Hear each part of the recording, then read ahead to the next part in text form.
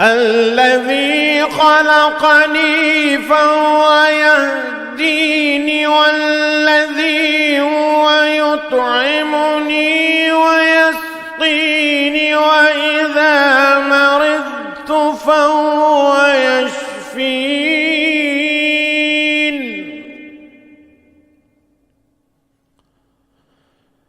والذي يميتني ثم يحييني والذي أطمع أن يغفر لي خطيئتي يوم الدين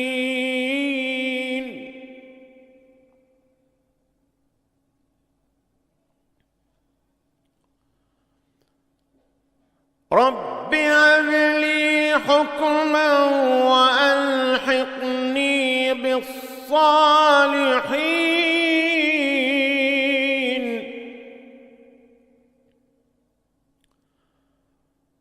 واجعل لي لسان صدق في الآخرين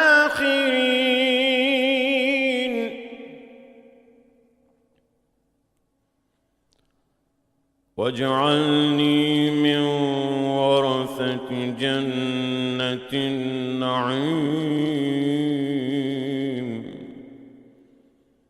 واغفر لأبي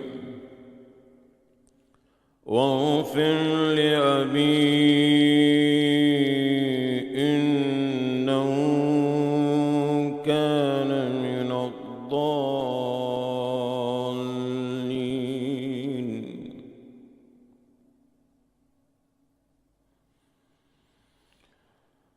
واغفر لأبي إنه كان من الضالين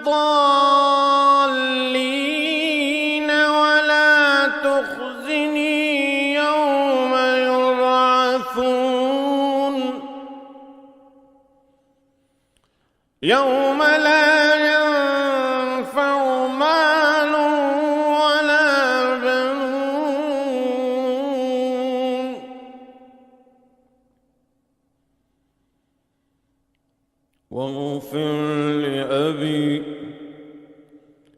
واغفر لأبي إنه كان من الضالين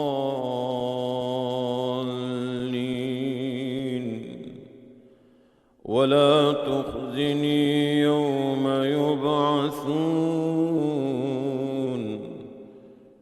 يوم لا ينفع مال ولا بنون إلا من أتى الله بقلب سليم صدق الله العلي العظيم.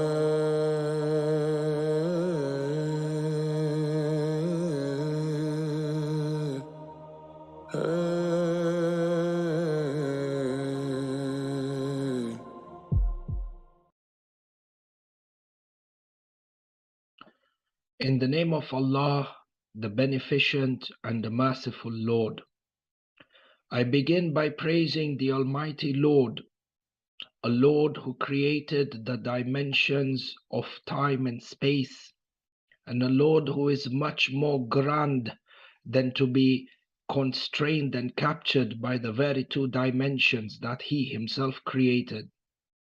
I praise the Lord, for I see His majesty in the perfection of the creation that surrounds us. I praise the Lord, for I see within the sciences of physics, chemistry, biology, His undeniable omnipotence. I praise the Lord of the universe for creating mankind and for gifting us with the power of the intellect and endowing upon us the faculty of the freedom of choice. And it is ultimately based on the choices that we make in this world that our hereafter shall be determined.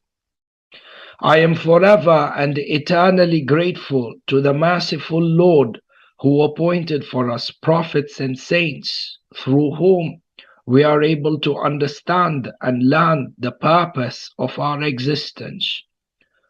Prophets from Adam to Noah, from Abraham to Moses, and from Jesus Christ to Muhammad, peace be upon him and his progeny.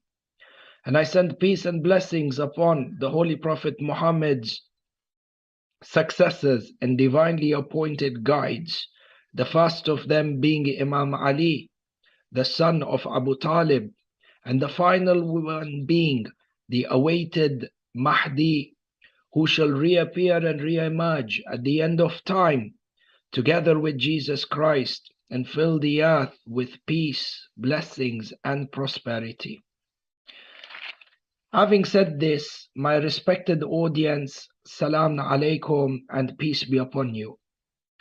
I am honored to sit in front of you today and introduce to you a divinely appointed saint who stood up in a revolution and provided a sacrifice, the likes of which human history has seen no parallel. A revolution so pure and a revolution so powerful, it has continued to inspire mankind for the last 1,383 years. A revolution of love and the revolution of liberation that has inspired the likes of Mahatma Gandhi and Nelson Mandela and Edward Gibbons, to say the least.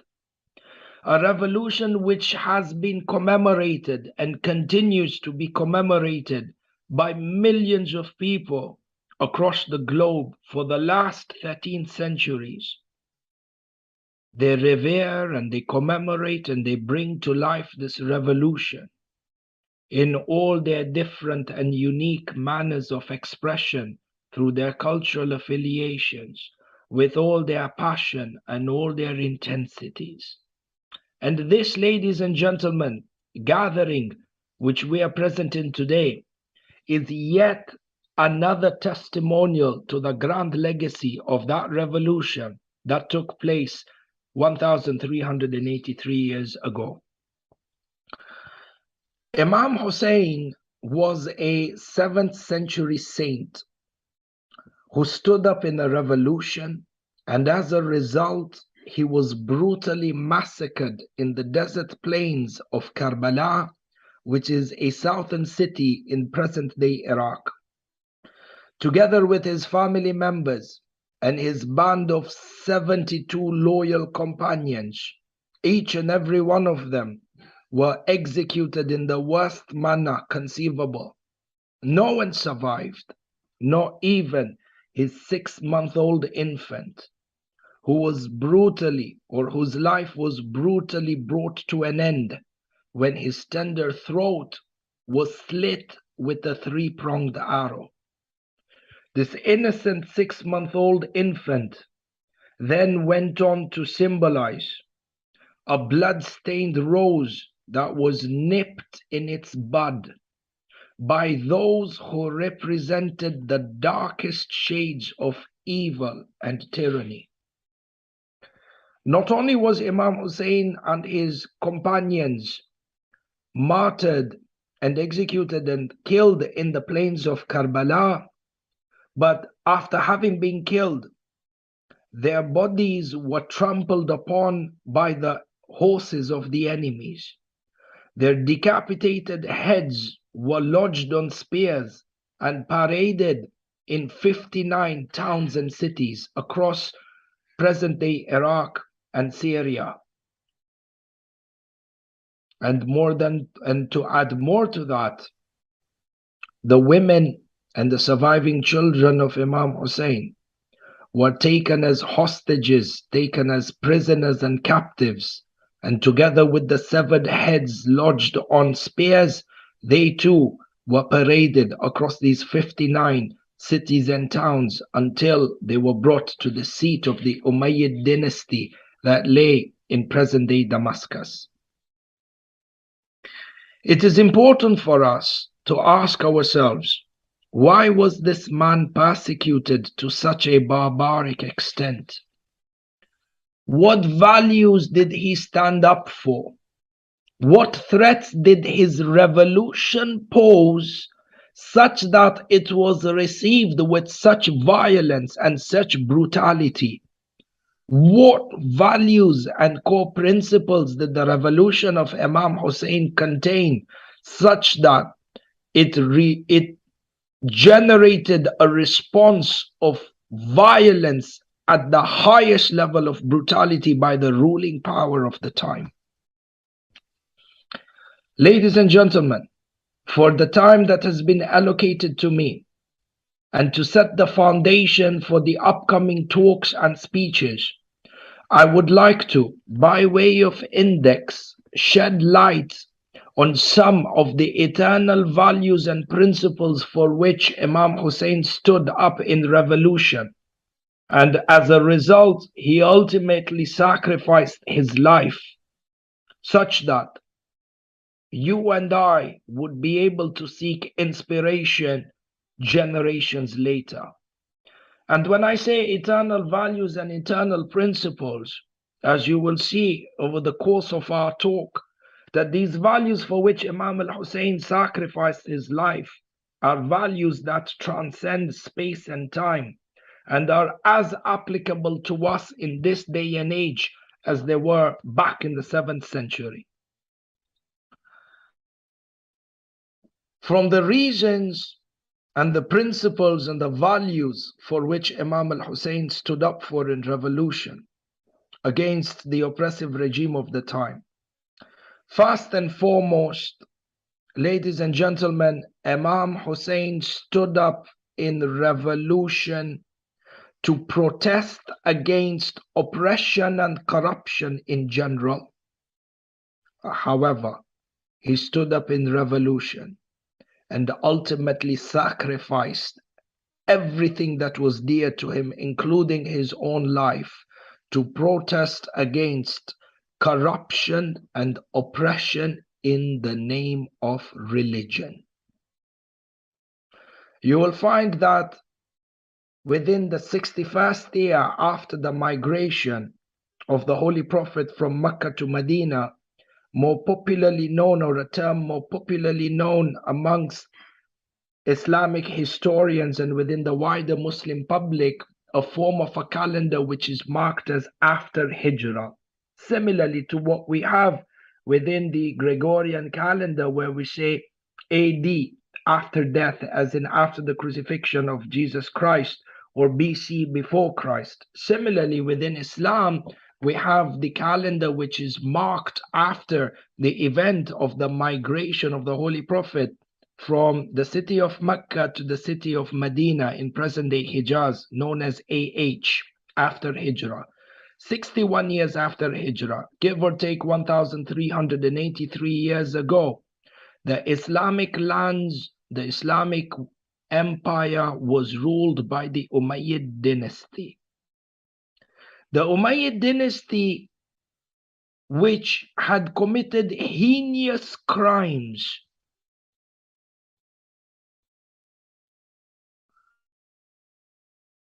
executed the masses, exercised violence and brutality to the highest extent, and branded a violent brand of politics in the name of Islam. And you find over here that the political injustice that was carried out by the Umayyad dynasty was being branded under the name of Islam, such that they showcased and sabotaged the pure original Muhammadan values of Islam and the pure teachings of Muhammad, peace be upon him, and his progeny as one that was marked by violence and bloodshed and intolerance.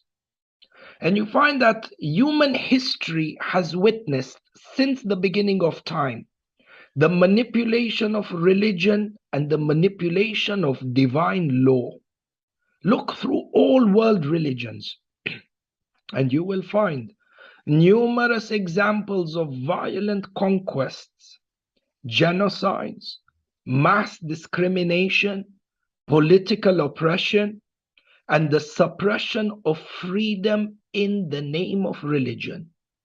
The pure and merciful words of the Lord that were supposed to ensure a prosperous life for man on earth became the very tool of damnation and violence on earth. And you find that Imam Hussain in the 7th century stood up to oppose this form of movement. You look at the Umayyad dynasty at the time, they had plundered the wealth of the nations. They had justified, or they tried to justify, conquests and invade neighboring territories, neighboring civilizations in the name of spreading the religion. And you find this trend throughout history, be it from the Crusaders or so on and so forth.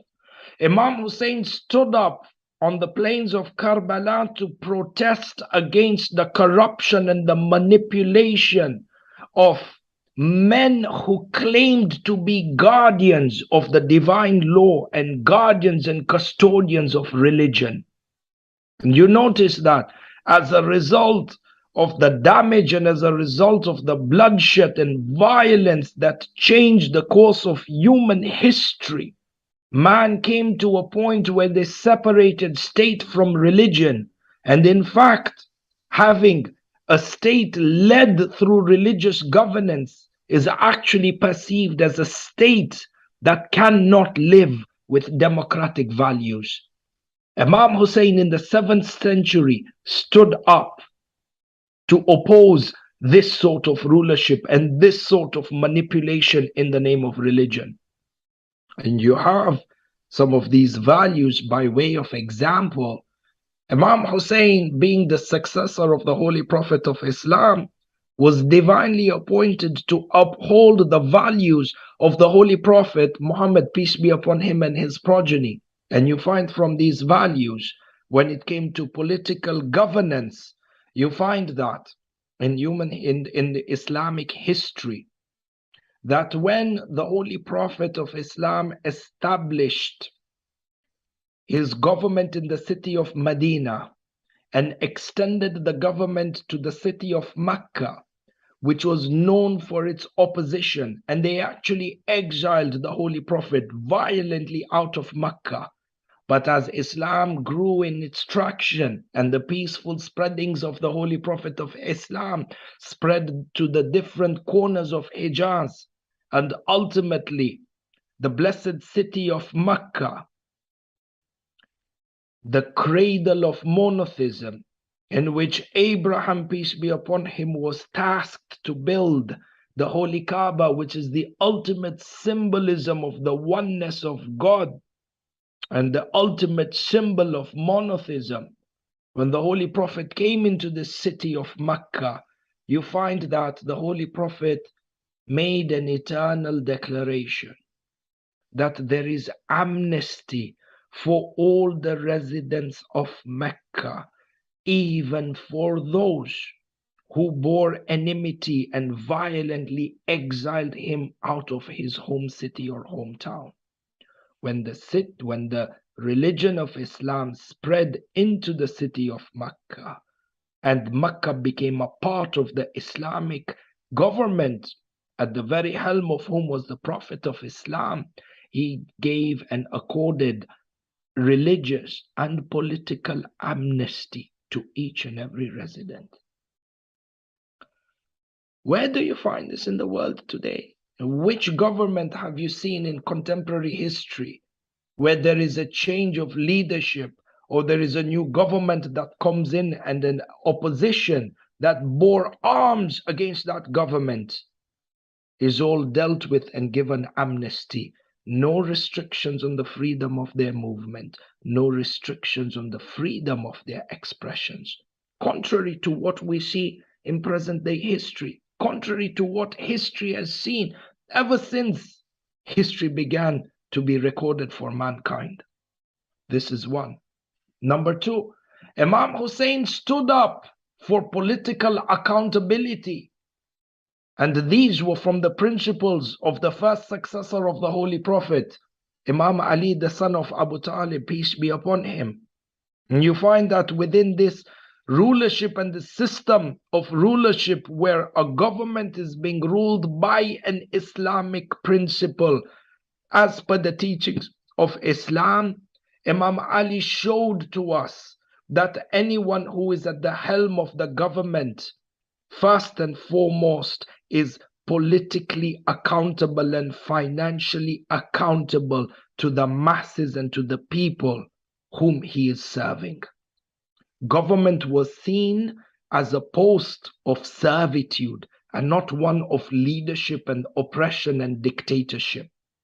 You find that when the reins of the government were presented to Imam Ali, the son of Abu Talib, the first thing Imam Ali did is when he established the capital of the Islamic Empire in the city of Kufa, present-day Iraq, the first thing Imam Ali did was hold a public meeting in which he declared all his financial assets. And he said to the people, if I have been selected as a leader over you, then it is incumbent upon me to declare to you all the possessions that I have. And here is my camel and my possessions and the housing and the personal effects that I have. Imam Ali then goes on to make this monumental statement that in reality should be the ethos for all systems of governance. Imam Ali, the son of Abu Talib, peace be upon him, goes on to declare, O people, residents, citizens of the state, if you see that I have completed my term and I leave office with any more assets than what I have brought in before being brought in as the head of state, then consider me to be one, and I shall be treated as one who has committed treason against the nation and treason against the people. Imam Ali had made it absolutely clear that leading a government in the name of religion, government officials and the head of the state cannot use the resources of the people or the taxes of the people to amass personal wealth. And contrary to this, you find that the Umayyad dynasty hoarded the wealth, looted the taxes of the people in the name of government to go and fill their own private coffers and to increase their own personal wealth. The resources of the state had pretty much become, and the taxes of the hardworking men and women had become venues through which they would increase their own personal wealth. And this is what Imam Hussein stood up for in opposition. He stood up in a revolution to put an end to this sort of behavior. Not only was this an exhibition of corrupt governance, but it was a process in which the understanding of the religion in the eyes of the people would be corrupted. It was corruption of divine text. And you find, to a great extent, across the passage of time, thousands, if not millions of people have in essence fled from religion, have abandoned faith-based principles because of the corruption that is displayed by men of religion who try and lead the people through their own corrupt ways. Men have abandoned faith-based values due to the corruption of men of religion who are in power. And this, ladies and gentlemen, is what Imam Hussein stood up against and ultimately paid his price for this. This is number one. Imam Hussein stood up for and protested against corruption in the name of religion by men who claimed to be religious. This is one. Number two, Imam Hussein stood up in revolution because he envisioned a social system that would overturn a class-based society that was built by the ruling powers of the time. And you find these lessons are absolutely applicable to us in this day and age. You have a look that Imam Hussein envisioned a world in which mankind would not be discriminated against due to their race or due to their ethnicity, and that it was each man's birthright to live a life of dignity and to live a life of prosperity.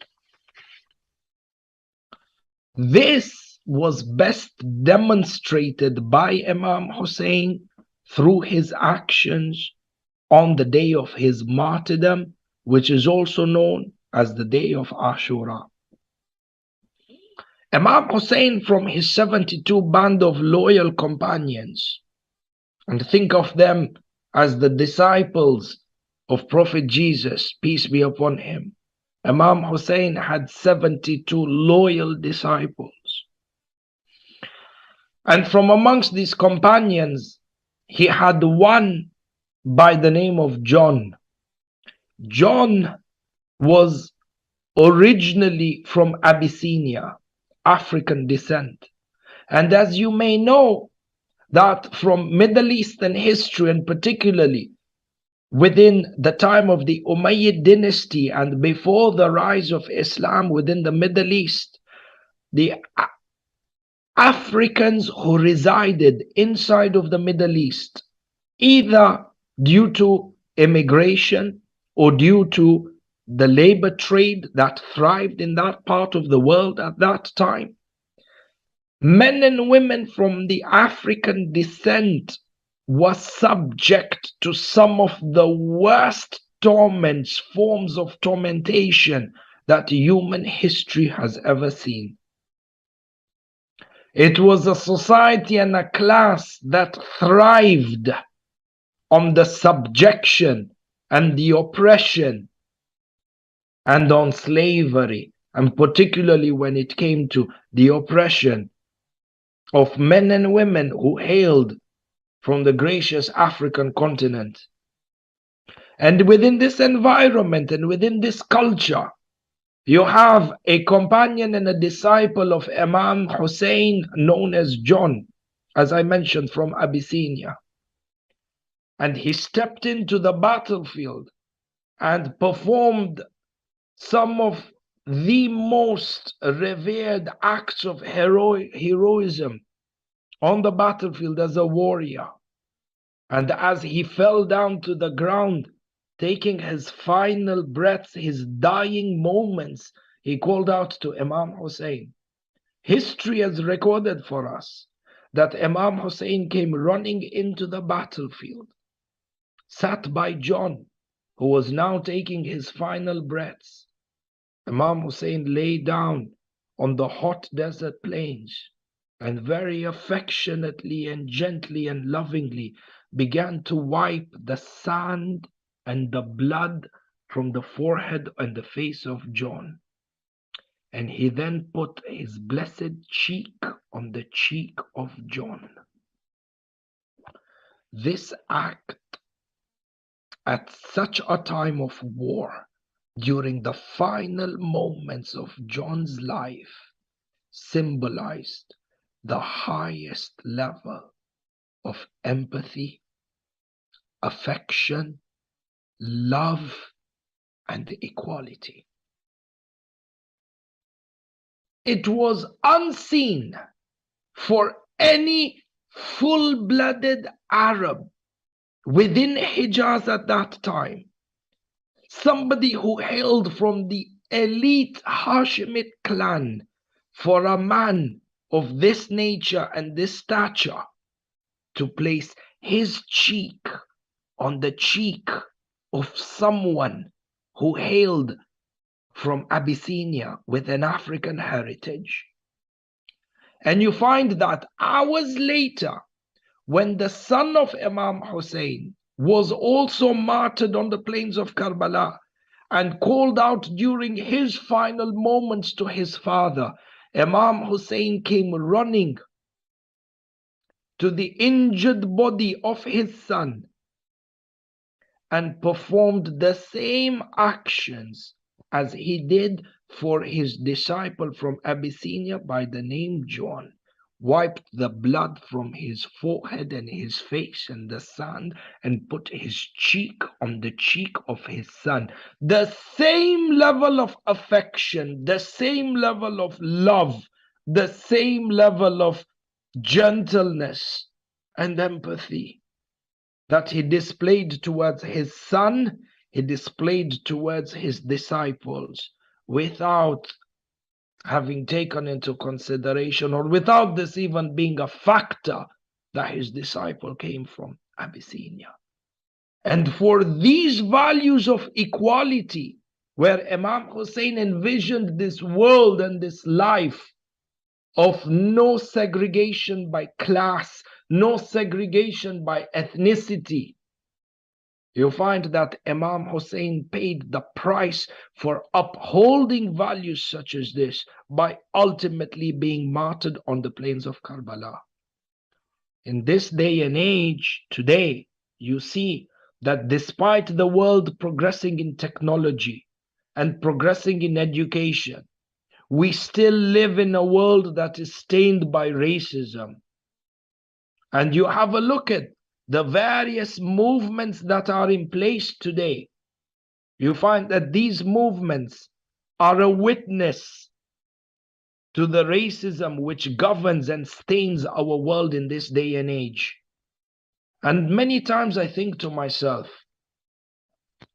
these movements that call for equality of different races and different ethnicities, if they were to seek inspiration from the actions of Imam Hussein on the day of Karbala, if people in power were to seek inspiration from the political lessons of governance for which Imam Hussein sacrificed his pure and blessed life, the world would indeed be a much more pleasant place to live on.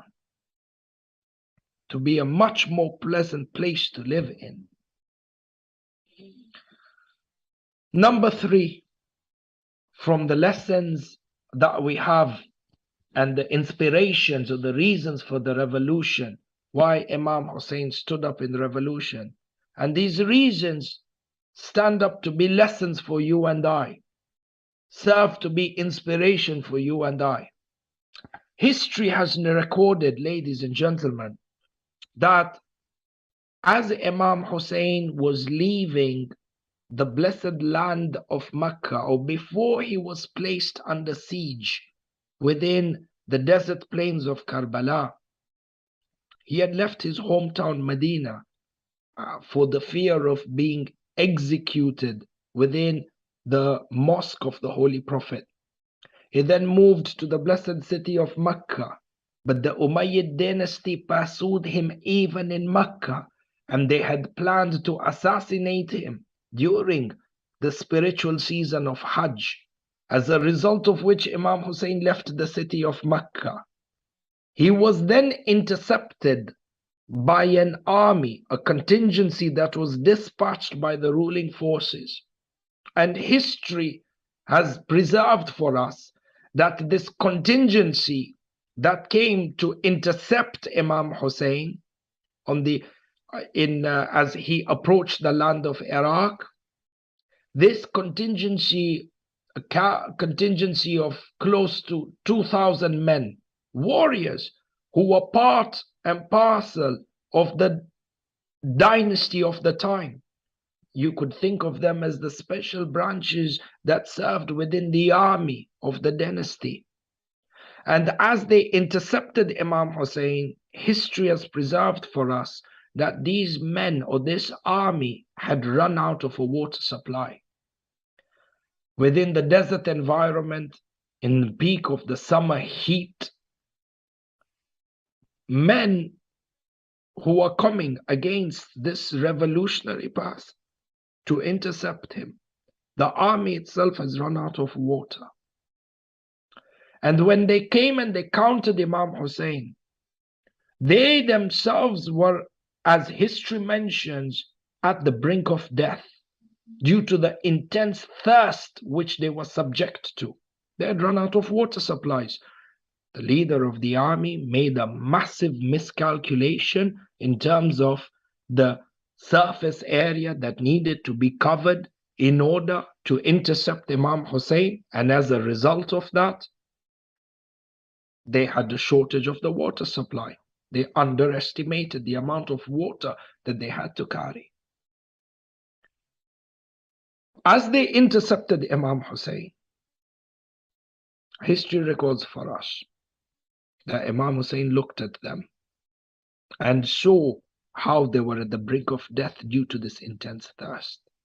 Imam Hussain commanded his family members and his companions to utilize the entire water supply that they themselves possessed in order to quench the thirst of the army.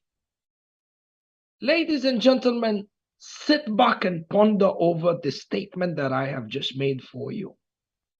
You have the army of an oppressive regime that is coming to intercept a man who has stood up as a revolutionary, who is viewed as an opposition to the government. He is traveling with his 72 loyal companions, his women and his children. They are intercepted in a desert. The army has actually come to aggravate and to provoke them into acts of violence.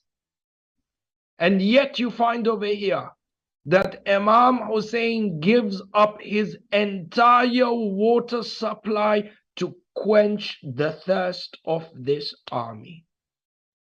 And I ask you, hand on heart, where have you seen such magnanimous acts of generosity in human history? Such that if you were to narrate this for a majority of the people, I would not be surprised if they would discount this as fairy tales or a tale that could only happen in the faraway world of utopia. The reality is that we have had majestic men like these walk on the surface of this earth. He quenched their entire thirst, quenched the thirst of the enemy. History even has it that one of the companions of Imam Hussain even said to Imam Hussain, "O Master, if we were to engage this army that is at the brink of death, they are at their weakest at the moment, if we are to engage them in an act of war, and we would defeat them, there is absolutely no doubt, given the fact that they are short on a water supply, if we are to attack them right now, we would be able to defeat them, and we would be able to send a strong message to the ruling powers that we, even though we are 72 men as revolutionaries, we have enough power and enough strength to counter an entire brigade and an entire army. Such a victory would perhaps put the ruling dynasty on the back foot. Such a victory would perhaps win us greater support from the widely indifferent public. It would give them a motivational boost to join our ranks. Such a victory would go a long way for us. Imam Hussain lovingly smiled at his companions and he said to them, I am not here for a worldly victory. I am not here to score a short-lived victory, particularly if it comes at the expense of the values and the principles for which I stand. The values and the principles for which Imam Hussein stood up for, he lived his entire life by rejecting and opposing the manipulation of the weak and the manipulation of those who are in a position of weakness. If you were to use this scale and compare this to what happens even in current day politics, in current day warfare, have a look. It is always about exploitation, the manipulation of the weak, exploitation of the weak. Imam Hussein, in his eternal revolution, had no room for exploitation, even exploiting the weakness of the enemy in his divine books was seen as a divine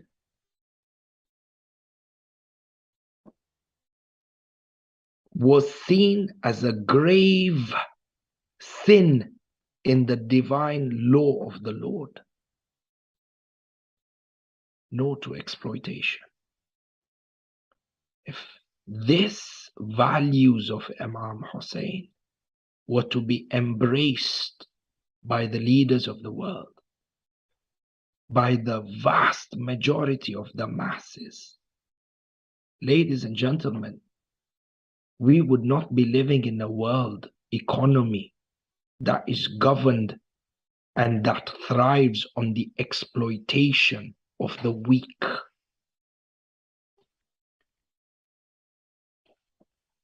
If you were to go on, and I'm very cognizant of my time racing against me, the last thing that I would like to say to you is that Imam Hussein, in terms of the values and the principles for which he stood up for,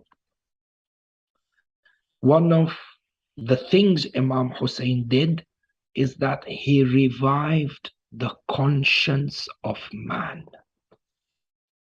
And this is perhaps the biggest gift given to mankind through the revolution and the sacrifice of Imam Hussein. For if you find yourself indulged in a spiraling life of shallow, egoistic individualism, if you find yourself in a life that is built around superficialism and exploitation, if you find yourself indifferent to the oppression and the poverty that governs the world we live in, if you find yourself void of a purpose in life, then look no further than to the revolution and the sacrifice of Imam Hussein.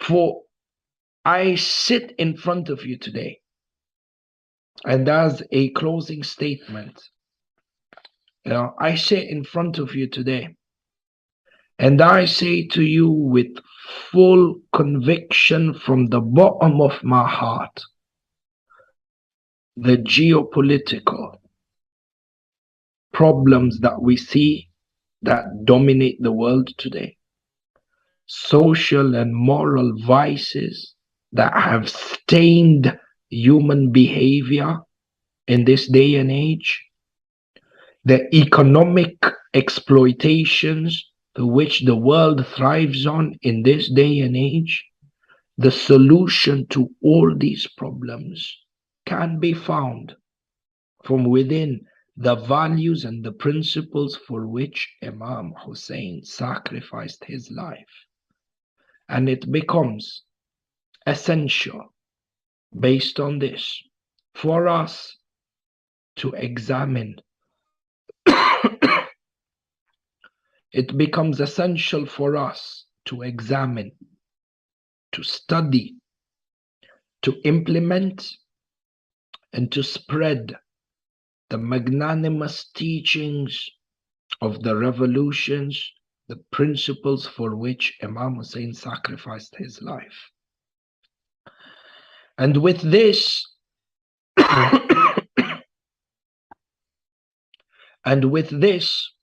ladies and gentlemen, I would like to welcome each and every one of you to the Imam Hussain Global Conference. And I hope that your time within this conference is one that lightens up your life, and you go on to lighten up the lives of the people that are around you. And I wish each and every one of you nothing less than peace, love, and prosperity. And with this, I would like to end by saying Salamun alaikum and peace be upon you. Thank you very much.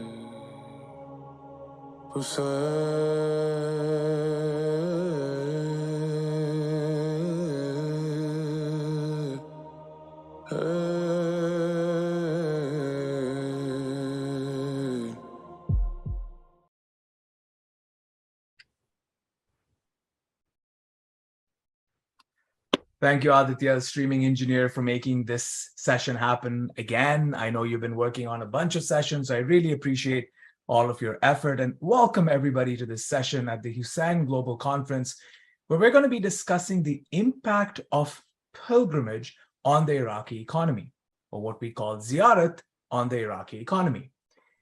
If you look between 2010 to 2020, which is 10 years, most statistics will indicate that Iraq's revenue depended almost 99% of its foreign exports was oil.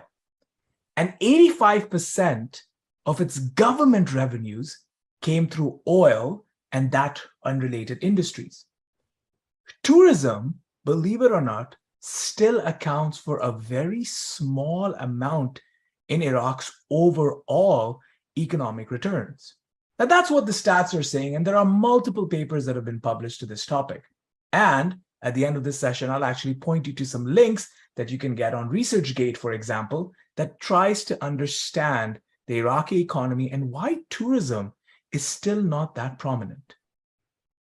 Iraq, as all of you know, has gone through 3 major economic blockades and is slowly starting to recover, and the pandemic has had some impact on it.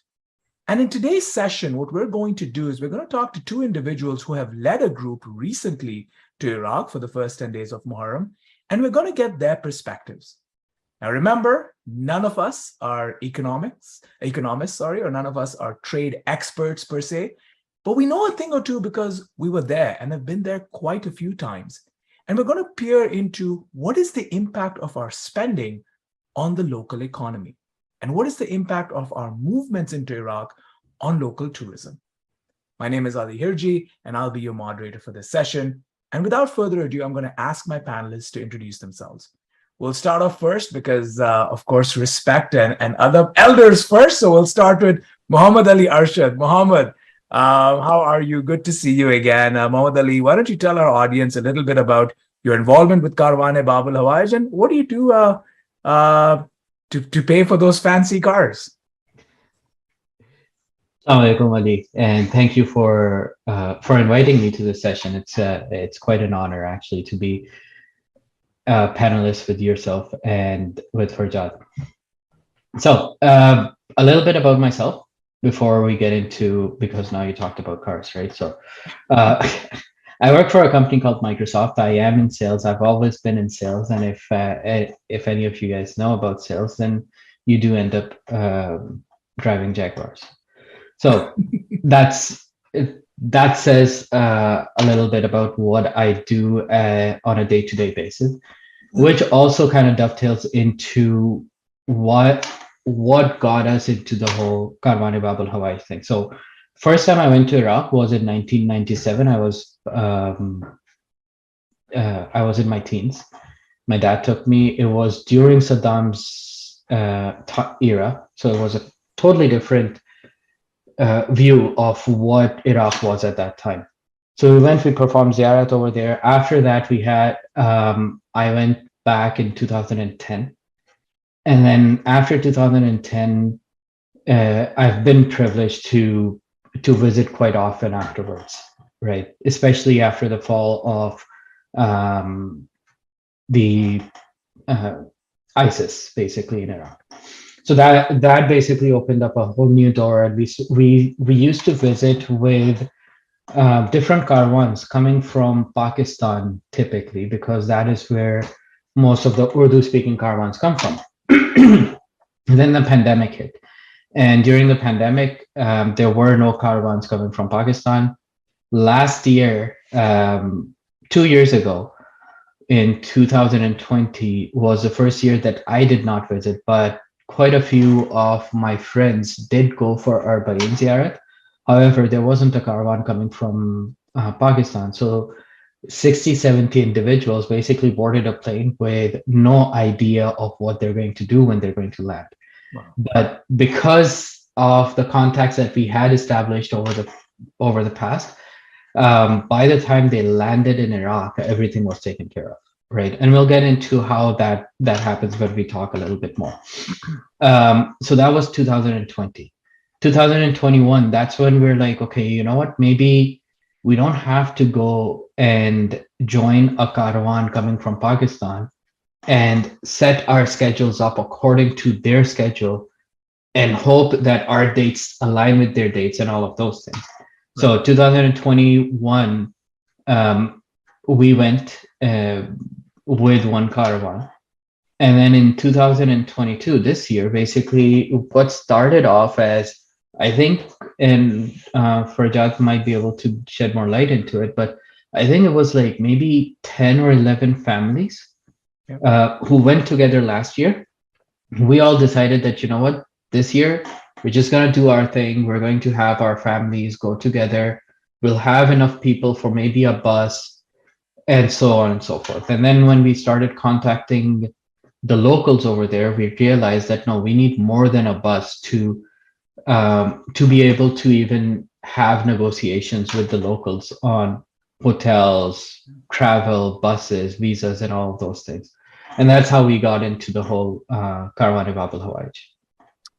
Absolutely. And I'll just add very quickly to this is that not only was your experience, I mean, that going from 1997, then 2010, that's 13 years. And that takes, the fall of the Saddam regime, some of the local political instabilities. But what is also very interesting is 2009, 2010 was that time when, we heard whispers of some sort of a pandemic. Do you remember swine flu? Yeah. And swine flu in 2009, because I had gone to Syria at that time, was a thing, and we were seeing scanning happening, but it didn't really come to prominence. And I really want to tap into and talk a little bit about how the pandemic changed things. So thank you for that, Mohammed. A great introduction. And I know you mentioned that Farjad was at the helm of Karwan Bab al-Hawaj, so I won't waste any more time. And Farjad, please tell our audience, what is it that you do that keeps you going on a day-to-day basis, and why Karwan Bab al-Hawaj, Farjad? So firstly, once again, thank you, and thanks I want to thank the members who have organized this entire idea of introducing different parts of our society who are contributing towards this idea of Hussain Global, that how everyone coming in from a different background is contributing towards a bigger goal.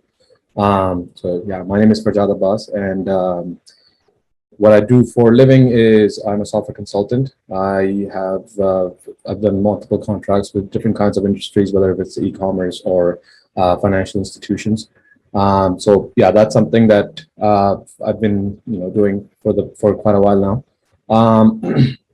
In terms of what triggered me and Muhammad Ali and one more group leader, Hassan, who's not on this call at the moment, but the idea behind what Muhammad Ali mentioned, that the idea of involving everyone who is part of our journey, including especially our families, because it becomes very hard for all of us to actually go from here and join Qaflas from Pakistan because of number of reasons.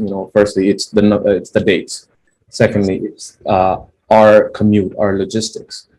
For us to travel for more than 25 to 30 hours to get to a destination, and then even then not meeting the timelines for what those caravans were coming from Pakistan. So that was also one of the reasons why don't we make a group of our own, and that way we will have the power to change the plan here and there and make the entire trip very flexible to what our needs are. Yeah, that's first thing. The other thing is mindset. That's one of the key things that I've noticed in my past travel experiences. Every country or every single community has a different mindset who are living in different kinds of countries, whether if it's Pakistani community living in Canada, US, Pakistan, anywhere else. So why don't we travel with the ones where it matches our mindset? And communication gap is another thing that we can reduce in terms of the Zaireen who are traveling within the same qafla. Yeah. So yeah, that was initially the idea. Was Muhammad Ali pretty much covered most of it, but these were one of the key things that motivated us to come up with a group. And funny thing is that it wasn't just Canadians who joined us. We had people join us from UK.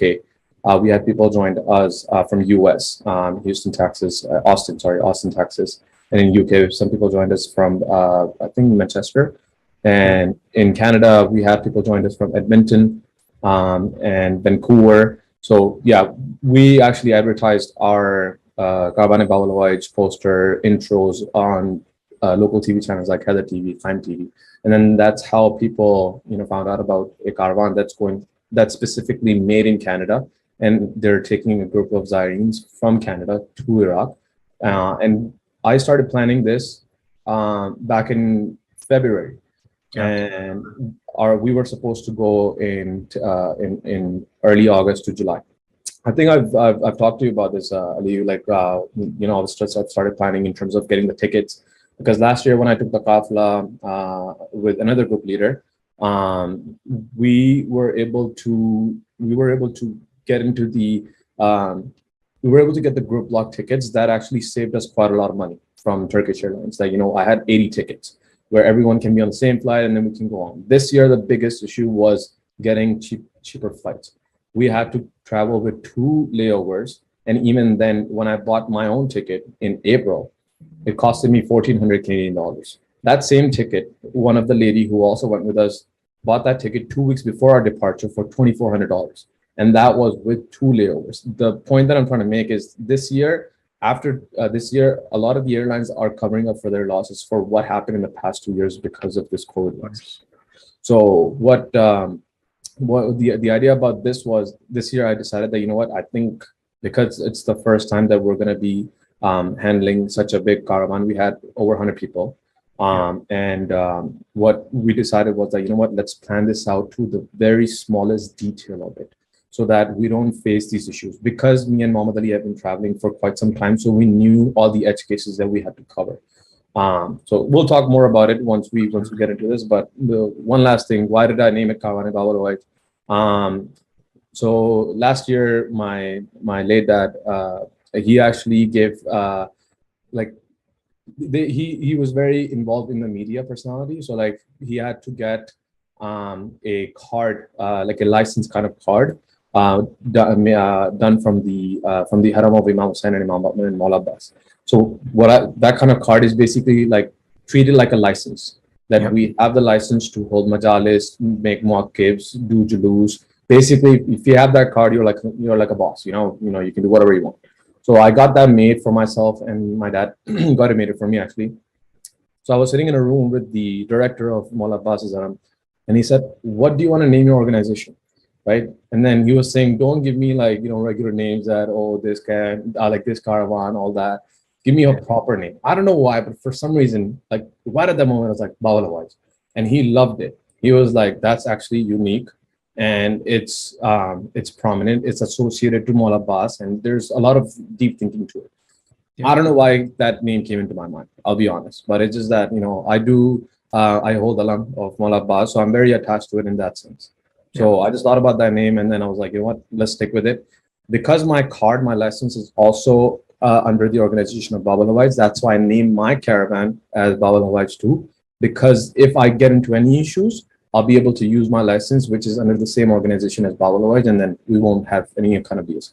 Alhamdulillah, everything went smooth. And I'm guessing it's because of the name. Mawla helped us out throughout the entire journey, and that was good.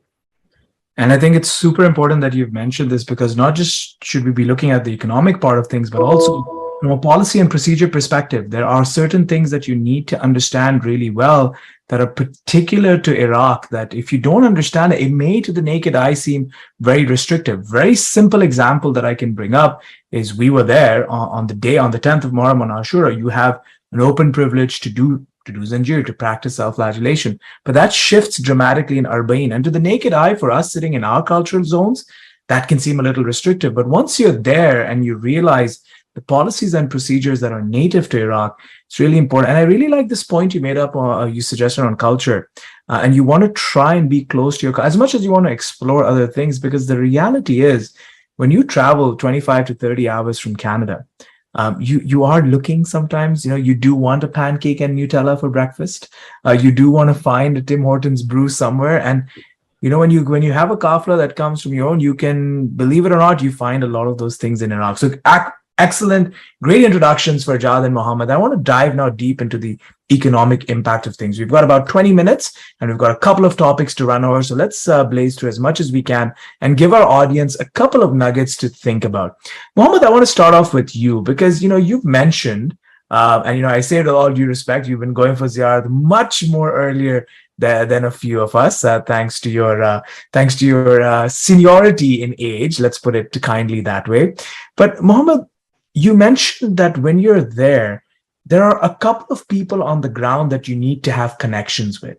Now, you mentioned transportation, you mentioned logistics. Can you help our audience understand what local resources you need to tap into when you are planning one of these trips?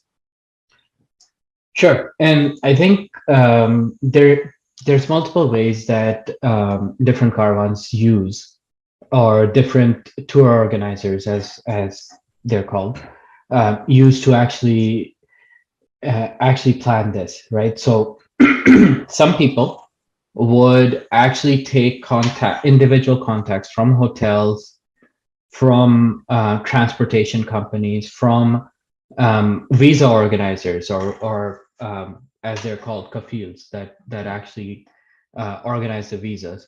And then from here, they'll have conversations individually with each of them, negotiate with them, and then put a package together. Others like us, what we do is, there are individuals on the ground in Karbala, or not in Iraq in general. They call themselves tour organizers or tour operators or Ziyarat organizers. What they're doing is they're almost like a travel agent, but just on the ground. And what they arrange, they'll have contacts with different transportation companies for buses. They'll have a bunch of hotels that they're already in contact with, working with them. They'll even have their own chefs, cooks, and all of those things. And what they would do is basically have all of the coordination done. And what we're doing is, so for example, with our kafla, we were just talking to one individual in Iraq, right? And he's actually from a Pakistani background. He's a Pakistani that also holds a residence in Iraq. So he would be the one that would arrange everything. So he basically gave us airport to airport. That's his package. The cool thing about it is what he did was he gave us an individual breakdown. Buses are going to cost you this much. Hotels are going to cost you this much. Meals are going to cost you this much. Visas are going to cost you this much, which gave us enough autonomy and flexibility to say, why don't you go with this hotel instead of this hotel so that we can save a few dollars, right? Yeah. Or, for example, in Karbala, let's actually, because we're going to spend the most time in Karbala, why don't we take an extra 50 yards from the haram, but get a hotel that's decent enough that people are not gonna basically have some trouble, right? So these individuals, like this person, he would have 6 or 7 hotels on panel, if you want to call it, right, who he's already negotiated rates with. He's also talking to probably, I think this time he was handling maybe 4 or 5 different caravans, right? Yeah. And each caravan's carrying about 100 individuals. So he has a better buying power as well. When he's going to a hotel, he's saying, or even to a transport company, he's saying, hey, look, I need 10 buses, right? Whereas if me as an individual, I'm going to go to them, I'm going to say, hey, I need 1 or 2 buses. Can you give me a rate, right? So he gets better pricing. He also has more pull with the transport company.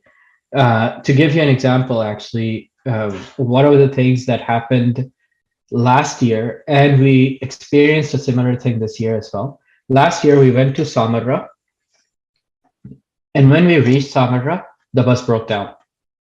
Been there. And there's no CA. I know the feeling. Samarra is like, 3 hours away from any of the major centers, right? So Baghdad or Najaf or whatnot.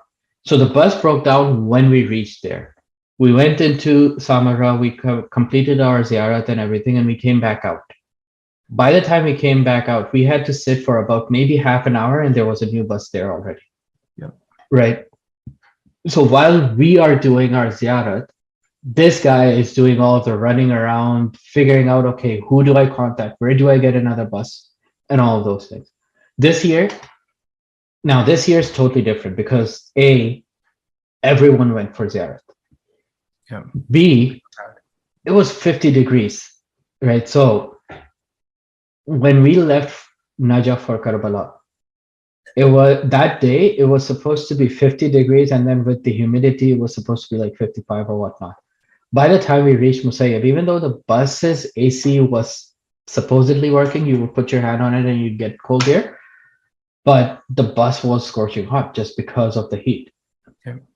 We called him and we told him the same thing, and he said, look, there's a lot of heat right now.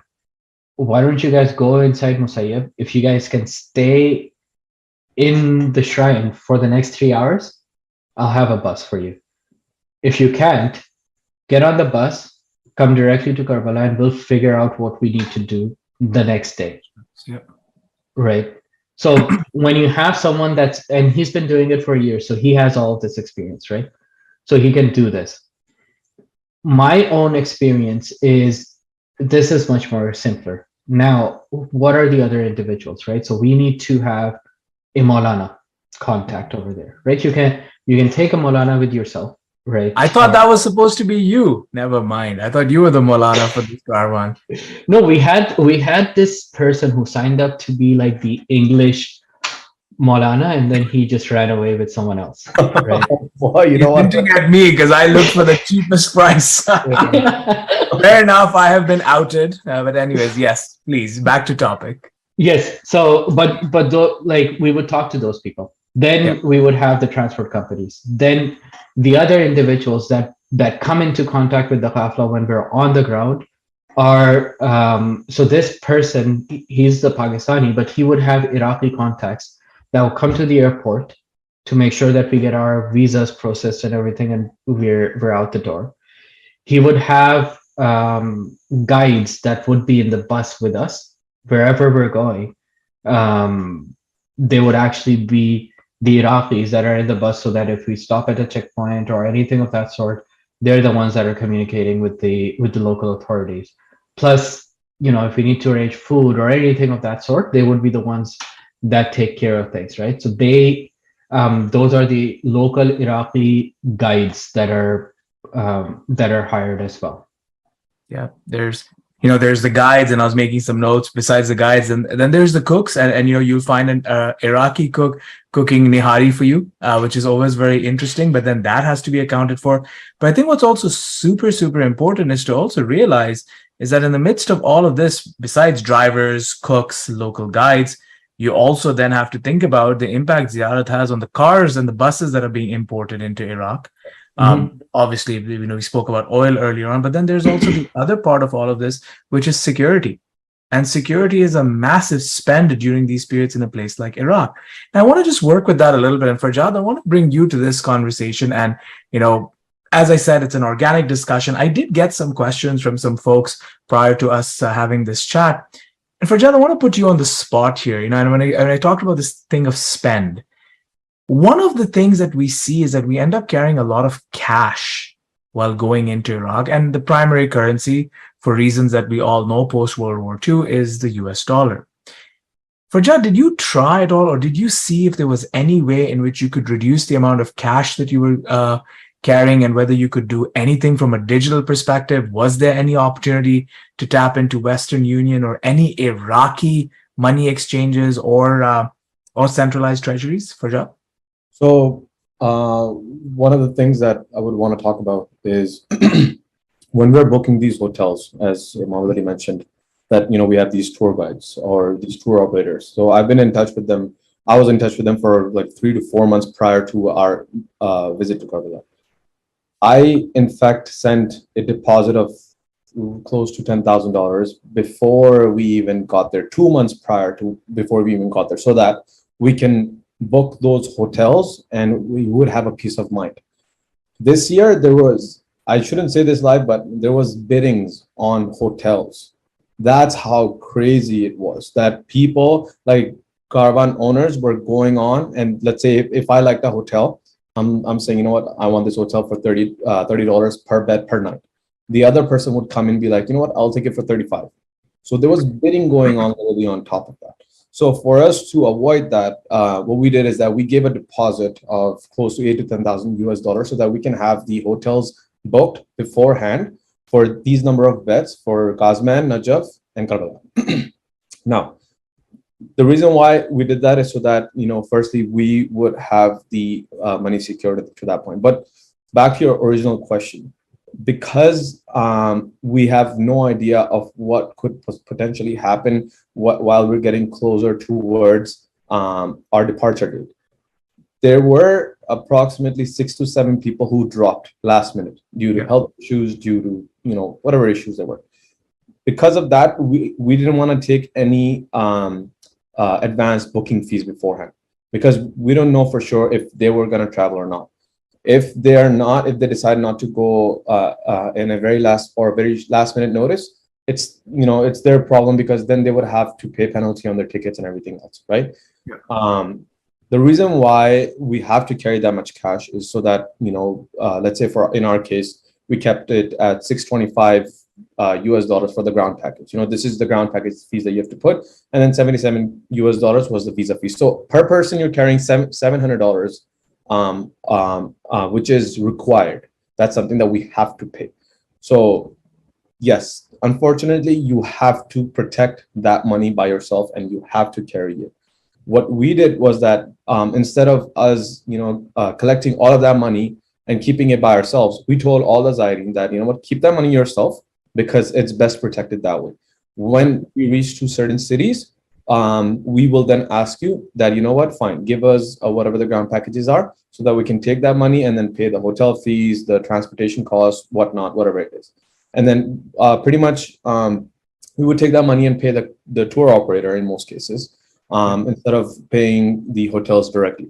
So what we would do is that instead of collecting it from everyone, of all the 100 people, we would collect it from, let's say, 30 to 40 people, have enough cash on us in that hotel, because that's the most protected place. It's not like there's no crime there. There's crime everywhere. Somebody can easily steal you, or someone can easily, like, how should I say, rob you. It's a very high possibility. So we take that money and then, get that thing done. So we like pay the hotels and whatever right away on the spot. So that, yes, it gets scary to a point that you're carrying so much cash, and what if things go south? What would you do then? So we had to do that in Kazman, Najaf, and Karbala. But yes, that's a risk that you can take. No, you cannot use Western Union or crypto or any of that. It's because Iraq is still living in a war zone kind of period. You have been there yourself. You can see like the destruction there. Economically wise, yes, they're getting better, but not the parts of Karbala and Najaf. They are heavily, heavily dependent on Zaire. I'll tell you a story. 2020, I'm standing outside my Karbala hotel. I see these kids and youngsters talking, and they were intense. They were like, man, this is bad. Only 40,000 Zairenes from all over the globe were allowed to come that year. 40,000, that's it. 5,000 per country, right? So I remember myself, what Muhammad Ali was mentioning in 2020 when I went on Arba'in. A day before our flight, we got the visa. We had to get the PCR. Now, we're new to all of this, right? COVID just hit us. It's at the peak. Now we're wondering, okay, how are we going to do this? How are we going to do that? Okay, we decided, okay, let's get that hotel. Let's just join that small group for a bit. And then, we were figuring things out as we were going, which was our very first kafla. Not named, but a very experimental kafla that we did.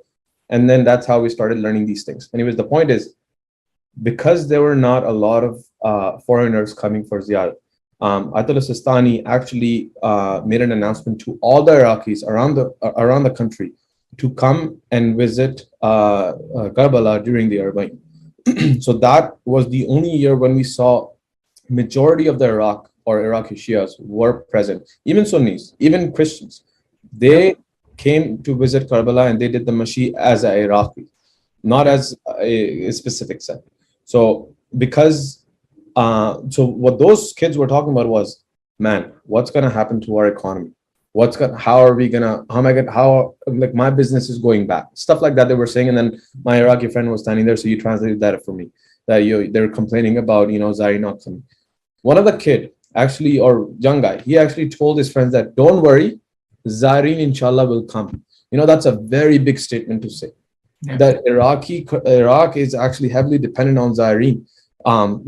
For all the factors that we discussed in the past 20 minutes about the transportation, hotel, if you really start to think about money-wise, there's millions of Zairenes who are coming every year. They're spending like thousands of dollars on Sabil, on hotels, on transportations, on tour guides, on volunteers, who help us out. And also on the same side, beggars, beggars who are on the street, they're getting money from there too. It's because, the Iraqi locals are not in the best shape for them to help out other people. So it's the Zairene who come in and then who help out all these people.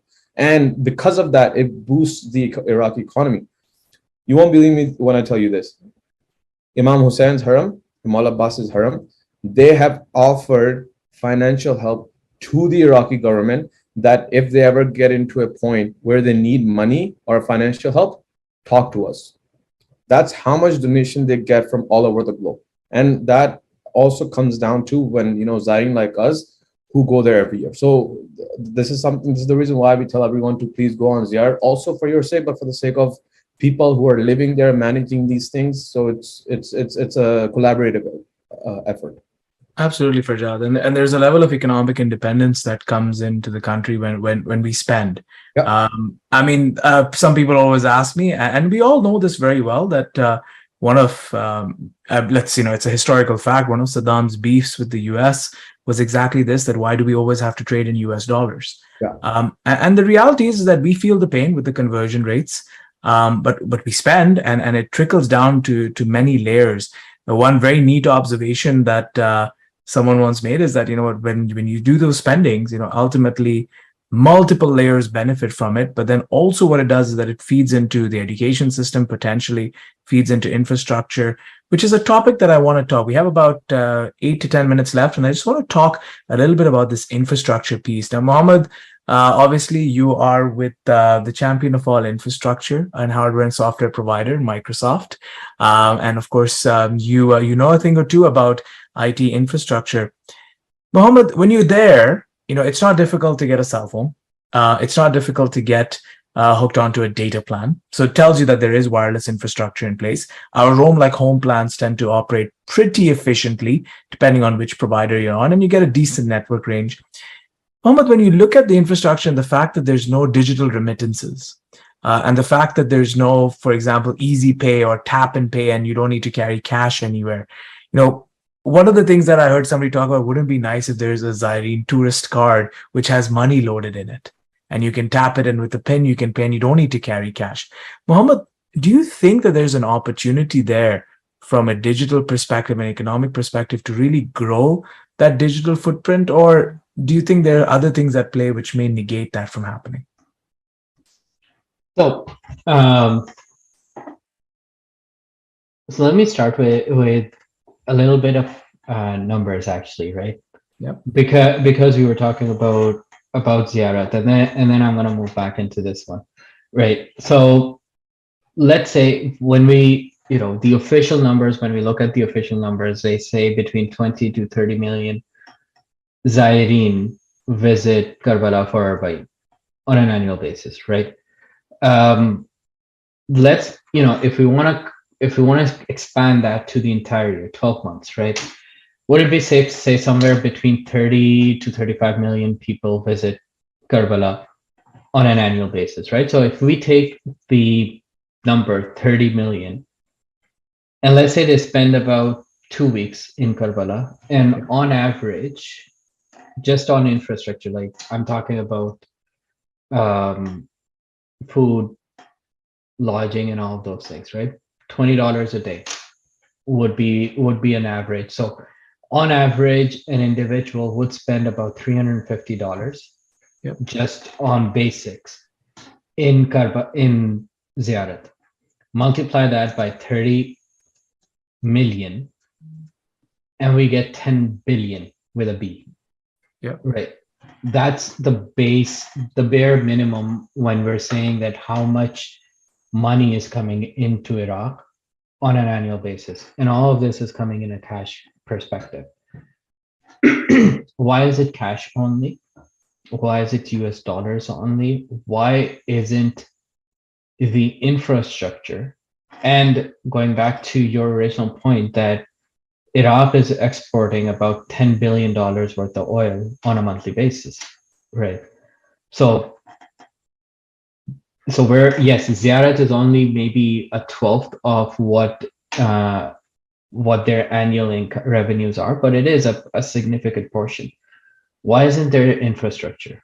When you look at the roads, when you look at the checkposts, when you look at all of the infrastructure that supports this whole tourism industry, and let's call it what it is, right? It's a tourism industry. You go to these hot sites like the ziyarat sites. All of the investment that you're seeing in the ziyarat sites are being invested by the shrines themselves, or the locals themselves. What's missing is the government. Interesting point, yeah. Right. I'm not going to get too political in this conversation, but it's a third world country, right? And we've heard about the uprisings that occur on a regular basis over there, right? Corruption, right? How much of the revenues that are being generated through tourism and oil is actually coming back into those programs, right? Recycling. We talk about recycling every year, right? Why don't we, there's been these great initiatives, right? Go green Karbala, go green Iraq, right? But for me to fill up this refillable bottle, I still have to buy plastic bottles, right? So I'm not actually solving the problem because I'm getting those plastic bottles, I'm filling this up, and I'm like, okay, I'm going green, right? There is no mineral water that I can just fill up from tap, right? Because those are government infrastructure, right? There is no government investment, there is no government infrastructure, which takes you back to, okay, what's the backbone of foreign remittance? It is the national banks, right? Those banks, they're not interested in creating those connections because they're like, hey, do we really want all of this remittance coming in, or do we want this hard cash, US dollars, paper cash coming into the country, right? All of these Zyrene, again, going back to those numbers, right? These Zyrene are bringing in $10 billion in paper money into Iraq. Yeah, it's a lot. Right. And that's the answer to that question. Why aren't we seeing all of those infrastructure investments? Why aren't we seeing all of those infrastructure growing? And it goes not just beyond that. One of the Zawar in our group, he was running low on cash, and he said, so I found out about an ATM that might be supported by my Canadian bank. And I said, okay, so where is it? And he said, it's, I have to take a taxi that takes me 10 minutes away from town. That's where the ATM is, right? So anyways, that Zohar never went, right? Because we advised him against it. We said, A, we don't know where that ATM is. B, we don't know who's going to be around that ATM. So when you withdraw cash, we don't know if you're going to actually end up coming back with it. Yeah. Number 3, the minute you put your Canadian bank's debit card in that machine, we don't know what the Canadian bank's going to do to your account. Yeah. There are a lot of repercussions. Yeah, absolutely. So, and that's why digitization is not occurring, right? Like even the remittance that we're sending, the only way you can send money right now in Iraq, the only official way, there are, there's always money laundering everywhere, right? But the only official way to send money to Iraq is Western Union, right? Yep. And even when we do send through Western Union, even though Western Union is not is like the most illegal way to send money because there is very little tracking to it. We still have to prove to Western Union that this money is not going for, less activities. Yeah, exactly. So those are, the hurdles, right? And it starts again from the government, right? Even though we're not Iraqis, we're not supposed to be talking about politics in Iraq, but hey, it impacts us. It's and I agree, and and to be as diplomatic as possible, it is for the Iraqi state to determine their political will. But yes, stability in government and consistency to some degree, or social programs, right, make a very, very powerful impact on how you can run social structures, financial structures, so on and so forth. And it's a very valid point. So thank you for bringing that up. And I know it'll trigger a lot of questions. I know we've got about 4 minutes left, and I just want to ask each of you, just for the next, I'm going to ask you 2 questions each, or rather 1 question each, and just a quick 60-second response. Is Farjad, at the start when you introduced yourself, you made reference to your marhum dad. It's hard to believe that it's now coming close to, what is it, probably 8 months now since he passed in Karbala itself. Farjad, one of the things that your father was very focused on was, and yes, giving free food, free water, but your father was also interested in social programs. Your father had a keen eye on what can we do for the locals. Farjad, what's the future looking like for the work that you're continuing for your father? Are you planning any social programs, any initiatives that you'd like to get our audience aware of? And Farjad, somebody had to do it, and you're on mute. So, I haven't really thought about it for myself. I was never into this field in terms of organizing social media programs. Social events, yes, I've done a lot, and I've organized them myself too. But in terms of doing it on a media platform, that's not something I've thought about. But yeah, I feel like that's not the only way. We can contribute towards. Why don't I just talk about this? I met this person. His name is Arshad, and Arshad Bhai is actually one of the key members in helping out a lot of the Pakistani citizens and who are illegally staying in Karbala.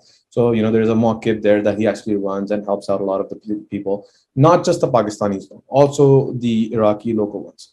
What he has done is that he's working on one of the initiatives that Muhammad Ali mentioned in terms of green, go green, or green water or waste management, and also setting up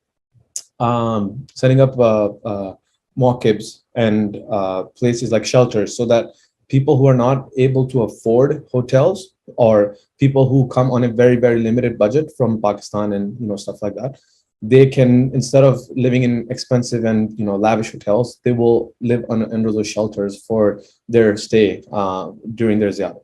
So one of the things that I was working on with him, or planning on starting to work on it, is basically host fundraisers, talk to business communities, see what we can potentially do in by living here in Canada and US, in North America, or even in Europe, so that we can at least, if nothing, financially support them, so that they can create hundreds of shelters like that, so that people of lower class communities, or even middle class communities, who want to come there for 8 to 10 day visit, why do they have to spend thousands of dollars just so that they can go in there? For many, that $200, it's probably a lot for a lot of those folks, and like it's probably their yearly saving that they have done just so that they can reach Karbala. So in order to respect that, why we should work on these initiatives of like the ones that Arshibai is working on. And the project is, I think, almost done, and he's making those shelters in Karbala at the moment. From what I've heard, it will go into Najaf as well. So the idea is that, my plan is to, get in touch with him on daily basis, so that we can host events here.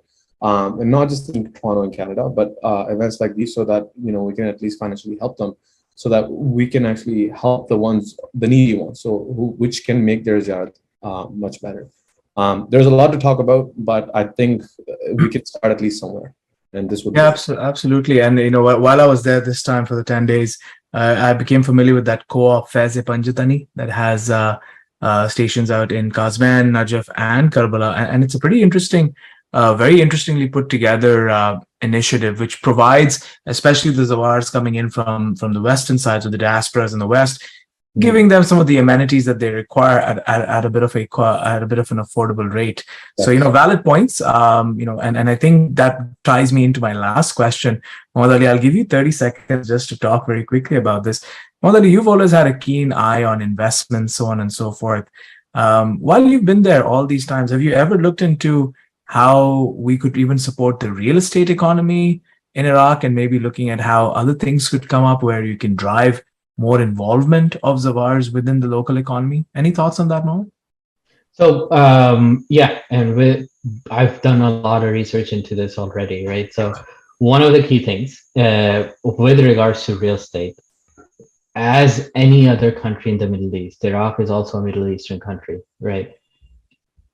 Non-locals cannot buy land or buy property, real estate as is, right? But there are ways to purchase property, and it is basically the best way to do it is through the madrasas and through the harams, right? So the Haram of Amir al-Mu'mineen owns a lot of land around it, right?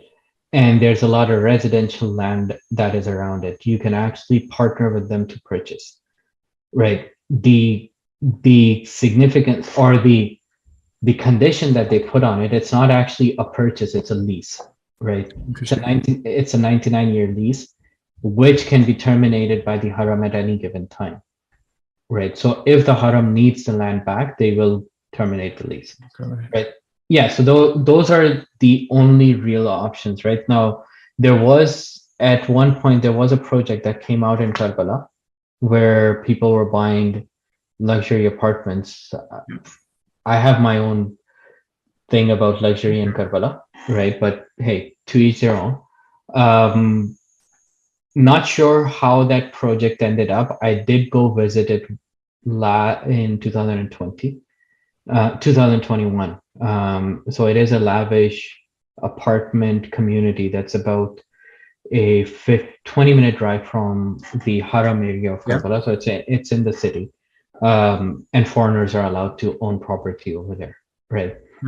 Has real estate grown? No, it's stagnant in Iraq. I've seen that for what year is it? 2022, right? So for the past 12 years, it's been the same, right? There hasn't been any growth to real estate in the Karbala and Najaf Ziyarat regions. You get into town in Najaf or Karbala, it's a different story. It's like any other city, right? It's a metro city, but then you don't have the luxury of partnering with the Haram or partnering with the locals to buy it. Absolutely. No, very valid points. And Mohammed and Farjad, we've come to the top of the hour, so we do have to put a pin on this. But for me, the whole objective was to just get people thinking about these topics, right? Recently, and yes, Mohammed and Farjad, sometimes I do sit inside for the majlises, contrary to what you all have been spreading it to other people. I joke, but in the few majlises that I've been inside, and recently, Sheikh Abbas Panju at Bathurst, he was talking about the relationship of water and vilayat and the importance of understanding water as a human right. And one of the things he's been talking about is, if you look at water supplies outside of the Zawar areas, sometimes 3 to 4 hours a day maximum, even in this kind of heat, there are infrastructure issues. And he was pointing out that for us, we go to Iraq with this particular mentality from a spiritual standpoint. But it's very important for us to realize that when we leave, and when we come back, that little gap that's there, or that extensive gap of 9 to 8 months, people are actually living there. People have to earn their daily living over there, have to earn their bread over there, just like we do when we come back to Toronto. So I think it's very important to get ourselves into that mindset, to start thinking about what can we do to ensure more sustainability when it comes to existence in Iraq, when it comes to the Zawar areas, and so on and so forth. So I thank you for having this discussion. It can be a little uncomfortable, but I thank you for being good sports and carrying on with these discussions. Farjad and Mohammed, not just on behalf of the Hussain Global Conference, but also on behalf of the community in Toronto, thank you for everything that you did for everybody in Iraq. I won't forget how you came through when we needed some assistance as well. And truth be told, you never even came back with an invoice for that. So I really appreciate that. I would expect an invoice from folks from Microsoft and software engineers, but I didn't get it, which tells you about how beautiful Karbala is for our relations. So Mohammed, Farjad, thank you very much. Thank you. For your time. And to our audience, thank you for tuning in. I hope that this discussion triggered a couple of topics in your mind, which you may want to go deeper into. I will share some links to some research papers on economics in Iraq, which I encourage you to read. Thank you very much, and thank you to the organizers. Take care.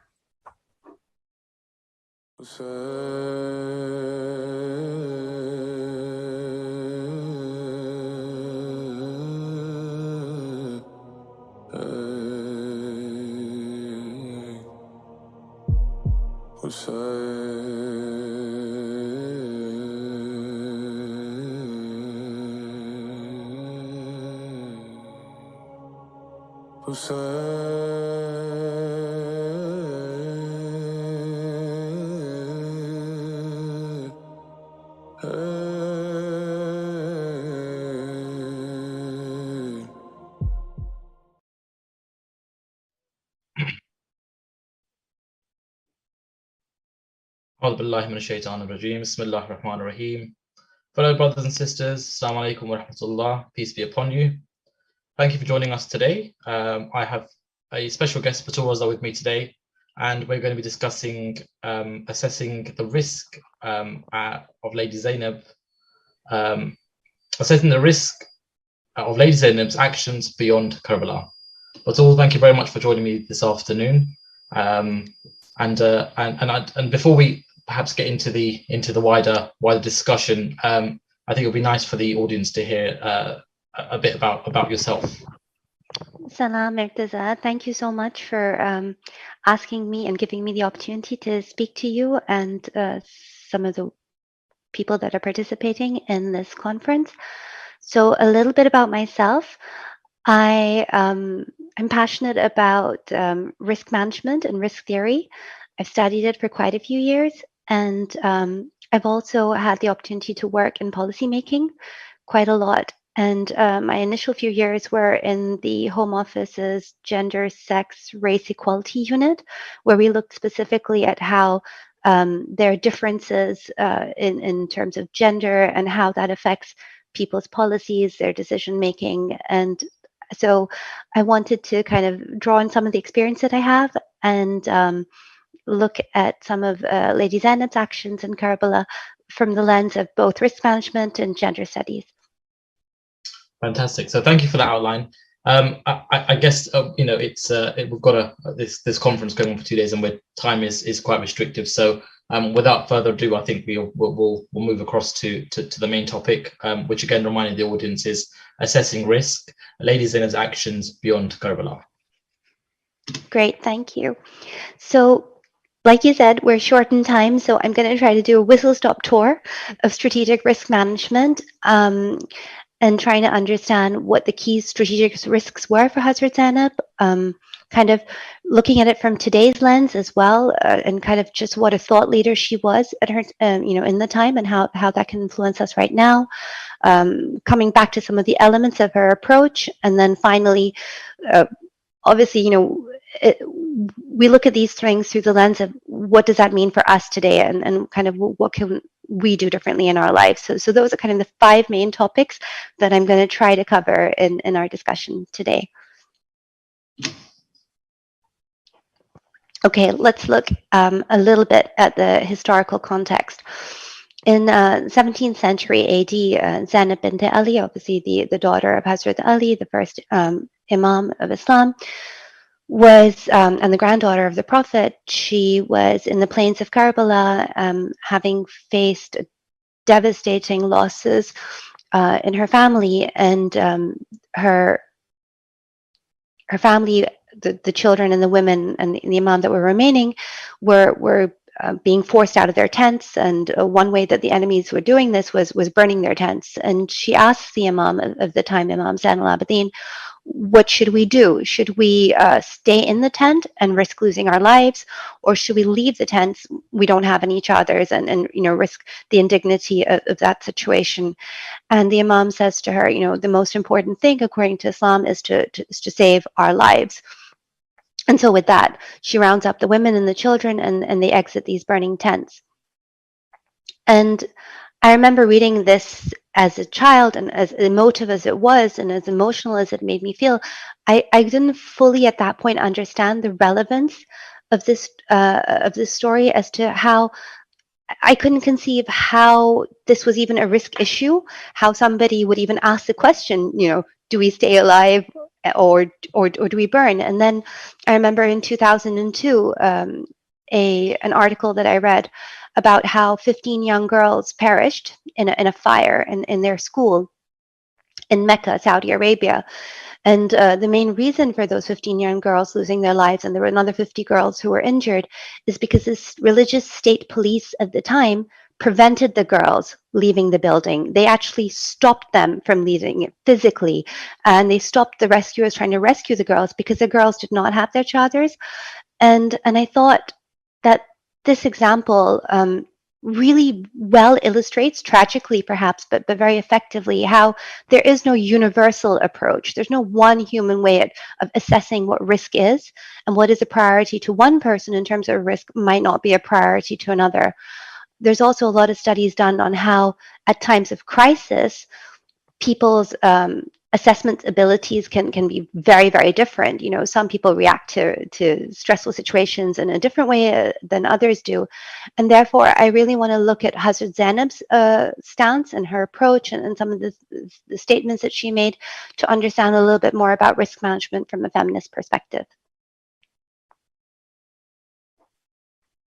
Okay, so before I talk about Hazrat Zainab's perspective and what we can see from that, let's really quickly cover what exactly is strategic risk management.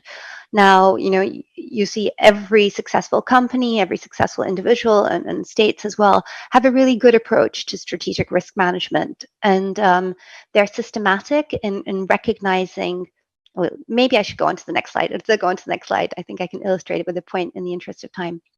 So in order to manage your risks, there's kind of a logical step process that you need to pursue.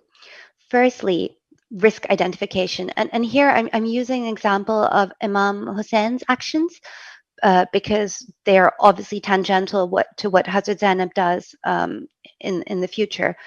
So first things first, we identify a risk, and Imam Hussain identifies a risk, which is Islam at his time is being distorted, and the religion of his grandfather is under threat. So this was his core risk. So first things first, in strategic risk management, you have risk identification. Second step, you understand the cause of the risk. And in this case, Imam Hussain attributes what's going on. And of course, remember, this there are loads of risks and there are loads of reasons, but we're looking at just one simple step process so that if an individual decides to carry out the exercise themselves, you can think about how you do it, and you would do it line by line. And the second one is the cause of the risk. So Imam attributes the main cause of the risk being that the political leadership is tyrannical, they are corrupt, and they do what they want to do. And this is, causing huge risks for what will happen to Islam in the future and what it would look like. And so that leads me to thirdly, what is the effect or the impact of the risk? And Imam says that, if he doesn't do anything, people will lose hope and the true religion of Islam will be forgotten. And then finally and fourthly, once you've worked out, what your risk is, what the cause is, what the effect is, it's quite simple to then decide, well, what is your response going to be? And it's at that point that Imam Hussain decides that he's going to stand up against Yazid and, if necessary, sacrifice everything in order to save Islam. So let's move on to the next slide. Right. Imam Hussain says, the aim of my revolution is to reform society and revive the true teachings of Islam. This leads us to, therefore, in order to make this aim a success, what are Hazrat Zainab's strategic aims and strategic risks? Let's go on to the next slide. And I think the easiest way of summarizing the core risks, of course, there were many, many risks, but her core risk was that the revolution that her brother had started should be successful. And anything that could cause that to be less successful was a risk for her. And the way she identified those risks were, there were probably four key categories. Number one, that deletion. And that is the message that Imam Hussain was proposing about being able to stand up for tyranny, about supporting the true principles of Islam would just be forgotten. I mean, we all remember that at the time Karbala was not a city center in any sense. It was about 70 kilometers or miles. I have to get back to you on that one, from Kufa. So it was almost a barren place. And it could have been very easy for a battle to take place there, and people actually forget that anything had happened at all. There have been hundreds and thousands of battles in history that resulted in exactly the same fate, especially in remote areas like that. So the first risk that Hazrat Zainab needed to take into account is a complete deletion of the message, and that people would not know it had even happened. Secondly, we've got disregard. So people might have known that something happened in the plains of Karbala, but they could easily choose to forget it.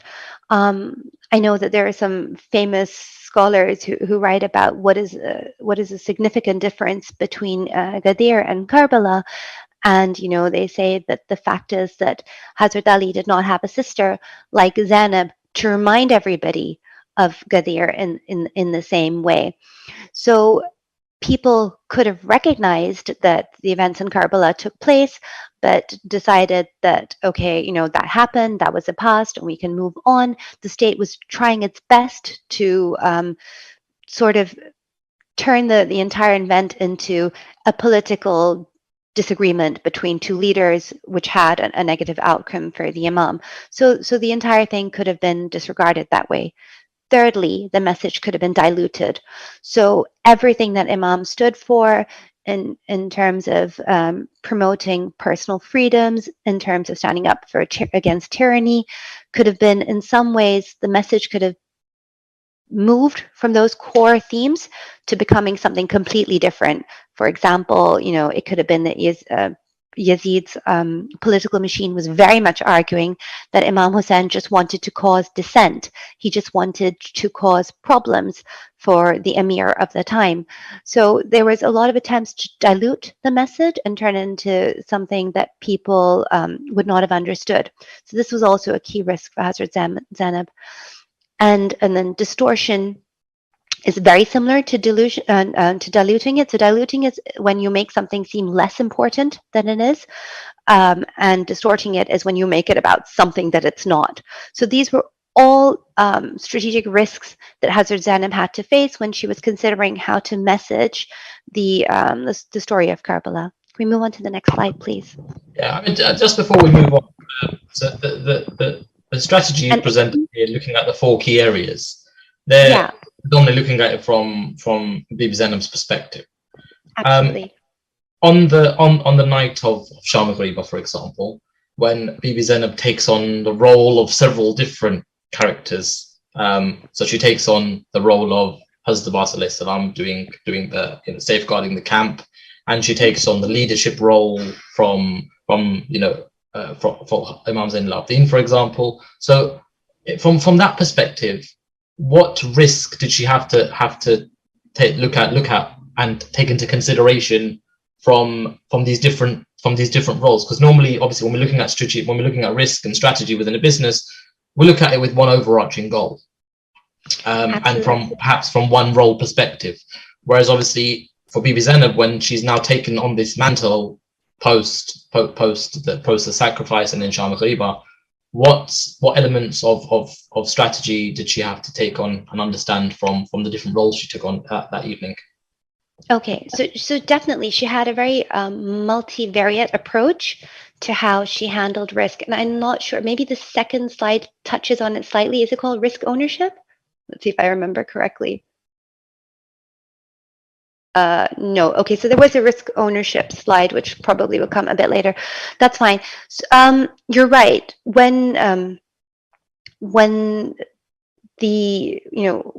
all the battles had been finished and finalized, and she was left alone protecting the women and children of the camp. There's a very famous couplet where she has an asa or a stick, and somebody walks towards her and she says, do not come closer, I'm enough to protect this family. And there she's showing again, a stick historically is not a weapon.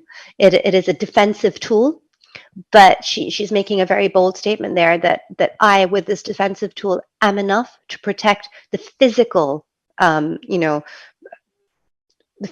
protect the family against any sort of physical risk.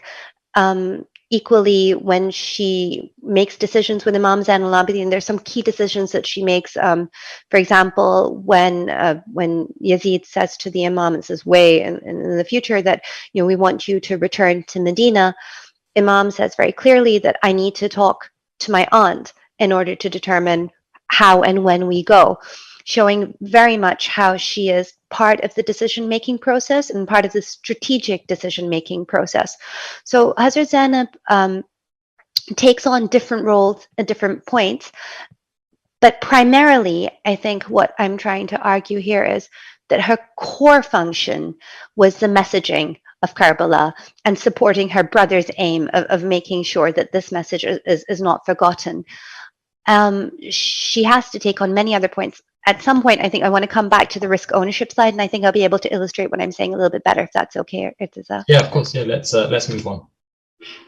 Okay, so now we have gender studies and risk. Okay, and I think this is important.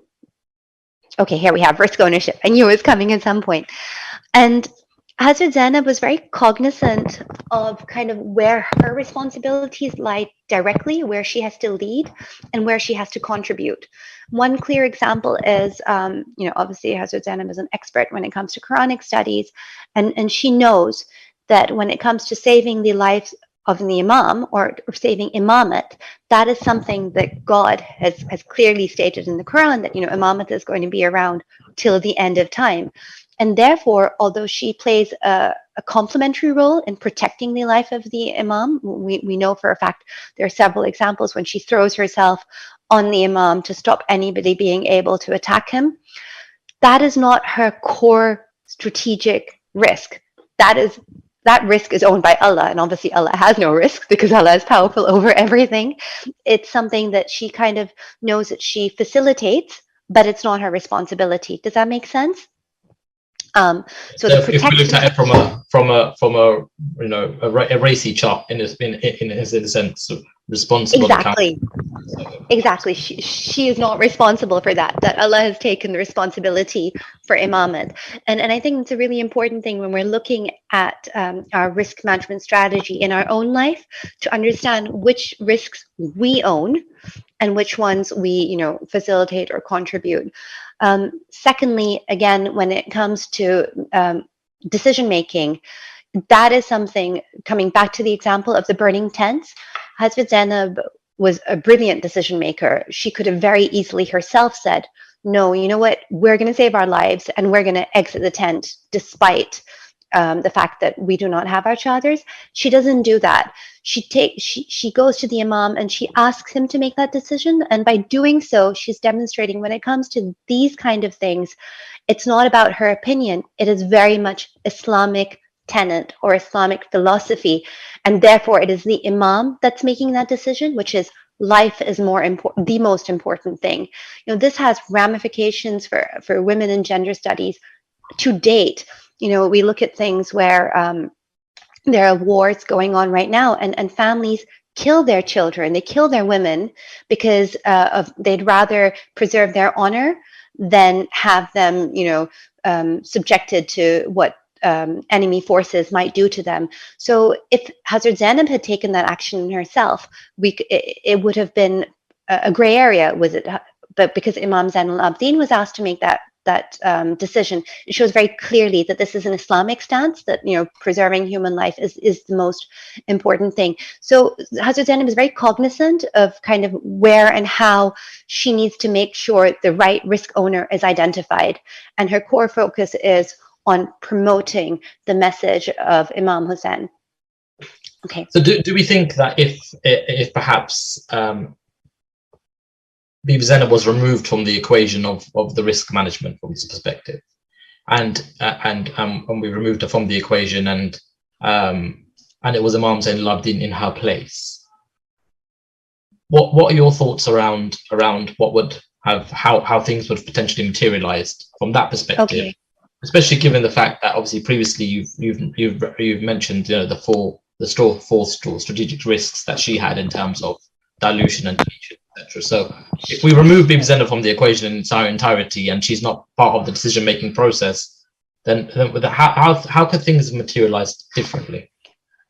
Okay, well, that's a huge hypothetical question, and I don't think we can conceive what Karbala would be like without Bibi Zainab and her strategic leadership and her risk management. But I just want to give one example. Again, coming back to when Yazid informs Imam Zain al-Abidin that as prisoners they're going to be released and that they should leave for Medina. Imam says, when he asks Bibi Zainab what we should do, she gives a message, which is that we as a family have not had the chance to mourn our beloved martyrs, and we want to do that. And we want to do that here in Damascus. And she sets out these conditions where Yazid has to give her like a large domestic residence where they hold the first majlis.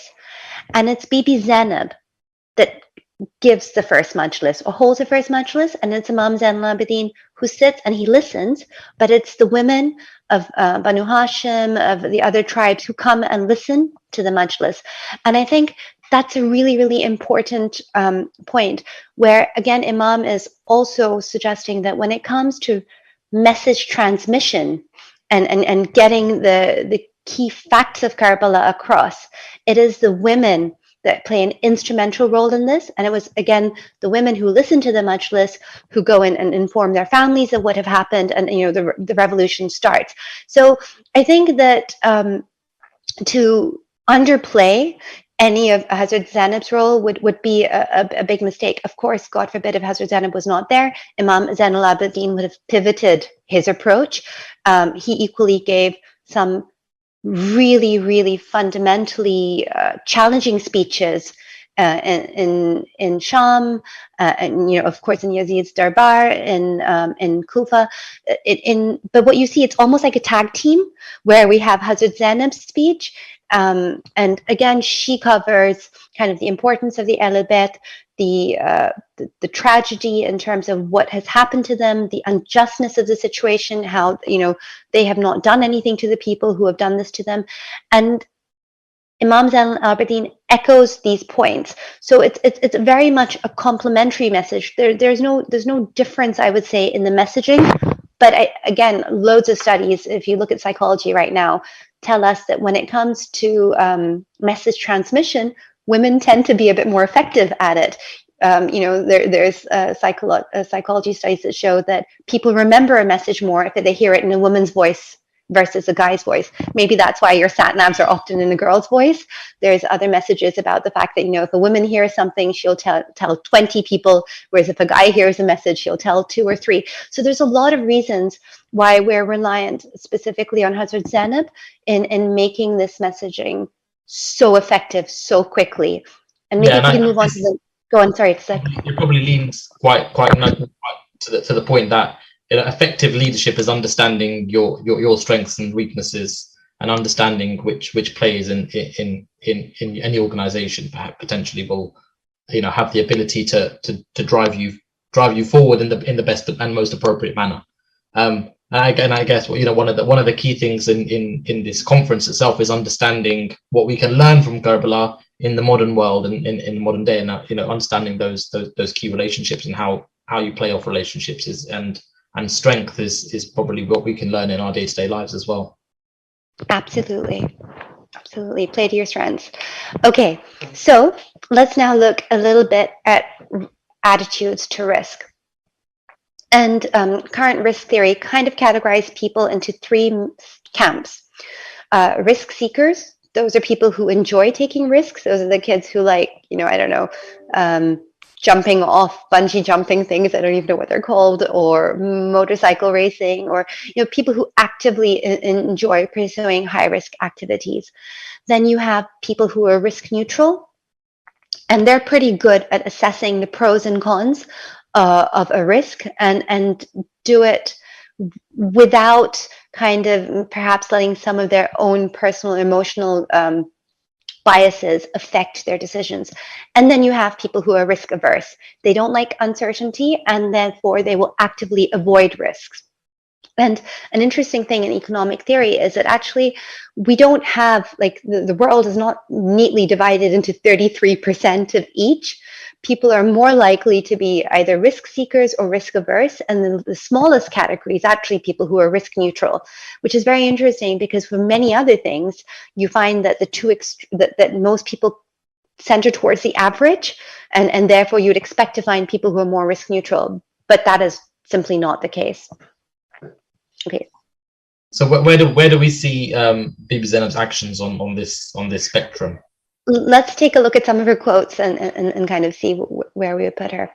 But before we do that, I want to look at what risk and gender studies say. So traditionally, I mean, now if you look at a lot of academic theory, the whole notion of gender is challenged. People will be like, there is no such thing as gender. But if we look at traditional studies, there's a lot of comparison between how men and women view risk. And most of the studies suggest that women are much less likely to take risks than men. They have a heightened sense of fear, and because of that, they're more likely to be risk averse. And also, they're more sensitive to pressured situations. So if a woman is kind of risk averse, when there's no pressure, she's more likely towards being even more frightened or even less likely to do something under a high pressured situation. Now, these are the traditional studies. We have some more recent studies which say things like, actually, in the past, those gender differences were overemphasized. And what you're finding is that gender is not as important as we thought previously. Things like your age, things like your socio-demographic group, you know, kind of even whether you're a night person or a day person, all affects risk perhaps as much as gender does. And secondly, more women are risk neutral than men. And therefore, when it comes to making good decisions, as a majority, women are perhaps a little bit better at making decisions when not under stress. And thirdly, that one of the reasons why women are risk averse is that if women do take risky decisions, they're more likely to suffer the consequences for it than men. I mean, those studies are usually around economic theory and in the boardroom. So looking at, say, the Fortune 500 companies, there's not that many women leaders. But if a woman leader has made a risky decision and it's gone wrong, she's more likely to get fired than the guy leader. So actually, there's more negative consequences for women of making riskier decisions than men, because publicly people are less likely to accept it. Okay, let's move on. Unless you have any questions, Erti, do you want to move on to the next slide? Yeah, we'll move on to the next video. Okay, so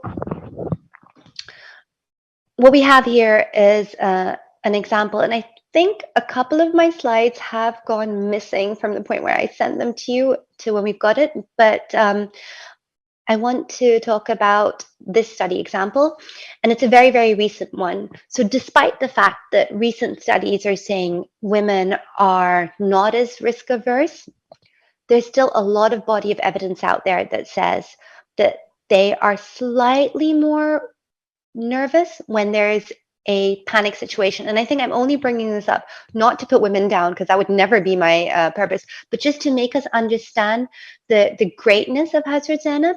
You know, there's nobody that's faced a bigger crisis than her. And yet, despite that, her ability to be risk neutral, which we'll go on to discuss later, is absolutely astounding. So one of the biggest studies that we've had recently on risk was people's responses to the COVID-19 pandemic. And in America, they demonstrated that based on feedback, that women were more likely to be nervous about COVID-19 than men, despite the fact that they actually suffered slightly less consequences.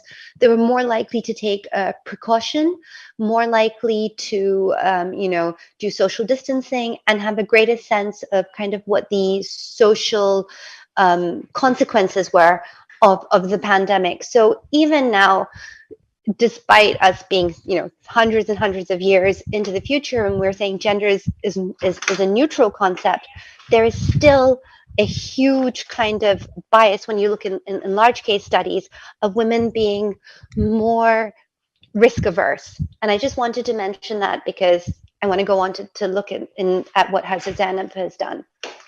Okay, so let's go on to the next slide.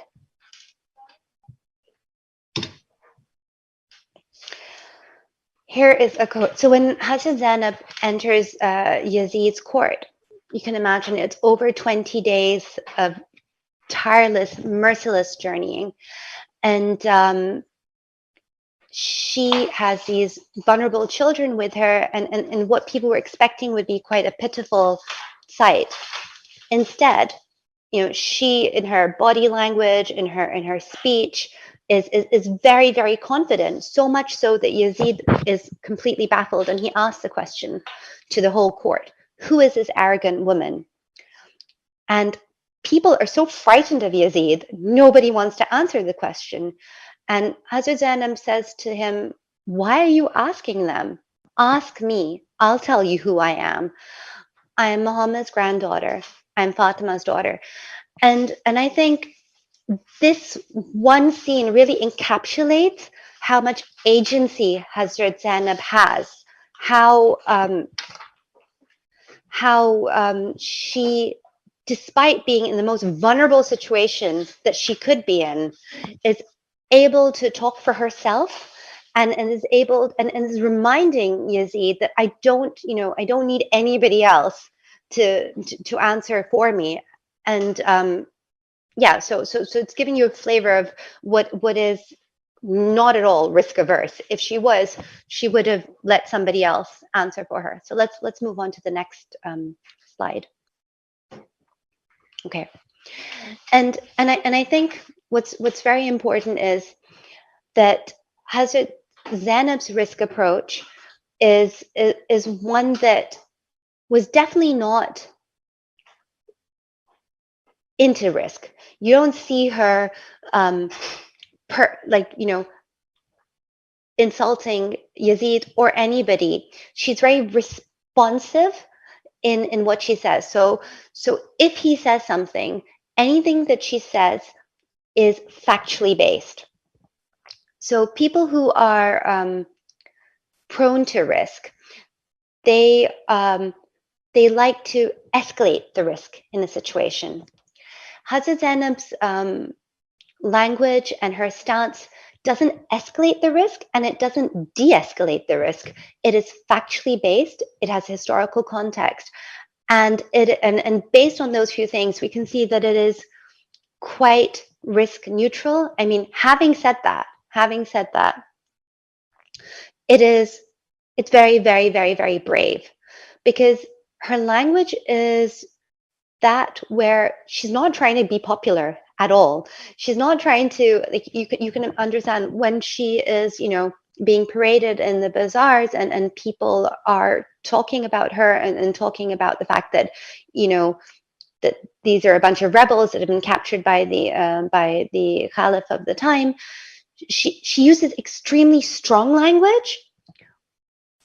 She says you're an evil nation. She says that, you have no idea what's going to happen to you on the day of resurrection. But she doesn't try to play for public sympathy at all. She is very factual. I'm not sure if I'm actually being able to bring my, to really articulate fully what I'm trying to say. I guess what I'm trying to say is that most studies show us people who like risk sometimes are not necessarily very factual, because they are less likely to, they underplay the consequences of the risky actions that they're taking. Hazrat Zainab fully understands the implications of the actions that she's taking. She knows that she's a prisoner. She knows that, as a prisoner, what she does or doesn't do will, if Yazid is unhappy with her, their conditions can be significantly worse. So she's fully cognizant of kind of her position. But despite that, she uses very proactive language, which is, again, not emotional. It is on her, as far as she's concerned, telling people exactly what happened, what is going to happen to them, and kind of the gravity of what they've done. It is very factual based, and therefore suggesting that she is quite risk neutral. Do you think then? Sorry, you said that most people that are take risk, they're obviously driven by the emotion.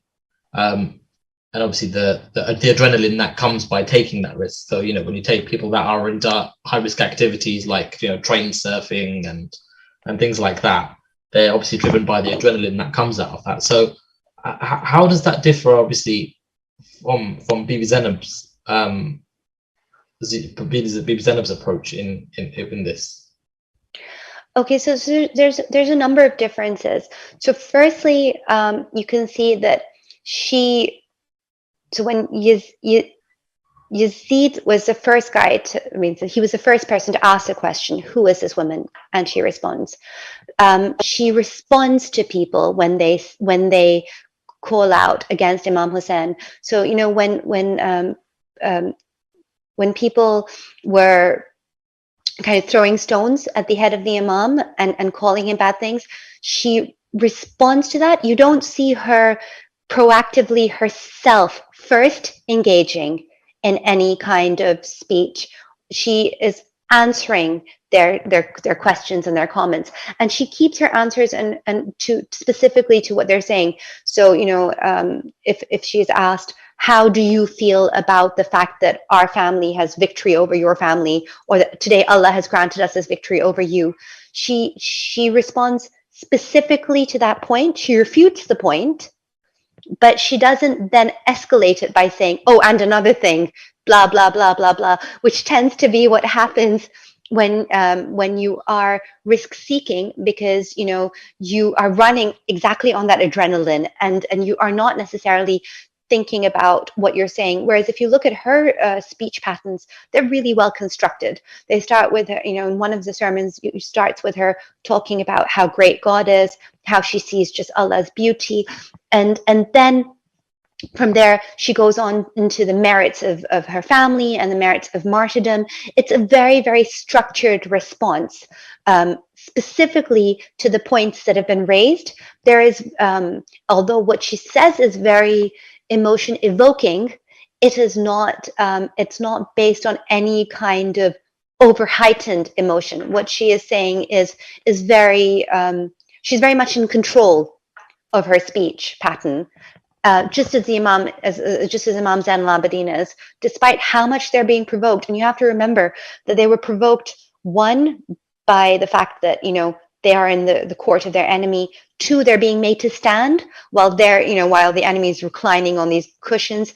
Three, they're being provoked by the visuals of the heads of their martyrs being, you know, beaten.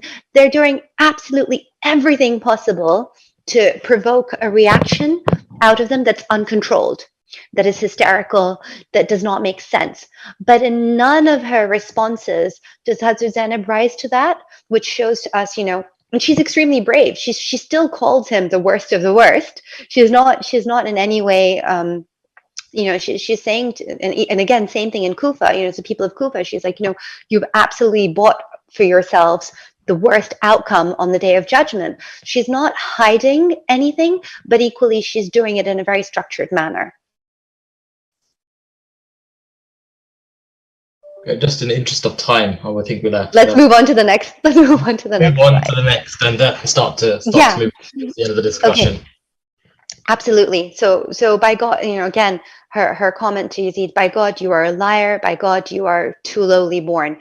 So in really small, simple sentences, she's encapsulating, one, that, you know, everything is about Allah, and you know, she's using Allah as her witness. There is nobody more powerful than that.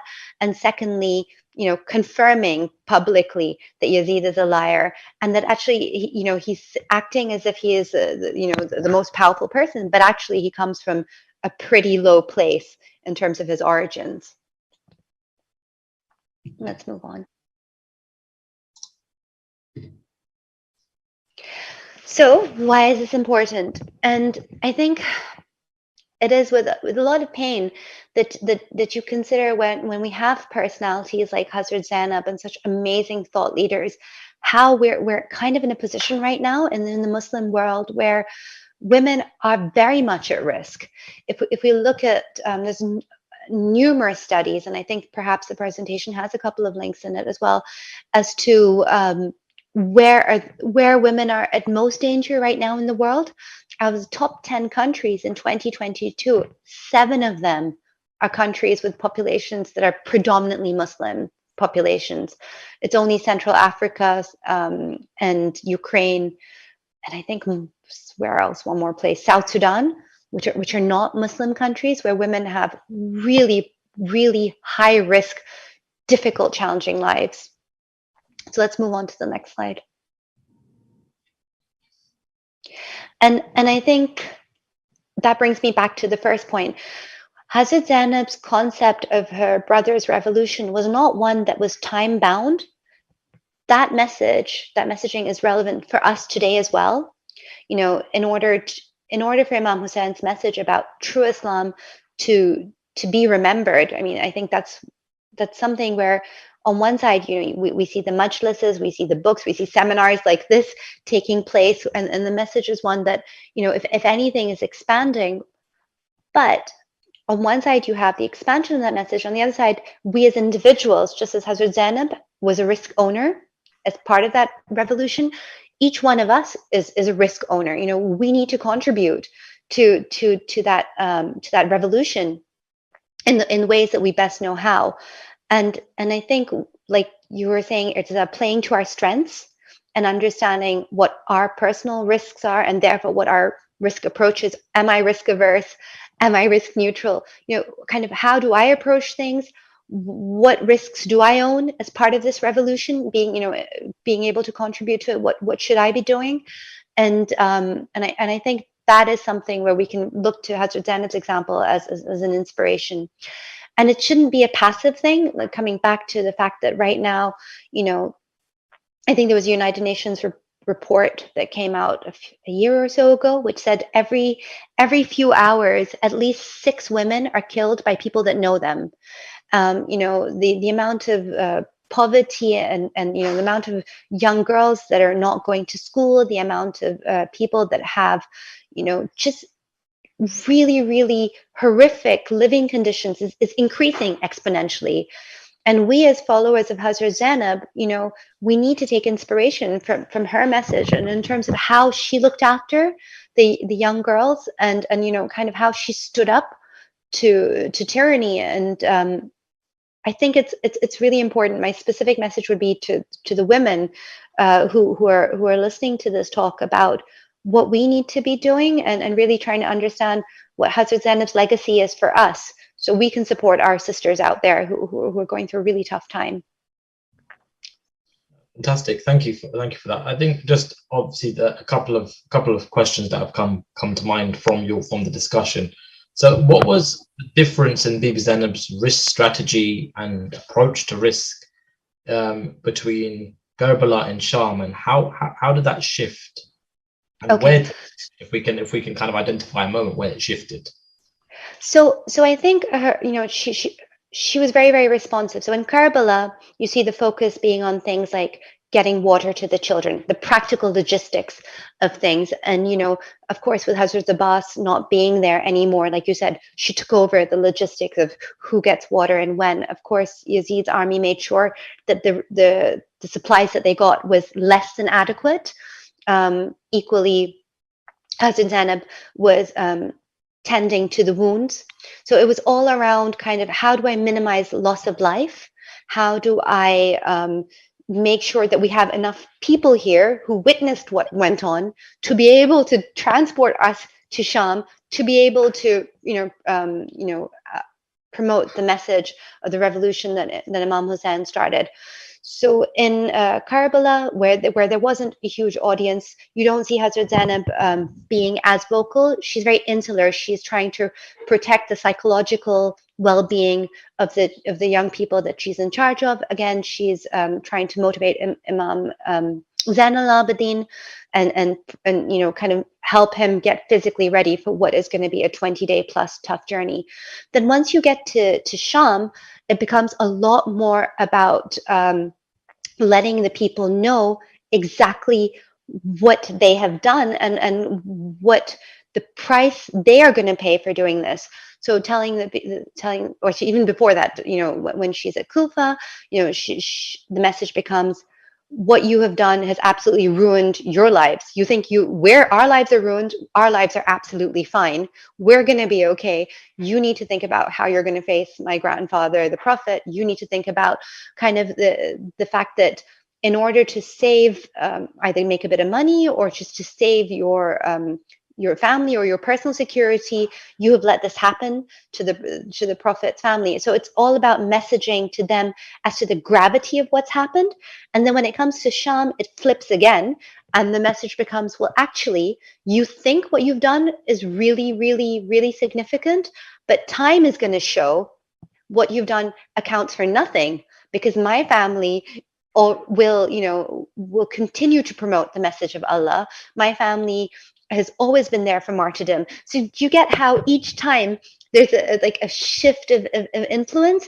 So going to telling the general public what they've done is terrible, to telling Yazid what he's done is insignificant.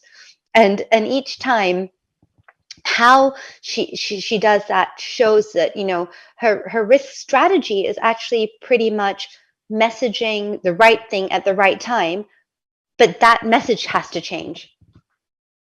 Absolutely. That was phenomenal. Thank you. Just in the interest of time now, we need to draw the session to a close. And thank you very much for this fantastic talk that you've given us this afternoon. Thank you so much, Irtaza. You take care, and thank you for giving me the time and the opportunity to speak to you and everybody. Thank you very much. Thank you very much, ladies and gentlemen, brothers and sisters, for joining. I hope you've been able to take some key things away from our discussion today. And inshallah, we'll look forward to joining you soon. Allahumma salli ala Muhammad wa ali Muhammad wa ajal. Thank you.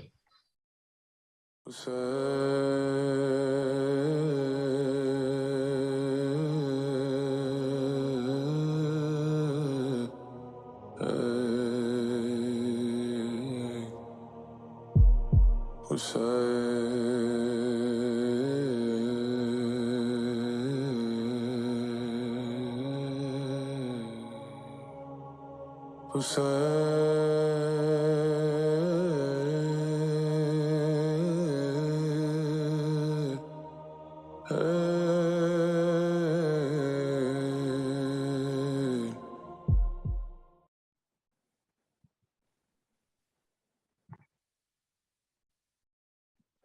Bismillah ar-Rahman ar-Rahim. Allahumma salli ala Muhammadin wa ali Muhammad. Assalamu alaikum to everyone who may be tuning into this short discussion on Islam and the environment.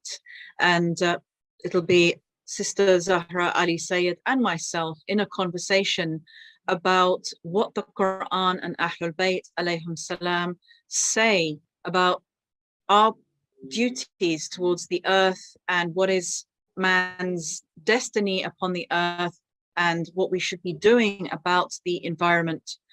Zahra Ali Sayyid has set up Green Pilgrim, which is trying to encourage us all to be more conscious about how we treat the places that we go for ziyarah and to try to encourage greater respect for those places.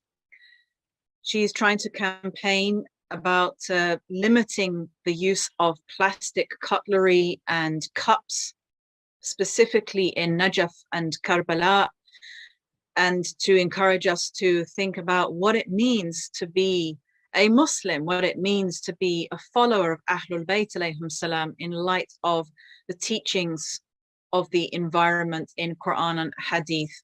So I will welcome her to this discussion, but we will both be, inshallah, participating and hopefully trying to encourage everyone who's going for ziyarah to have a strategy for limiting their use of plastic. Assalamu alaikum, sister. Please give us your presentation and your knowledge.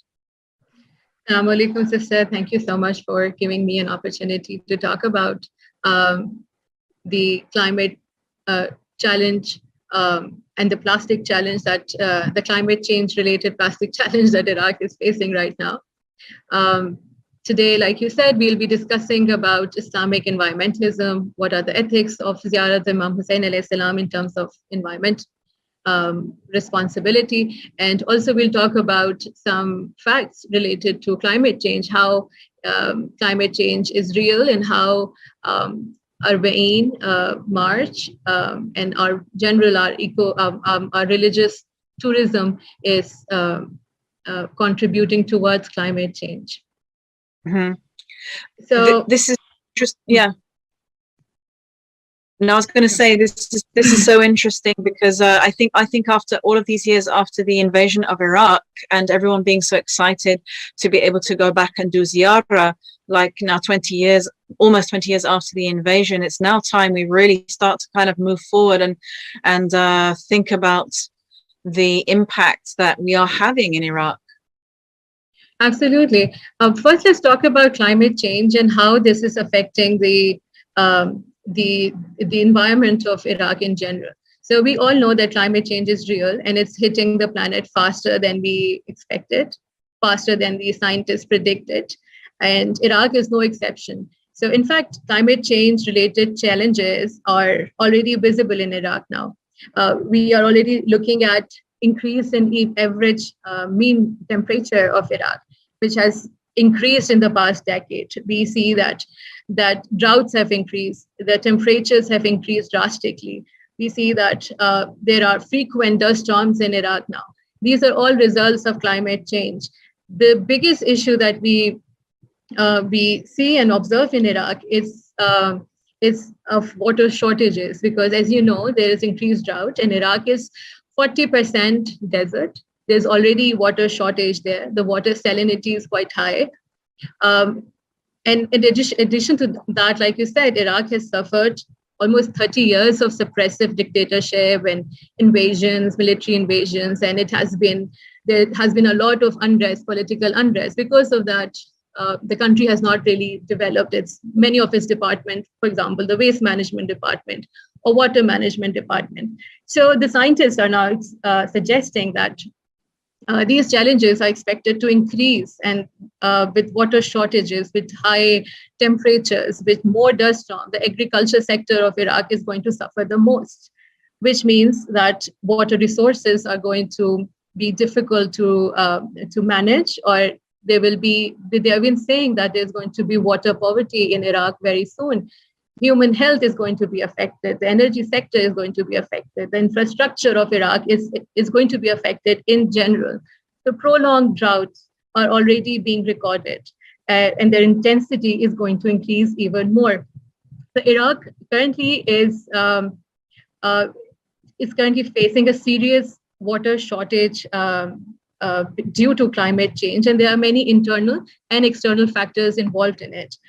So in Basra, for example, people do not have clean water to drink. And the fisher folk communities, which are located for centuries around the river Euphrates, are forced to move and relocate because the salinity of the water has increased so much that they don't find any fishes there anymore. So all of that is turning into a desert, which was once an agricultural land. So these are direct impact of climate change that people of Iraq are facing. Now, in terms of Arbaeen and our contribution, because when we go to Iraq, we should remember that Iraq is a war-torn country. It already has a lot of challenges of its own, but climate change-related challenges exist. Even if we come up with perfect mitigation policies and we make all sorts of arrangements, climate change is still going to affect Iraq.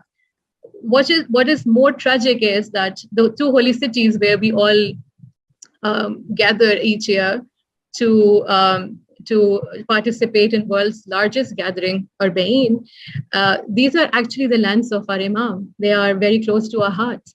And when we go there, we are asking for all our needs. We are looking at all this generosity of Iraqis who are offering us free food and accommodation, and they're taking care of us. But we forget that what are we doing for them and what are we leaving behind? So just because there is not enough fresh water available in the tap, we continue to buy packaged water there. And that's what the Iraqis are forced to do as well, because the fresh water supplies are heavily contaminated. And fourth largest pollutant is plastic waste. The research has been conducted. And the sad part is that because Iraq is still trying to recover from all the bitter past that it has been through, some of the local governments departments are not established, and they do have their own challenges. At the same time, they're trying to host this world's largest gathering, which comes with its own challenges. Waste management is one of the biggest challenge for the Iraqi government right now. Less than 40% waste is picked up.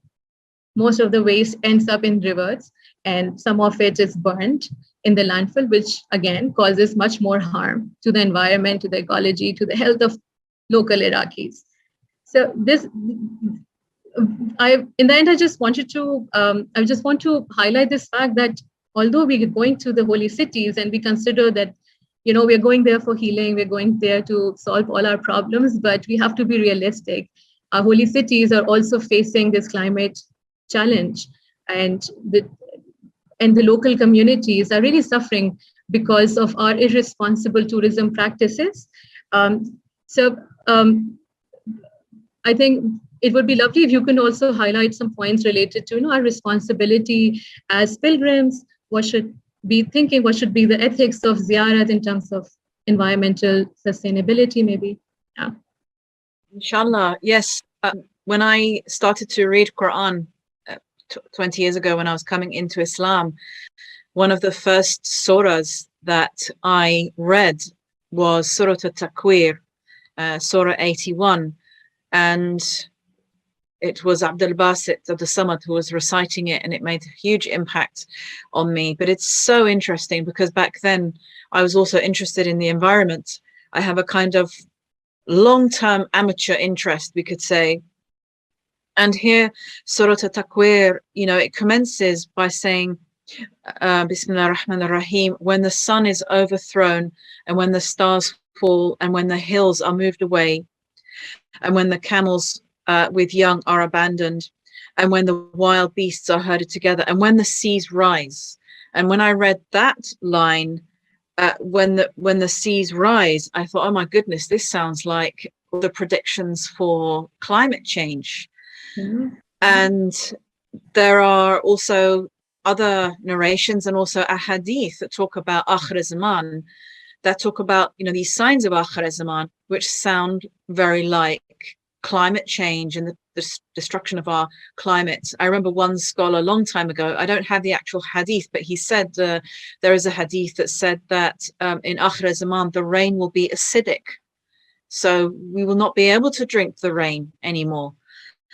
And and we see countless ayahs in the Quran that remind us that the earth does not belong to us. The heavens and the earth belong to Allah subhanahu wa ta'ala.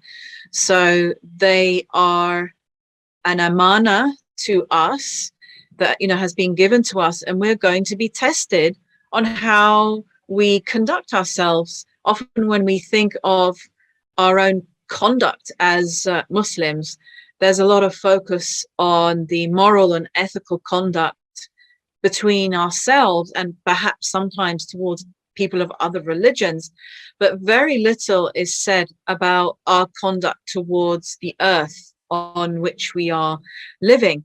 And there are ayahs in the Quran where Allah subhanahu wa ta'ala says, do you feel secure against the punishment of Allah if you are behaving in an oppressive manner on the earth? Do you feel that nothing is going to happen to you? And we see that the Quran has so many places where Allah demonstrates that when the people of a particular city were oppressive or they were arrogant, they considered themselves independent and they took for granted the blessings that Allah had given them, that was when He brought the punishment. There will be a dramatic punishment for those who abuse this amana. And then moving on to thinking about what it means to be a Shia, a follower of the Ahlul Bayt alayhim salam, we have a narration from Imam Baqir alayhi salam where he says that the Shia is the one who follows our sunnah, is the one who obeys what is halal and what is haram. And the Shia is the one who doesn't just follow Ahlul Bayt, we follow Quran and Ahlul Bayt. So we have to study what the Quran says about what is our correct attitude to have on the earth. And Allah subhanahu wa ta'ala says, you know, don't tread heavily on the earth. You can't, you know, do you think that you can rend it? You know, do you think that you're so strong that you can break it? You're not. You're just this little human being. So it's constantly reminding us of how this life is temporary. Don't be greedy. Don't be inordinate. Like it says, eat and drink from that which Allah has given you, but do not be excessive in what you take from the good things that Allah has provided. So, but what I have found is that this is still kind of an unfashionable issue for some reason. People, they like the emotion, they like to feel, poor us, we are the oppressed Shia. But it's like, well, have some reflection on how you might be oppressing the earth that is bearing you, that's tolerating you. So we, for the sake of our future generations, because now, as you say, like, we're really witnessing the changes. I know people who are in African countries, they're saying that the wind is like fire. We have long-term drought in Iran, in Isfahan, the famous 33 arch bridge that always had a river flowing through it. That's been dry for the last few years. And maybe some people are not impacted, but as I heard in India and Pakistan this year, there were eagles falling out of the sky dead because of the intensity of the temperatures. So the earth is becoming uninhabitable. Absolutely. Like you said earlier about the sea levels rising, this is the ultimate sign of climate change. And I was just reading a paper which suggests that even Iraq is going to be under influence of this, because when the waters from the Gulf are going to, the water is going to rise because of climate change, then Iraq is also going to suffer because of that. And just imagine if there's no water, there's shortage of water, we're burdening the fresh water resources, then how sustainable will our pilgrimage be? Yes. And what will we doing with the city of Imam Hussain alayhi salam? It's literally the property of Imam Hussain alayhi salam. Even if we forget about the rest of Iraq, and if we talk only about the holy cities, then as pilgrims, what is our responsibility? The accountability is really important, and being self-centered and just being focused on, getting something from the ziyarat, be it the spiritual satisfaction or the just the charm of meeting so many people from around the world. People go there for all reasons, all good reasons also, but then we forget about our impact and how we are affecting our hosts, our Iraqi brothers and sisters. And I would just like to show two images quickly, just to give you an idea. When we look at Arbaeen pilgrimage, and in this first photo, you can see that people are marching towards Karbala with passion. They're holding flags, and these are the kind of images that we usually see on internet, and we feel really passionate about joining the Arbaeen pilgrimage. But in the second picture, you can see that once these people are passing by, and they have left this 50-mile highway, then they have left behind tons of plastic waste, and it literally looks like a carpet of plastic waste. And who picks this up? We don't do that. The local Iraqi communities do that. Individuals do that, and they use their hands to do this job for us. But this is our plastic waste. I do understand that the local authorities need to have better waste management plans, but we keep looking for opportunities to serve the holy cities. So this is our opportunity. We must take care of our trash. It's something very basic. We don't do that in our own countries and cities that throw plastic wherever we want. So, collectively, we are spending so much. We are spending billions of dollars just to serve food and to provide water and accommodation to pilgrims. We can, set up our own waste management system maybe, or at least be responsible and dispose of our waste properly, Likewise, when I've been out there, I have seen garbage collectors. They don't have gloves. They are using their own bare hands to clean up people's filth and dirt and rubbish. And we should not put a fellow mu'min in that position. We really need to have a greater consciousness of the impression that we make, because actually, we don't want to be a source. We don't, in our conduct, we might think that we are really great doing our ziyarah, when in actual fact, someone from the outside who's having to clean up after us is looking at us and thinking, look at how dirty these people are. And that is such an embarrassment. Like, we don't want to, especially as foreigners, like, you're supposed to have come from a country that is not war-torn, or you might not have been at least through what Iraq has been through. So your conduct is supposed to be a little bit better. And like you say, when people go to Iraq, they're thinking about what they can get from the place. But we should also think, as you say, about what we can do. What are some of the practical things you have in mind about how we can manage these environmental changes? Plastic waste and plastic is a very huge global issue, and people are trying to find different ways to deal with it. In Iraq, we have limited resources. We do not have plastic alternatives. Even if we ask people to carry their own bottles, which is a very simple thing to do, and I've practiced this at least for 3-4 years, and then I started talking about it. I've seen that this is a very practical solution, and now communities and individuals are also practicing it. So firstly, something very basic that one can do is carry their own bottle. You can refill it on the way, and if you just calculate, in one day we consume maybe 8 or 10 cups of plastic, packaged water. We can easily avoid that. And these plastic cups will be there and pollute the planet, and especially the city of Imam Hussain alayhi salam, for 400 years if we don't do anything about it. So just imagine the long-term environmental impact of these plastic cups, which we just use for a minute and we throw it away. we can easily avoid that just by carrying a reusable bottle. Then this is something that an individual can do.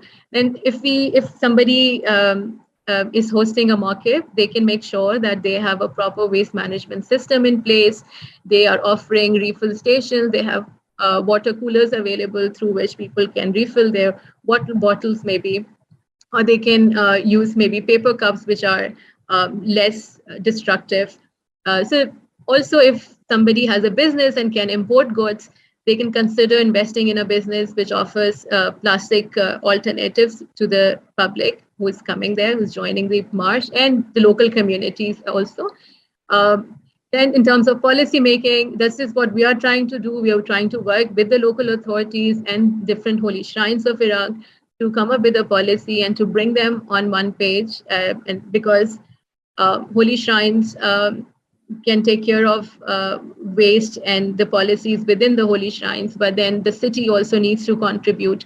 And because the government is not stable in Iraq for so many years, so it is a very big challenge in itself.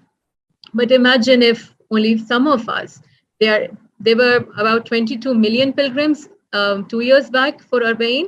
So imagine if some of us start practicing this very basic solution to carry your own bottle. It can definitely be a positive impact. But we have to do so many different things to actually see Karbala and Najaf plastic free. That would have a huge impact, because if you think about 22 million people and how many plastic cups each person is using, that's a huge number of cups. And if at least half of those people, 10, 11 million people, decided I'm going to just use my own, that would have such a massive impact. I noticed that with the Molkibs, when people, sometimes it's difficult because they will already have the plastic cups with the drink set up and they just hand it to you. So that's a bit tricky. I'm wondering whether we should be quite assertive in saying that I'm going to, I'm going to fill up my own cup with the tea, or how can we manage people who have already got all the cups set up and they just hand you that plastic cup? That's what I find difficult, because at the same time you don't want to be rude and say, oh no thank you. Yeah, it is difficult because they are offering us something which is very pure and very clean for them. If you look at through their eyes, they're offering us best kind of water that they can provide us. So they are being generous. But yes, sometimes it is difficult to say no to them. But if you have your bottle in front of them, and it's just about how you talk to them, how you meet them and greet them, and how you make things smooth. I think they'd never mind doing this. Yeah. And in fact, they are quite happy, because I know some of the employees of the Holy Shrine, and they carry their own cups throughout the day, and they never use plastic cups just because they think that it's rough, it's just wastage of resources, and you don't need to do that. They're not looking at it through the environmental perspective, but they look at it through the religious, spiritual perspective, that is waste of resources, right? This is the beauty of our religion, literally. Secondly, there's good news that there are some initiatives in Iraq now. We're trying to set up recycling plants, because it is a difficult challenge to communicate with people coming from diverse cultures who speak different languages. They are from different educational backgrounds. So it's very difficult to communicate the idea to everyone, to educate them about what is plastic, why plastic is bad. But if you have a recycling plant in place, it solves some of the problems immediately. So we need a combination of solutions to tackle this problem. So we are hoping that from this year, we'll look at some initiatives from the Atba of Imam Ali alayhi salam also. They have some amazing plans, and we'll wait and see what they are going to do. They're very committed to educate people now about Islamic environmentalism and why it is important to think about your future and what is climate change in general. Because, in Iraq, most of the plastic is consumed by the local Iraqis also. And it is because they don't have a solution. They do not have an alternate. And also because they're not educated. This whole generation of Iraqis who never went to school because of the dictatorships and because of Yeah. the imposed wars. So they do have a huge challenge of educating people as well. So we keep focusing on pilgrims who are coming from other parts of the world, who are educated, who know what is plastic, why this is bad. They know, they actually try to be eco-friendly when they're living in their own countries. But when they come to Iraq, they seem to forget about it. So we're just trying to remind what we can do as pilgrims. Some people might think, oh, it doesn't matter, someone will clean it up. And I've heard that said a few times, sometimes in different occasions, not just in Iraq, where I've been sometimes somewhere and you go to clean and someone says, oh, don't worry, someone will do it. And I'm thinking, yeah, but, well, I'm, you know, again, it's like you're putting that burden on someone else. And so if we all participate, I mean, this should be part of our spiritual practice. What is spirituality? Is it just to feel, like you say, that kind of lovely feeling of going in the haram and doing our ziyarah and meeting other mu'mineen? Is this what our spirituality is? Or should we have, you know, a more holistic view of what spirituality is? I did a short video once about how we should have a greater consciousness of the world in which we're living and be more spiritually in tune with it. And somebody, I don't think it was a Shia, but somebody commented underneath and said, this is pure shirk. And because it's become such a kind of alien idea to people, almost irrelevant, like, what on earth are you talking about this for? But it's this, you know, we have to think about, we like beauty, like every human being loves beauty. Like they go to the harams because the harams are beautiful and they feel that relief of the spirit. But we should make the whole of our ziyarah beautiful, like the whole way, all the way from Najaf to Karbala. There should be beauty for people to get that, at least to get that sense of comfort or solace or peace, let alone, you know, the impact on the environment. Yeah. Have you ever seen that maqam of Maqam Imam Zamana Jallahu Ta'ala Farajun at Wadi Salam? You know, we believe that Imam comes to that location, and from there he walks towards the holy shrine of Amirul Mu'mineen alayhi salam.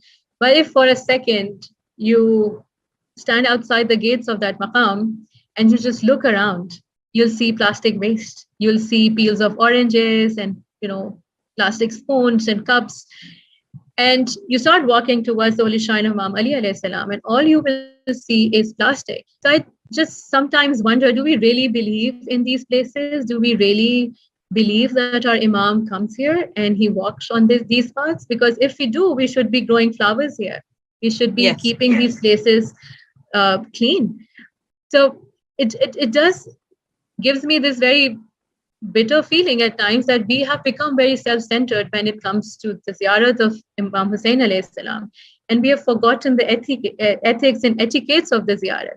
Because, you know, I also find it so beautiful that, you know, it's a well-known fact that one of the ethics of the visitation of Imam Hussain alayhi salam is to eat less meat.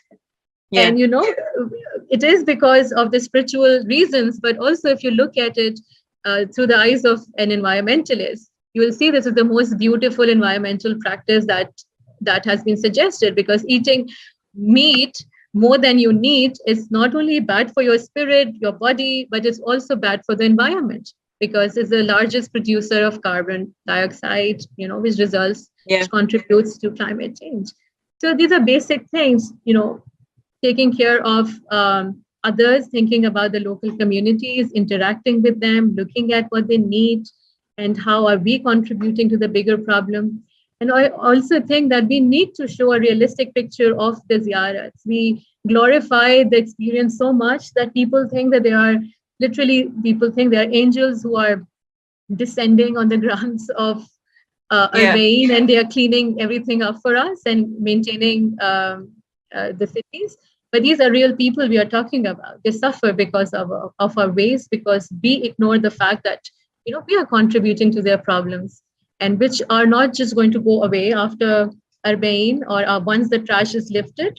But as long as the plastic exists, on these lands, it's going to kill wildlife, is going to make people unhealthy. It's going to make difficult for them to survive. So, yeah. For people who may also be thinking about eating meat during these periods, when I have driven around Karbala, I noticed that the sheep are often grazing on bags of garbage. Yes. So actually the local sheep, some of the local sheep that will be slaughtered for the dinner pot, for the zawar, will have been grazing on people's plastic bags of leftover peelings and garbage. And this is the situation in Iraq. So that should be an incentive for people to reduce their meat. If you really want to think about where these sheep have been and what they've actually been eating, they will have definitely been eating bits and pieces of plastic as well. So that's going to be in their meat that the zawar are then going to consume as well. Even all the fishes that we eat, I've never had meat or fish in Karbala especially, but I see people grill fish all the time. And it is a fact that fish, all of the fish that you're consuming in Iraq especially has eaten microplastic. And so you are also eating that microplastic, and that microplastic was most probably left by somebody here in Iraq a few years back. Yeah. I was so shocked to hear what you said about how the fish are dying in the Furat, in the Euphrates as well. Yes. There Have was seen a them report. There have been so many recent reports, video reports, and newspaper articles about it. Just, I think about 4 or 5 years back, all of the fish of River Euphrates was, they just died and they were floating on the surface of the river. Imagine these are fisher folk communities. They depend on fishing.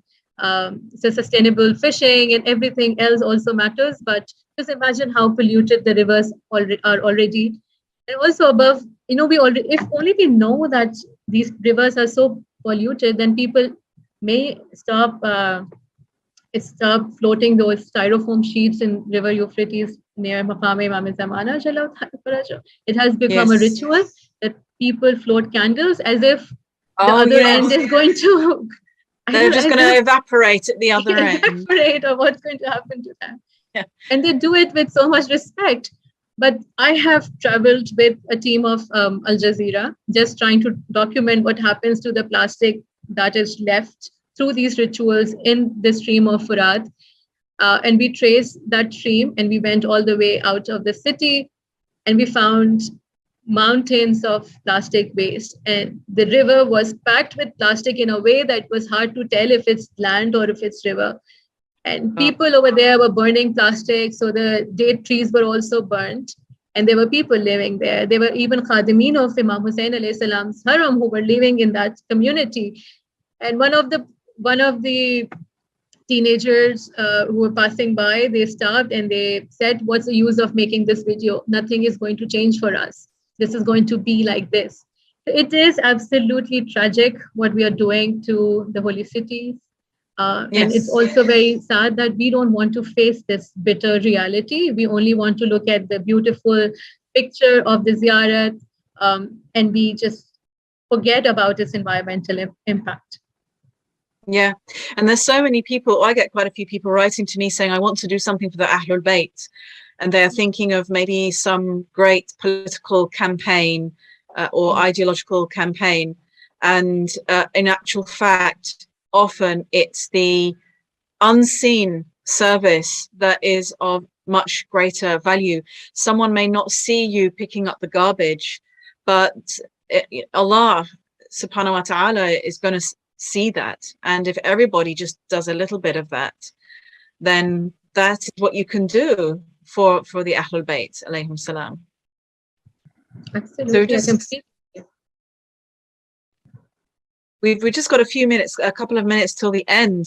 So I just wanted to wrap up by asking you how people can contact you. How can they be part of Green Pilgrim? How can they be in touch with you to get more information? So we have a website called thegreenpilgrim.org. You can join us through that website. We are also present on social media, on Instagram and on Facebook. But the best way would be to reach out to us through an email or to sign up through our membership form on the website. We also have some free resources for the teachers who might want to do a lesson plan with their students about climate change or about sustainable tourism. We are also looking for volunteers all the time who can join our ambassadors in different regions. We are based in 5 continents. We have volunteers working in 5 continents. We are always looking for partners. So please feel free to reach out to us and share your ideas, and let's work together to make sure that this surveying, we reduce our plastic consumption, and together we find sustainable solutions to make our religious tourism more eco-friendly, inshallah. Inshallah. Thank you so much. And we pray, inshallah, that this movement will spread, that people will become more conscious, and that we lift the hopelessness among the local Iraqi people who feel like, what's the point? I mean, that's terrible to be living in that environment and think, what's the point? Nothing's going to change. So we need to make things easier for people who have been through war and who are providing a service for the Zawar. And inshallah, all do our part. Thank you very much, sister. And thank you also for inviting me to host and to discuss as well. And I hope, inshallah, to see you again in other events and in other discussions, inshallah. Inshallah, sister. It was absolutely a pleasure to have you during the discussion and to listen to your insights about Islamic perspective of environmentalism. And we should talk more about it in future, inshallah. Inshallah. Thank you. And thank you everyone for watching and for listening. And I hope that it was informative and beneficial, and that inshallah you will join the Green Pilgrim movement, inshallah. Assalamu alaikum. Allahumma salli ala Muhammadin wa ali Muhammad.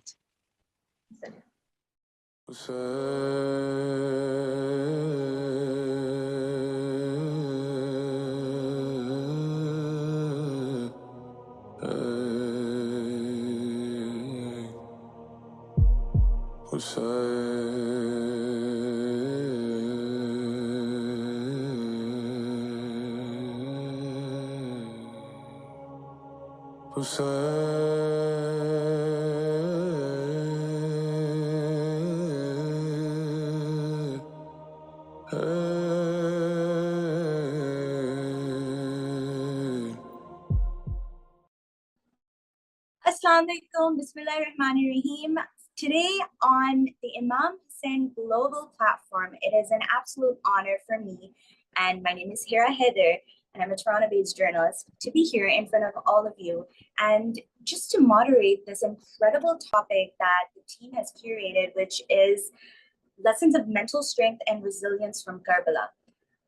I believe that this is a topic which is very much relatable to every individual, every Shia, whoever watches it, because I think it comes very naturally that when we feel stress, when we are experiencing anxiety or enduring depression, automatically when we're thinking of who should we look up to in terms of inspiration, our minds wander off to Karbala. And that is exactly what we are going to be shedding light on today. And inshallah, this topic will undoubtedly help those, reach those who are in dire need of it. And it is an honor for me to introduce our exceptionally brilliant guest, Sister Barak Hussain. And mashallah, she is so well accomplished that it was very difficult for me to minimize her introduction as much as I could. But nevertheless, Barak Hussain is an Iraqi-Canadian registered psychotherapist who is practicing at the Health and Counseling Services at Carleton University Clinic in Ottawa, Canada. So let's bring her on board. Assalamu alaikum, Sister Barak. How are you? Wa alaikum assalam. Alhamdulillah. How are you doing, sister?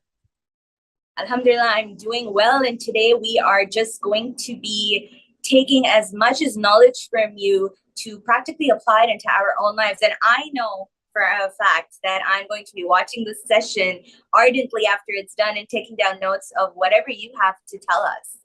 Inshallah, I could live up to that. Inshallah.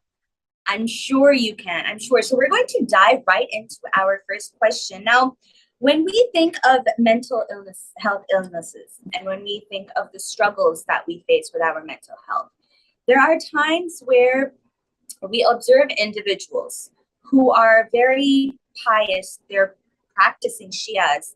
They will, mashallah, be reciting all of their ziyarat, their du'as. They will be performing their salat al-tahajjud, and reciting the Quran. However, they do struggle with mental health issues such as depression, such as anxiety. And sometimes in our community, when an individual is showing signs of their mental health deteriorating, automatically we say, why aren't you praying enough? Or your connection with Allah subhanahu wa ta'ala is kind of lacking. Perhaps that's why. Or your faith is faltering, or there's a lack of spiritualism. So this is a topic that, yes, we have been speaking about, especially in our Shia community, mashallah, but I would love to have your insight on it. That is the deterioration of our mental health, a lack of spiritualism, or does it have to do with something that has kind of gone a little tad off track mentally and physically? Bismillah ar-Rahman ar-Rahim. Allahumma salli ala Muhammad wa ali Muhammad. These are great questions, and I'm so happy to see our Muslim community, especially our Shia community, delve into these topics. It's been a struggle getting mental health normalization out there the last few years, but I'd say it's been successful because now we hear the topic of mental health being discussed on the Mumbar, and you have scholars and sheikhs who are going after psychology and therapy degrees so that they can incorporate their spiritual and Islamic knowledge with therapy in order to serve our community. So this shows you how far we've come along the last few years, alhamdulillah. And I'm going to keep on with that struggle of getting that information out there and normalizing mental health. And so when we get to this question of is these mental health challenges, these struggles, is it because of a lack of spiritualism, or is there something deeper?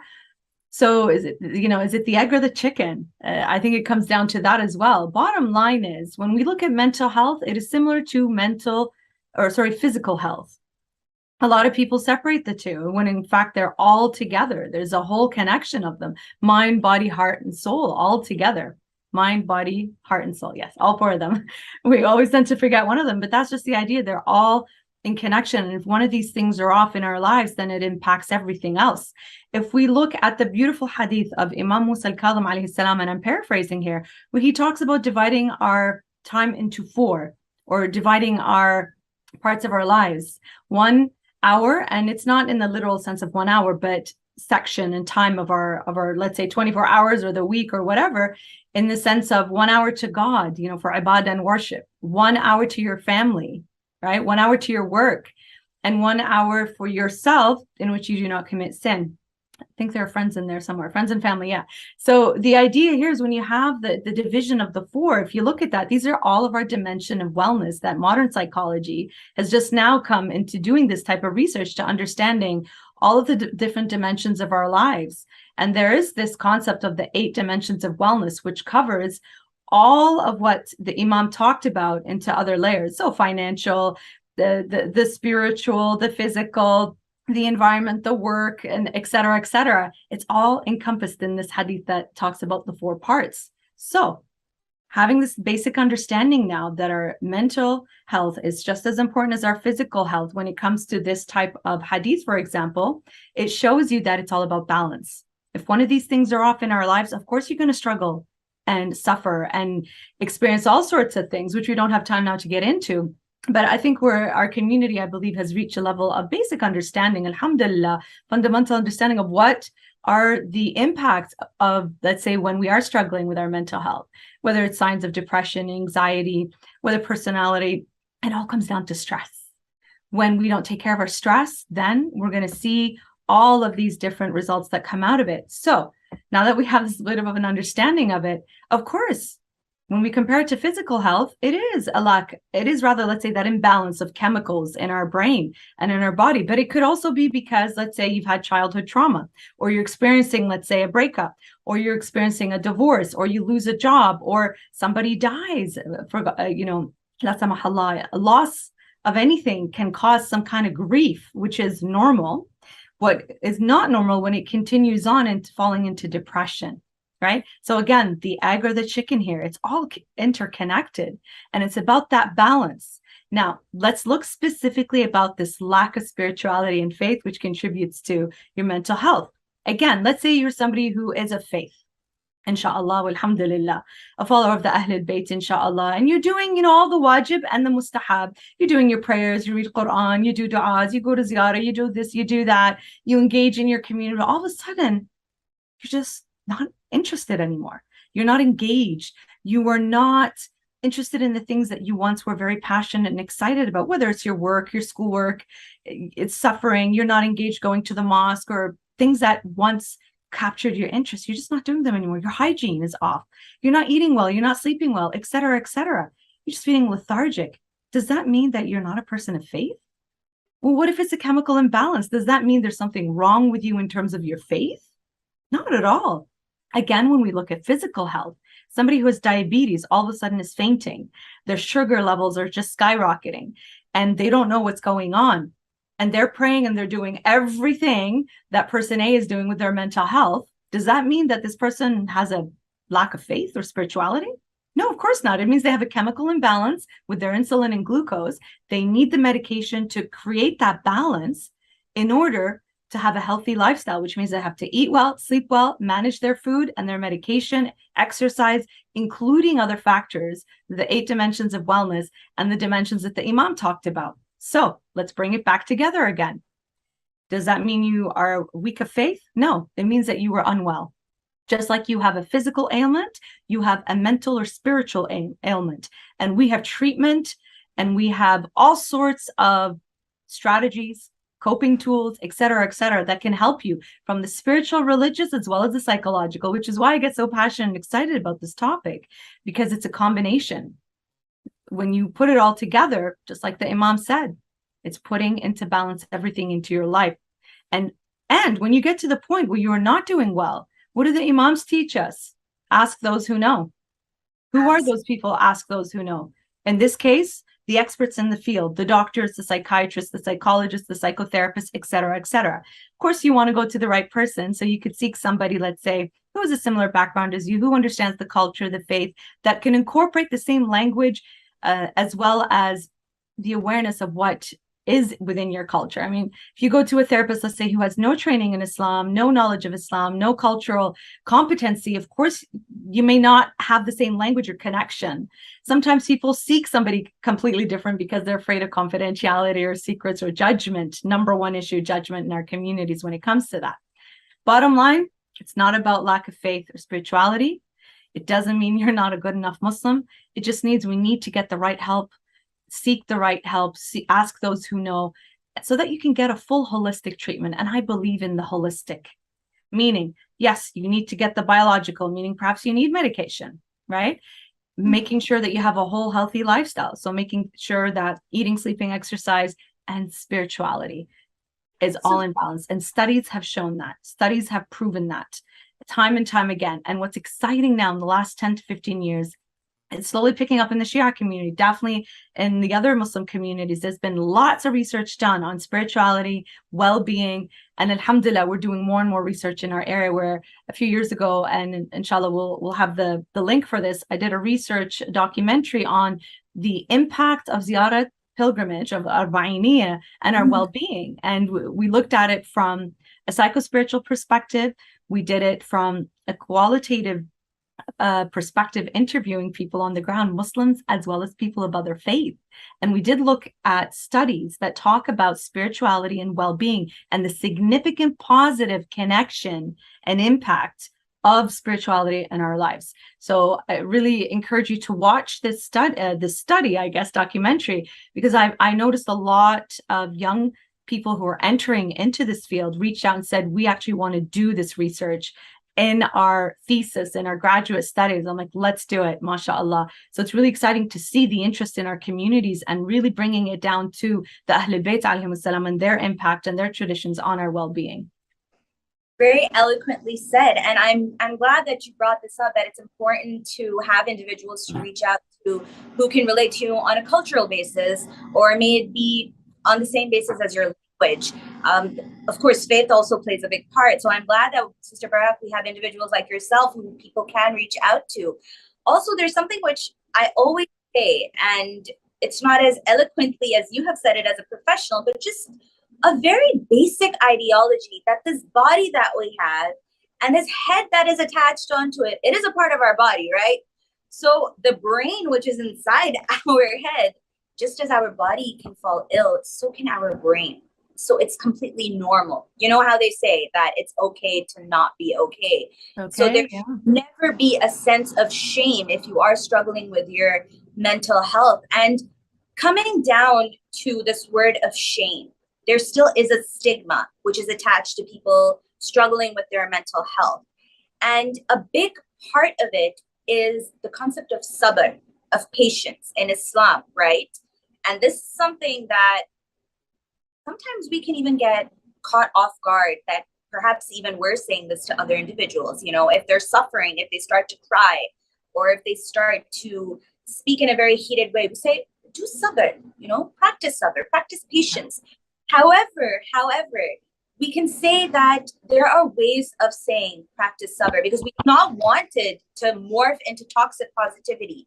We do not want individuals to start bottling up their emotions, because then we know what happens when they get built up, and then when they erupt like a volcano does. It's not all that great. So I just wanted to ask you to shed light on the fact that when we say that practice patience in Islam when a hardship befalls us, how can we apply that to our lives in a scientific way as well? And of course, I would love to hear your thoughts on one individual from Karbala who practiced patience and who we can seek guidance from, especially when it comes down to expressing our grief, anxiety, and depression. This is definitely a huge question, and I will do my best to answer it. So when it comes down to patience from a psycho-spiritual perspective, I wanted to give this example before I get into it. I was actually watching this really evocative video that got to me from Sayyid Ali al-Talaqani. He's an incredible speaker who uses a lot of psychology to talk about human interactions, human pain, human everything. And I'm enthralled with how he brings in the psychology from the Ahl al-Bayt to our everyday practical lives. So I'll tell you what what he was talking about and the way he describes it.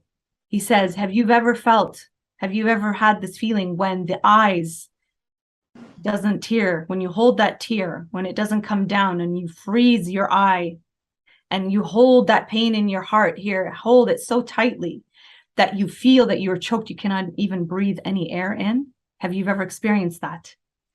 It is so brilliant in how he's talking about that you can't even take a breath without feeling pain, because what you have done here is that you have pushed all of that pain inside to not feel any emotion.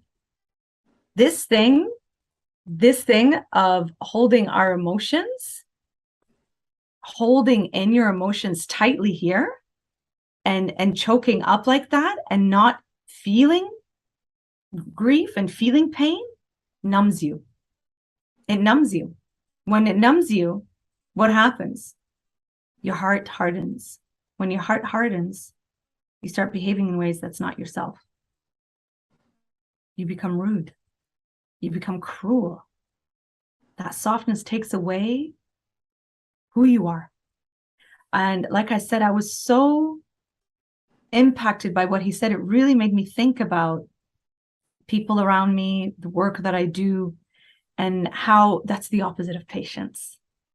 When you are dealing with a hardship, to hold down your emotions and block your emotions like that from feeling the pain and the stress around you, that blockage, that prevention of the tear, how it hardens the heart, that's not patience. That's actually causing more harm to yourself and to your loved ones. And so when we look at practicing patience, it's about acknowledgement of the situation, being aware of the situation, understanding what's happening, acknowledging, validating. Yes, this is hard. Yes, this is difficult. How do I deal and cope with this? So managing the challenges of such situations is going to make you or break you, right?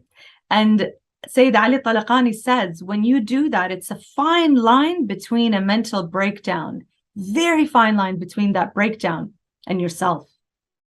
Right there, that shows you how holding back your emotions is not really being patient. And so being able, okay, to express your emotions, being aware of your emotions, first of all, being aware and recognizing, all right, validating, yeah, this is tough, this is difficult, absolutely, right? And then looking at how to seek support. Now, we know in our communities, especially when it comes to gender variances, and this is a general, I guess, stereotype, you could say, a generalization across all communities, not just our communities, but more so, I would say, within the diverse cultural communities, is that men are supposed to hold back their emotions, not to express their emotions, right? And we see the opposite with the Ahlul Bayt, salamallah alayhum. When the Prophet lost his child, when he lost Sayyidah Khadija, when he lost people in his life that were dear and near to him, he expressed grief. Men of all men, the king of all kings, expressed grief and tears. Imam Ali alayhi salam expressed his grief, knowing the story of what's going to happen to Sayyid al-Shuhada, right? Al-Abbas, Al-Hussain, peace be upon them, we see how they express their grief. Imam Ali Sajjad, after Karbala, wept tears of blood, yet they still practiced patience. Their hearts never hardened. They expressed emotion. We need to raise a generation of men that are allowed, that can express their emotions without being punished and made fun of and ridiculed. So let's bring it now back to the general population. How do you express grief? How do you express all of this without necessarily feeling that you're losing faith? We're human. You're allowed to express your pain. It is safe to express your pain. But you got to find the safe spaces for it. And then I think we can create the safe spaces by, again, normalizing, validating, providing love, support, and compassion. We certainly do that when our friends and family lose a loved one, right? But then when people go through difficult situation, what do we say? Suck it up, get over it, let it go, let go of this relationship, let go of this work, let go of these people. Tough love is not the answer. Tough love is never the answer. No, that tough love can really get to that fine line the Sayyid was talking about. Oh, yes. Right? Really... Of that mental breakdown. Absolutely. And then when somebody has that mental breakdown, what do we say? Oh, he's crazy, she's crazy, they've lost it. Then we start looking at them with strange eyes when we have been contributing to the problem of it. Sometimes tough love may be needed when we're looking at addictions, for example. That's a whole other topic. But when we're talking about our regular life struggles, yes, these difficulties are opportunities for growth, learning difficult lessons in life. When you are dealing with enormous amounts of stress for the first time, do you start cutting out the people that you love the most, that love you the most? What happens when you do? Then you feel you're alone. You keep it all inside here. You harden your heart. You start getting cruel. That tear doesn't come down. You hold it all in. You block it. You know, it takes so much effort to block something, the resistance. What happens after when you do this blockage? What happens? You're pushing, you're blocking, you're not letting it come to you. It can come and hit you unexpectedly. So this is why when you're facing difficult situations, there is a time absolutely where, you have to be tough. You have to kind of deal with it. This is what we talk about when we talk about survival mode. You're in survival mode. But then when people are reaching out to you, you tell them, hey, your behavior is hurting me. It's not childish of the other person to feel pain from their response. This person's accountable still, no matter what the stress is, no matter what the difficulty is. You have no right to be cruel and hurtful to others, especially the ones that love you the most and are reaching out, trying to help and support you. What you do here is you take a step back and you reflect. What's going on? Why do I feel this hurt? Why do I feel this anger? Why do I feel this resentment? Why do I feel this pain? Pain is meant, and anger and all these intense emotions are meant for you to see that something is wrong. Something is wrong. Something needs to change. But it doesn't mean you cut out the people who are there to support you and love you. It means you need to reach out, perhaps, talk to other people that you trust, change some things that are not going well in your life. Something's off. reflect, listen, do that tafakkur and tadabbur that we learn so much about from our ulama and scholars, right? And look at how you can apply that from a psycho-spiritual perspective. I truly believe, and this sounds cliche, but when we talk about love here, and I'm not talking about romantic love, I'm talking about human love here, whether it is from your romantic partner, spouse, or whether it is from a parental love, a friendship love, a child, whomever. Love, in the end, here, when we talk about that compassion, that softness that was exemplified by the Ahlul Bayt, salam Allah alayhum, this softens our hearts. This allows us to come to that space of, you know what? Let's feel these tears. These tears soften the heart. Let's open up our hearts. And of course, in safe spaces where people are truly there to lift you, to support you, and are there for you. And we see that exemplified with the Ahlul Bayt, salam Allah alayhim, when people turn to them for guidance, for advice, for support. They were amazing listeners. And of course, with their knowledge, they gave amazing solutions and strategies for people to cope with the difficulties, and whether it's family conflict, spousal conflict, friends, work, everything in life, right? Again, when we block and we numb, this hardens the heart, because there's no tears softening our eyes and our heart, and that tightness here, like Sayyid al-Talaqani was saying, and how working with that softness in terms of awareness and reflection and reaching out to safe spaces and accepting the support and help that comes from your loved ones, this helps us deal and practice patience. Practicing patience doesn't mean you block your emotions. It means taking it in a way that you're capable of, safely, and using strategies, whether it's, working with exercise to get rid of stress hormones, whether it's art, whether it's creating sounds, pieces of paintings, poetry, writing, going for walks in the woods, getting in that oxygen that your body and your mind and heart and soul absolutely needs, connecting to something that can help here. This is patience. Patience is also what we learn about from a psycho-spiritual perspective. Tawakkul ala Allah, that dependence and that full piety in God. And I love how we learn about these things, but we don't really think about it from a psychological perspective. It's positive psychology if you think about it.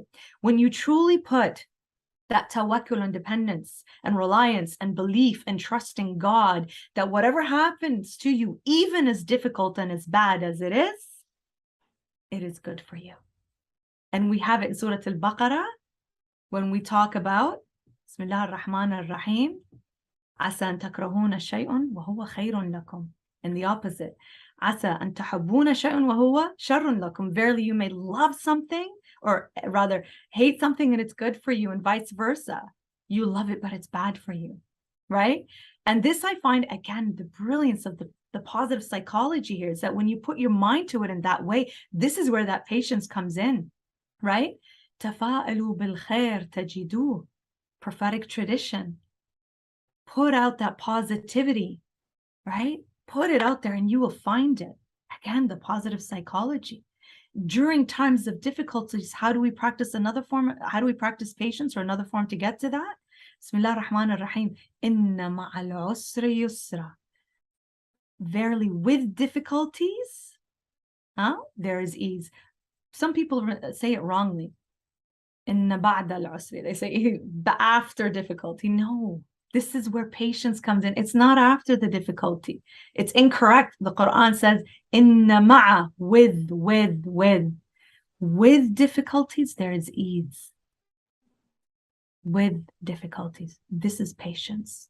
Because you are acknowledging with difficulties, that's acknowledgement, that's validation. There is ease, there's positivity in there. Where is the ease? The ease can come from the people that love you the most. The things that we need to change in our lifestyle is to not block and harden the heart, is to soften that heart. And you see how I'm speaking about this, because this is something I personally see in my life. I personally see this as a clinician, and I see this with people who come and seek the support. When you truly apply these concepts, and let's take it a step further now with Karbala. Sayyida Zainab salam Allah alayha, who personally for me is the biggest role model of patience. And we all can learn from that. And all of us have our own connection with the beautiful lady in terms of how she exemplified this patience. How did she exemplify that with her words? I see nothing but beauty. In the trauma, in the terror that she experienced, and the women, And what they witnessed, I need not repeat the story, but the trauma of what they witnessed when she was mocked about what happened to her brother, her imam, and the family. What does she say in her defiance? I see nothing but beauty. This is the embodiment of patience, that in her trials of difficulty, she saw beauty in the sacrifice. That is the epitome of patience right there. This is what us as normal, regular people, when we turn to that and understand the challenges in our lives, what they're meant to give to us, nothing beats this. That her strength and resilience and how she practices her patience is that she saw nothing but beauty. And this is a lifelong lesson for us. And, you know, why do we remember year after year and many times throughout the year this over and over again? Because Karbala is a university that we can apply at all levels of our lives, the school at all levels of our lives. This is one of the millions of lessons that we can learn. And to be able, for me as a clinician, to connect it that way, it is, you know, I'm at loss of words now, but it's something to be inspired from. You know, when we have our own challenges and difficulties, we don't turn to these figures. We are so stuck in our own challenges, we cannot look beyond the circle. Again, that's normal. But sometimes in the middle of a breakdown, or sometimes in the middle of something really difficult, Lady Zainab could come across our mind, or Imam Hussain, how he gave everything, including the blood of his 6-month-old infant, to awaken a sleeping consciousness of a nation that had gotten so gluttonous and treacherous and oppressive on so many levels. There was no way to awaken that except through the sacrifice and the trials they endured. And if you think about that and compare it to your life, of course, a lot of people, and this from a mental health perspective, would say, well, what I'm going through is nothing compared to that. I can't compare myself. We're not saying to compare here. Your challenges are just as valid as anybody else's challenge according to what you are going through. However, we can draw inspiration from these stories, from the Ahlul Bayt, from other people who, let's say, stories are much more challenging than ours. This is not to invalidate your experience, but to understand that your experiences and your challenges and your trauma are just as valid. And we can use these inspirations and these stories around us to inspire us, to empower and motivate us, and give us patience when we think about their patience and learn about their patience, to inspire us to get stronger in our patience, inshallah. Thank you so much for your wise words. And I'd just like to close our session. I wish that we could continue talking about this, that when we are talking about our mental health, our mental strength, and our resilience, and the fact that how are we meant to cope with all of these hardships that are bestowed upon each and every moment. In fact, it is said in multiple ahadith that if 40 days have passed and if nothing has kind of come in the middle of your happy-go-lucky life, something's wrong. Recheck your amal. That means that you're not being tested by Allah subhanahu wa ta'ala. So if within 40 days a hardship does befall you, the first thing that you should say is Alhamdulillah. The second thing that you must do is practice akhlaq, our mannerisms, because it's very easy that the instant a stressful situation comes forth or something discomforts us, we go on a raging rampant.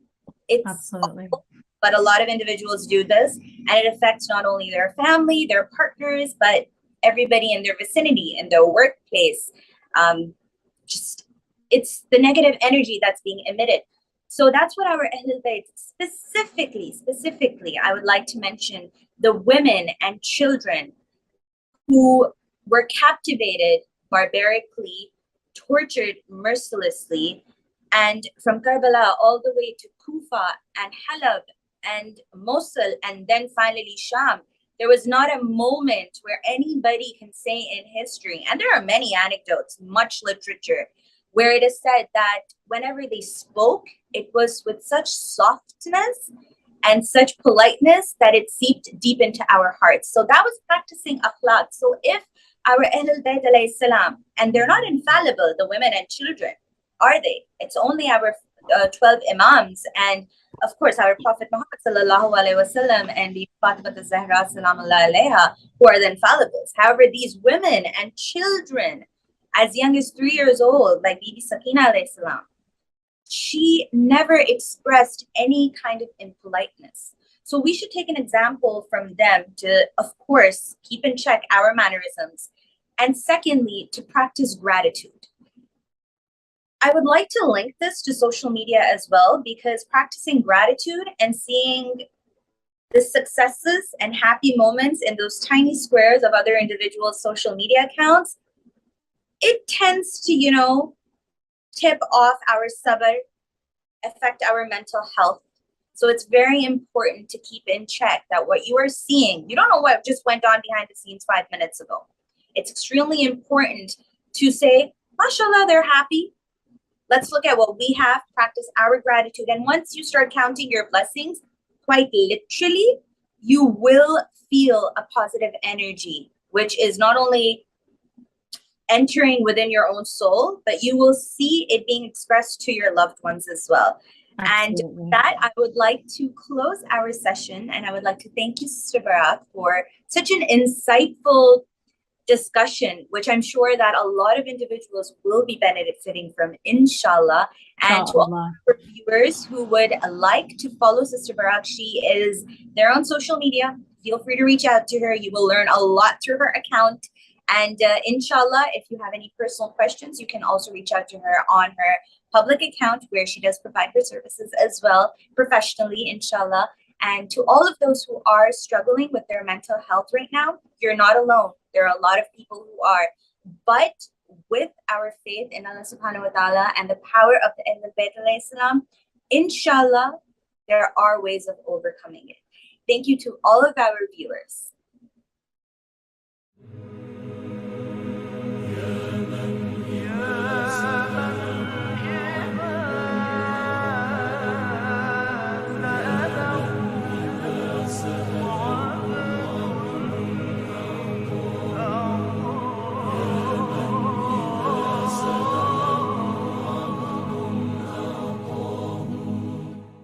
نسألك يا من هو الله الذي لا إله إلا هو الرحمن الرحيم الملك القدوس السلام المؤمن المهيمن العزيز الجبار المتكبر الخالق البارئ المصور الغفار القهار الوهاب الرزاق الفتاح العليم القابض الباسط الخافض الرافع المعز المذل السميع البصير الحكم العدل اللطيف الخبير الحليم العظيم الغفور الشكور العلي الكبير الحفيظ المقيت الحسيب الجليل الكريم الرقيب المجيب الواسع الحكيم الودود المجيد الباعث الشهيد الحق الوكيل القوي المتين الولي الحميد المحصي المبدع المعيد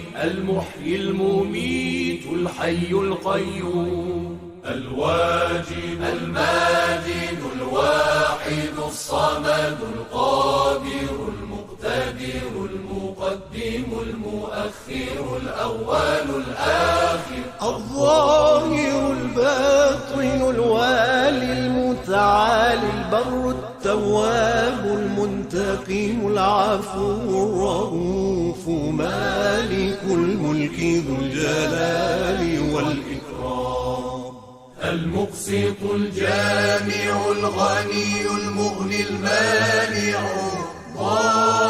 الضار النافع النور الهادي البديع الباقي الوارث الرشيد الصبور الذي ليس كمثله شيء وهو السميع البصير اللهم صل أفضل صلاة على أسعد مخلوقاتك سيدنا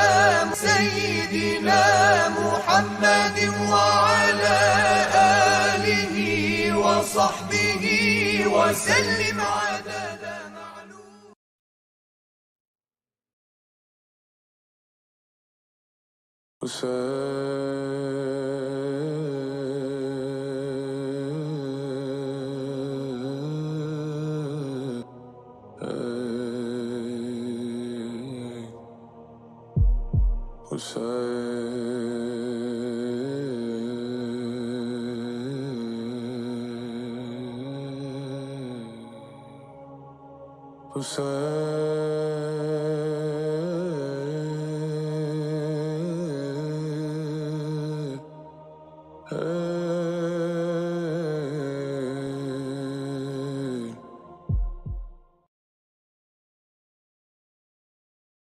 Many thanks, Aditya, for managing the stream across this conference. It is truly much appreciated.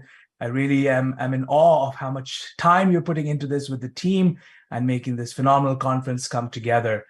Thank you for all of your tech support and making sure that our green room was so easy to operate. This topic, I think it's my third topic at this conference, very grateful for that, is one that gets me to go back to my high school years. Now, I am dating myself a bit, but I did grow up in Dubai and I studied in the O-level system, the GCEs and the GCSEs. And I remember in English literature reading things like alliteration and similes and metaphors and John Keats and Edgar Allan Poe. I studied enough to pass, and I believe I passed, often failed my tests with flying colors, but I passed the final O-levels. But I never thought that I would apply some of these concepts to the narratives around Karbala. I never thought that I'd be thinking about similes and metaphors, especially in the English language, when it came to the mourning around Karbala and Azadari. More importantly, when I grew up, so this we're talking, the early 90s, from a poetry standpoint, although media had developed quite a bit in our communities, it was the Nadeem Sarwars of the world. And if you were lucky, you got a little bit of Hassan Sadiq. And we didn't really know who was a Rehan Azmi or who was a Sitte Jafar or any other names. Yes, we had heard murmurs of a Basim Karbalai. Remember, those were the days when Ziyarat in Iraq was a very different story, but not more than that. And that shape has changed quite a bit thanks to social media. But even before that, when the internet started, and again, I'm dating myself, when things like Real Player started and things like Napster started and websites like azadar.com, where they started to digitize Nohas, and now you got access to so much more. So today we're going to explore how poetry in honor of Karbala has grown and its impact. And more importantly than that, we'll learn from poets specifically how they have gone about building their craft when it comes to writing about the Ahlul Bayt and more specifically about Karbala. Poetry is not just a bunch of lines that you put together. There are some technicalities that go into that. There's a lot of learning and training that goes into it. And we're going to be exploring some of that in this session. I remember one of my teachers once said, a poem is never finished. And today, it might be abandoned, but it's never finished. And poems are things that you keep adding on to. So today we're going to learn from these reciters, from these writers, how they've gone about building poetry around Karbala. I'm going to be extra well-behaved in this session because my father-in-law is one of the guests as well. So hopefully this goes well. Wish me luck. There's a lot riding on this one. So with that, welcome everybody, and let's jump into the session. I'm going to start off with my father-in-law first, who I will consistently refer to as Baba. I have to. My wife is listening to this session. Lots riding on it, and we'll go on from there. Baba, if you can introduce yourself, and more importantly, tell our audience how you got involved in writing Urdu poetry on Karbala. Okay, first thing first, my name is Akhtar Asif Zaidi from Pakistan. Of course, the Karachi is my city. When you are talking about how I got involved, this is the very first thing.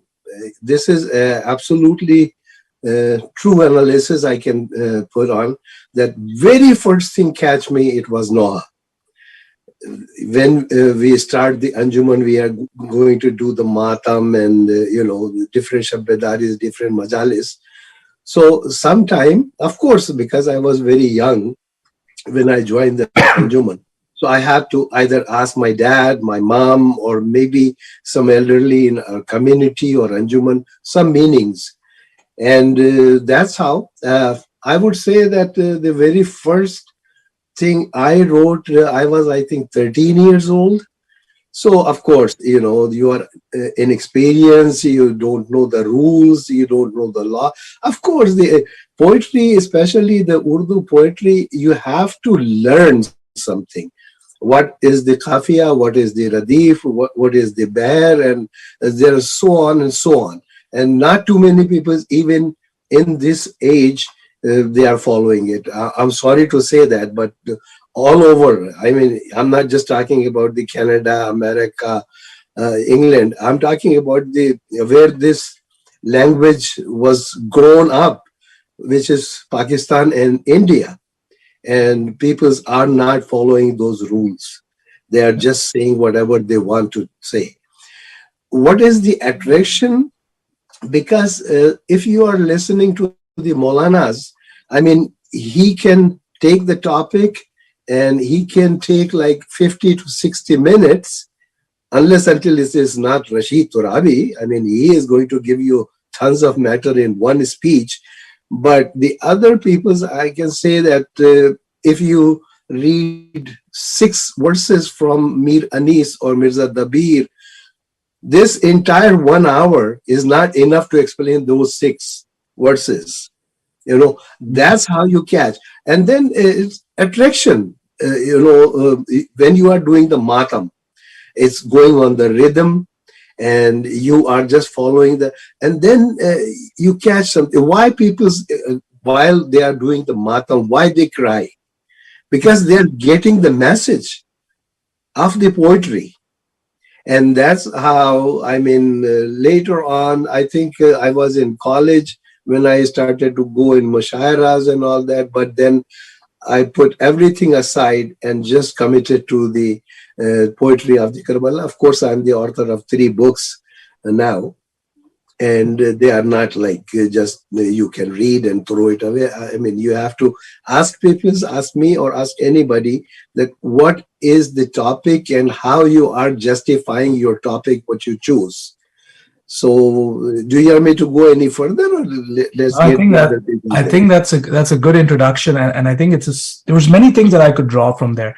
But for our audience, one of the things I want you to pay attention to is, just for your benefit, for those that don't know the words, when my father-in-law said Anjuman, which refers to a group, like in the Arabic community, you'll have Shabab al-Mahdi, you may have seen different mawqibs, and Anjuman sort of takes that meaning.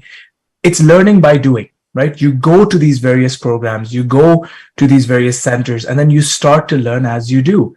You perform matam, or you start reading with somebody, and suddenly it clicks. What does this mean? And you ask those questions. And I think this is very, very critical. One of the things that I've been fortunate enough of spending some time with my father-in-law in terms of his writing is getting to see and listen to some of the speakers that have inspired him. I know my father-in-law mentioned Rashid Turabi, who's obviously no longer alive, but in current days, you have someone like a Dr. Salman Turabi, absolutely worthwhile listening, who will take one word and expand on it dramatically. So, Baba, thank you for that introduction. From you in Brampton, Mississauga, which is about 30 minutes from my house, I'm going to take a flight to the halal capital, at least what we know as the halal capital, to Michigan. Nuri, I know you're a very, very busy individual. I want to thank you. It's an honor for me to have you here, Nuri Sardar. I don't think you need to introduce yourself, but I'm still going to ask you as a formality. Introduce yourself to our audience and tell us your side of what got you interested in poetry around Karbala. Nuri? Bismillahirrahmanirrahim. Thank you so much for having me. I really appreciate it. So I've been writing, alhamdulillah, poetry about the Ahl Bayt alayhim salam, in English specifically, since I was about 15. Or 16, 17, I think it was. Really the reason I started was because I grew up enjoying specifically Arabic nohas, Arabic latmiyas, and I really, love the kind of, it's funny because my Arabic back then wasn't that good, so I only understood bits and pieces of it. So my imagination would always piece together the parts I didn't understand. And I always wanted to write Arabic myself. But because my Arabic was so low, so bad, I thought, let me start writing in English. Let me see how it goes from there. Inshallah, when I learn Arabic one day, I can write in Arabic. And alhamdulillah, I realized that there really is a gap, in that kind of field of qasaid when it comes to English, be it spoken poetry you can read, or poetry even recited in the majlis, in the gatherings. I think all of us, mashallah, grew up in different communities hearing Nohas, Latmiya, Marsiyas in Urdu, in Farsi, in Arabic, and it's beautiful. You can't touch them. You can't touch that. What they can reach. But sometimes it's like, I want the person, the same way I can appreciate an amazing qasida in Arabic, or the way a reciter can recite it, I would like someone who doesn't understand Arabic to appreciate it. The same way, we can appreciate Urdu Nohas. I want someone who doesn't understand Urdu to appreciate the weight of those words. Yeah. So I think that's why I kind of found myself in this place where, I'm writing alhamdulillah English, reciting spoken word, or writing for reciters, and very blessed to do so. And really just kind of trying to offer a glimpse into the rich heritage that we have as Shia, from Arabic, from Urdu, from Farsi, Turkish even, all these beautiful languages in English, which is very hard because English is a very stale language. It's very hard to express yourself the same way you can in Urdu and Arabic. And I would never claim to be the best at all. I'm just someone who really writes off the bat the same way. I'm really attracted by the old school Iraqi poets who used to write from, say, in the 60s and 70s, living in Karbala and Basra and these locations. And their poetry was, very deep, but also somewhat, street level conversation. It was simple. It's called Shabi poetry. It's the same way you kind of talk. So I haven't, studied classical poetry. There are poets that are much better than me. There are poets that are much more professional than me. But what I do is, I try and, implement the same kind of styles that I hear and enjoy in terms of, the way qasa'id are spoken into English. And that's essentially what I do, alhamdulillah, with the blessing of Ahlul Bayt alayhim salam. Nuri, thank you so much for that. And, when you were speaking, it reminded me of something my mom would always tell me, is that when you're listening to something, listen to what's not being said, or you're reading something, listen to what's not being written. In essence, she was telling me, look for the gaps, and those gaps of which you can find an opportunity to fill. And I think that gap you found, where there's an opportunity in the diaspora to use the English language, very powerful. You've acted on it, but you've also touched on two other things, which I'm sure we will come up with later on in the discussion. This aspect of learning and teaching yourself.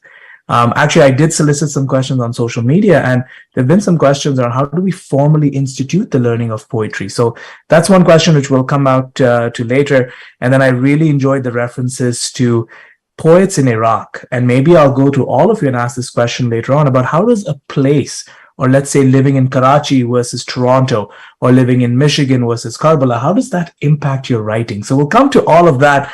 Thank you for allowing me to do that trailer and that teaser, Nuri. Again, thank you for joining us, and I'll come back to you very, very shortly. And last but not the least, I'll take another flight or board Ridawi's personal jet and see him somewhere in the west end of Ontario. Ridawi is a good friend from my university years. We got talking a little bit about poetry way back when in 2009, 2010. He gifted me an Aqiq ring, but then we never really stayed in touch. But we always watched each other on Instagram, and today we got an excuse to get connected, and I'm really grateful to the team at Hussain Global for making this happen. Ridawi, you come from a rich heritage of poetry and poets. Could you tell our audience a little bit about yourself, what you do, and why poetry? What attracted you to it? Ridawi. Assalamu alaikum, Ali.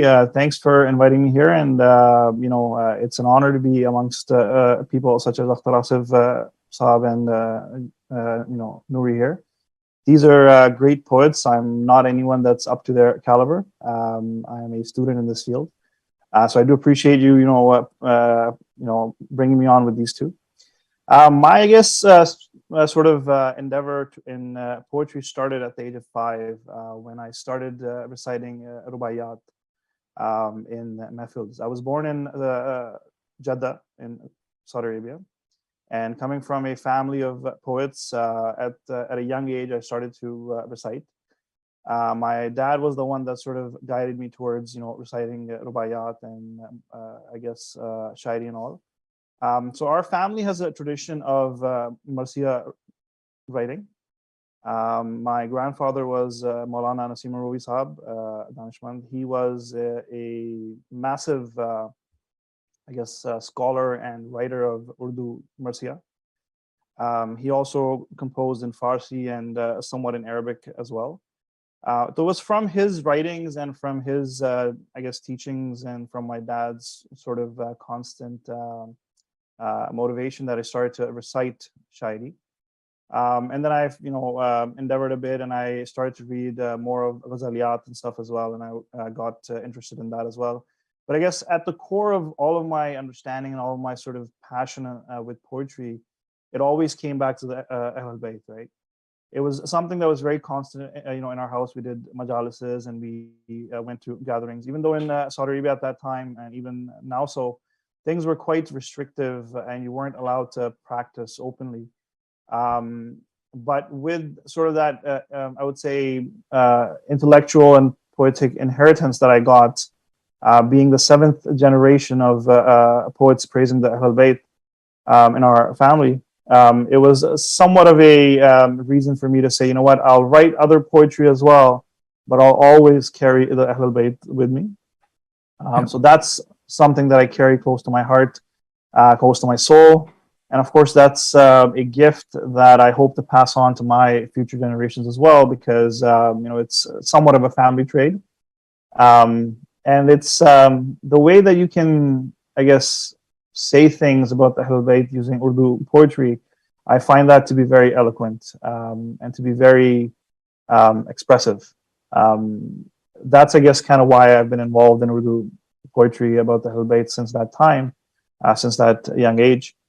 But that's pretty much me. I'm not sure if that's ample or if you want me to elaborate a bit more, but no, that's very, very, very useful, and I really like the thing that you said at the start, right? That you're still a student of this craft, and as the sixth Imam says, I believe so, to teach is to learn.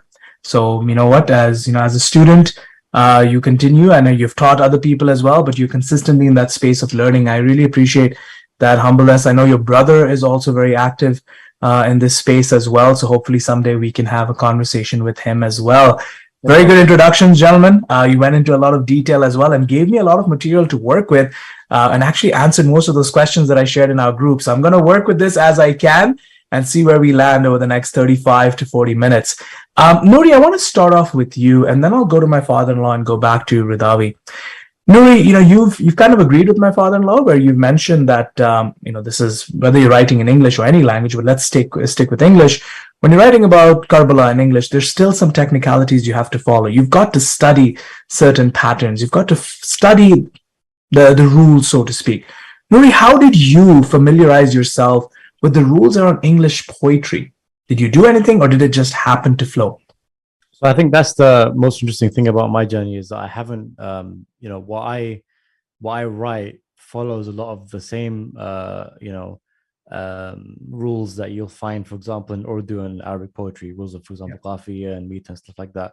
And of course, they might have different terms in English poetry. But I think, the reason I'm so adamant about saying that I don't consider myself to be anywhere near the best or the most professional is because, again, I'm always more, inclined toward that kind of stand up in the mosque and recite from your heart kind of poetry, as opposed to, write something, that can be published in a textbook. Not that there's anything wrong with the other side, but that's personally, what kind of, sits with me best more.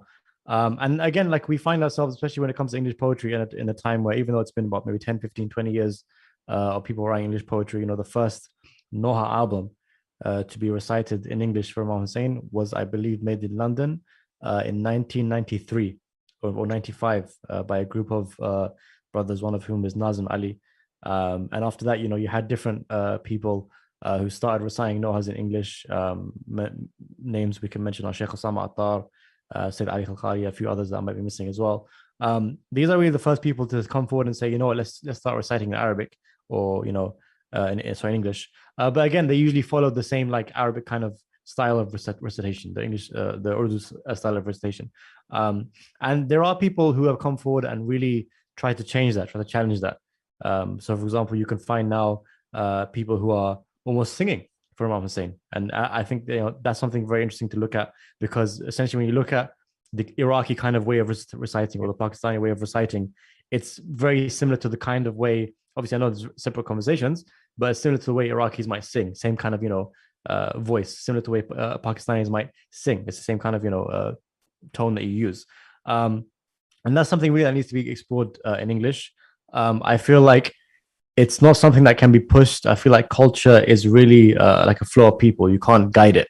It will kind of happen automatically.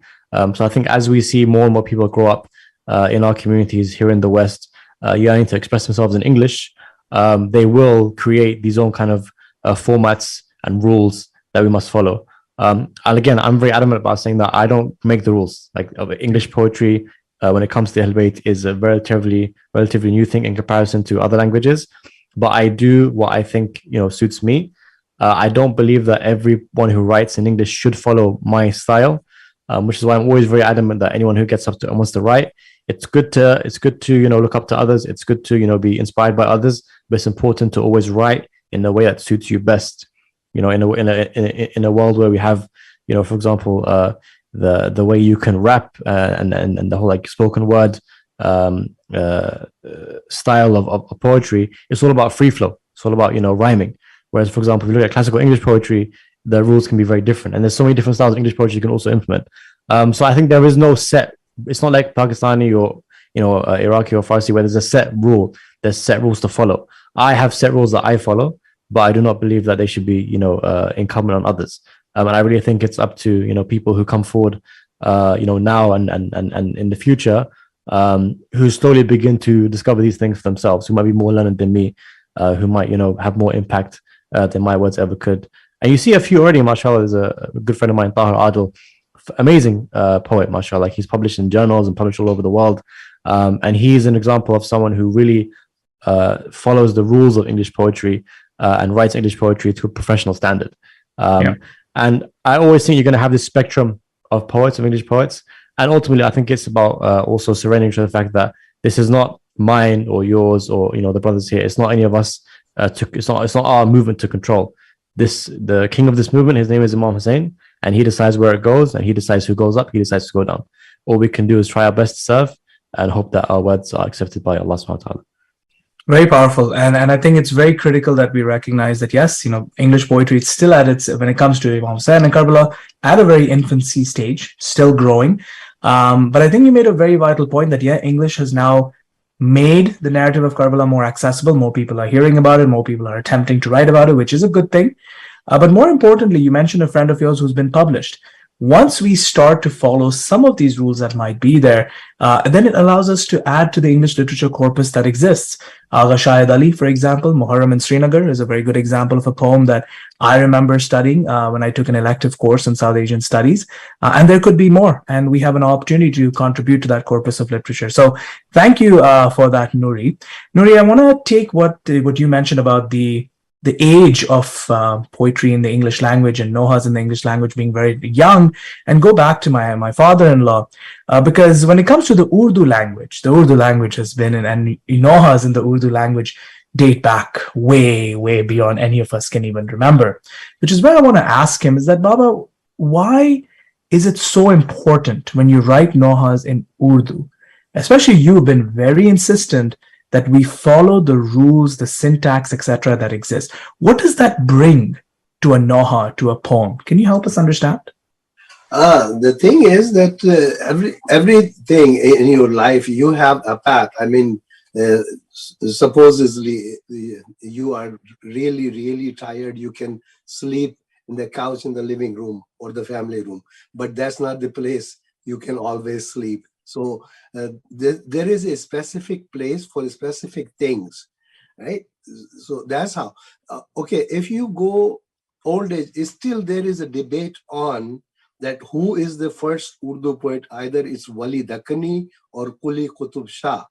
And what is my opinion about that? The Quli Qutub is the first one. But then Amir Khusro is coming in between, and there was no Urdu poetry. Urdu was, now still people are saying, and even sometimes I say that too, that Urdu is a very rich language. Although this is not the truth, because Urdu is carrying Arabic, Farsi, Turkish, and 90% of the words from the Hindi. The Hindi has the boundaries. I mean, when you use the word which is originally from the Hindi Zaban, Hindi, then you cannot put, okay, let me, because there is a technical thing is coming now. Izafat. What is the Izafat? Shere Khuda. Okay, everybody understands Shere Khuda. I'm talking about Hazrat Ali. So Sher is a Farsi.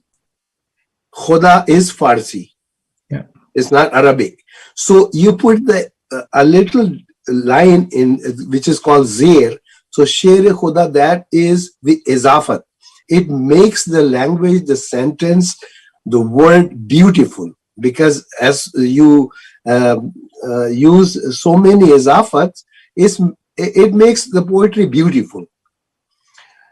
What is the thing is that the chaukat, okay, no, forget about this is the very technical word. Hath. Everybody knows what the hath is. I just said daste khuda, dast, hath. Yad in Arabic, hath, hand. Daste Khuda, again I'm talking about Hazrat Ali. Did you ever heard Hath-e Khuda? No. Why not? Because Hath is a Hindi word. So you cannot join the one word to the other with the izafat. Connection. Okay, so Urdu poetry, especially when you are talking about the, of course, the Wali Dakhni was Shia, Wali Qutub Shah was Shia, Mir Taqi Mir was Shia. I mean, I'm talking about the first generation of the Urdu poetry. Marsiya was only 4 lines, one ban called 4 lines. Now it came to, why I'm giving you this detail. Rafi Sauda is the inventor of the 6 verses of one ban, and then Mir Anis Mirza Dabir follow it. So we are going on that.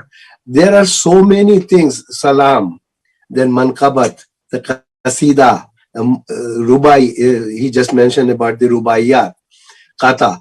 There is, when you say Rubai, that means you are talking about the 4 lines. I mean, you start the topic and finish it within the 4 lines, which is called Rubai. They have the specific meters of it.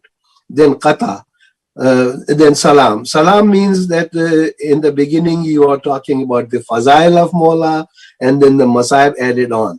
So this is Salam. Manqabat, there is no Masaibi share. There is nothing like you are going to cry over it. Qasida, 100% madha. There is nothing else. So there are so many things. That's what I said, you know, these days, whoever is writing, I'm not saying entire population of the poets are not reading. Of course they are reading, but very, very few of them who read, who knows what is the difference between the Qatha and the Rubai, what is the difference between the Salam and the Noha, what is the difference between the Qasida. So there is a process. I mean, this kid, he just said that he is learning, he is a student. I'm 68. I'm a student too. I'm still learning. I cannot focus it because if I go my right, my left, you are going to find the dictionary of Urdu, and then 3 sitting in front of me.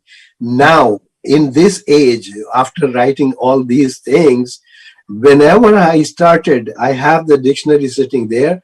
I want to check the word, if it is coming from the Farsi, it is coming from the Arabic, it is coming from, because I want to use the connections between the 2 words.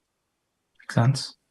Okay, am I talking too much or what? No. This is perfect, and I think that word there at the end, the connection piece, is very important. And I've always believed that poetry is like a painting that speaks, but there's tools. Of course it is. Yeah. There's tools and techniques that go into that, right? And you know, it's interesting to hear you, but at the same time hear Nuri, where Nuri has spoken about the English language still at its infancy, but Urdu has a lot of literature behind it, a lot of tools and technicalities. And I want to talk a little bit later on about how we can train to get better at these things. So thank you for that. You've answered a lot of questions for me. Keep on talking, make my life easier so I don't need to say anything more. Ridawi, I want to come back to you now. So Ridawi, you mentioned, you know, your family heritage and all of this, your grandfather, your brother, etc. This was a question that I got on social media, and I'm going to throw you off a little bit by asking it to you randomly. No problem. And that is when you're writing, you're familiar with some of the meters that was just referenced, etc. How do you pick your topics? How do you decide what I'm going to write on today? How do you find that one element of Karbala that you want to focus in on? Zawi? You know what? I think it's not something that you choose. It's something that you feel and it comes to you, right? It's not that you're going to decide that today I'm going to write the Masahib of Hazrat Ali Asghar, or today I'm going to write the Masahib of Hazrat Ali Akbar. It's just that when you feel something moving inside of you and you want to say it, the words kind of start to flow, right? And I mean, Sahab has elaborated quite greatly on how the meter and rhyme and sort of the flow of Shairi works. And he said things that are well beyond my level of understanding as well, obviously. But he's absolutely right in the way that he says that you must follow the format, right? So while you feel what is meant to come to you, you have to take that and then put it into words and sort of confine it within these bounds and these borders, right? So the topic really isn't chosen by you. It's what you experience, it's what you feel. And then so at least that's how it works for me. I don't really sit down and say, today I'm going to write about this. It's just I sit down and whatever starts to come to me, I just start writing. And that's what occurs. Usually it's going to be a line that'll come to me. It could be that I hear a word, or I could hear a sentence, and then it'll evoke some feeling in me. And then from that feeling, I will get some kind of inspiration. And from that inspiration, I will take and I will write a line. And then from that line, I will elaborate and I would fit it into a meter, into a rhyme, the qafiya and the radif and the bahr. And then from there, I will elaborate and turn it into either a ghazal or a manqabat or a band or something of that nature. So at least that's how it works for me. Very useful, and I think you've elaborated on the fact that content is important, but context is key as well. Where you are, what your life situation is at a particular time, all influences what you choose to write about. Now, all of you, the questions that we had scripted, you've all kind of answered them, minus the closing questions. So I am going to go with some of the assistance that I got on social media. And if these questions don't make sense, we can skip over them. We've got about 15 odd minutes left. Nouri, I want to bring you back into the conversation. Nouri, you got my mind thinking about geography and place when we write.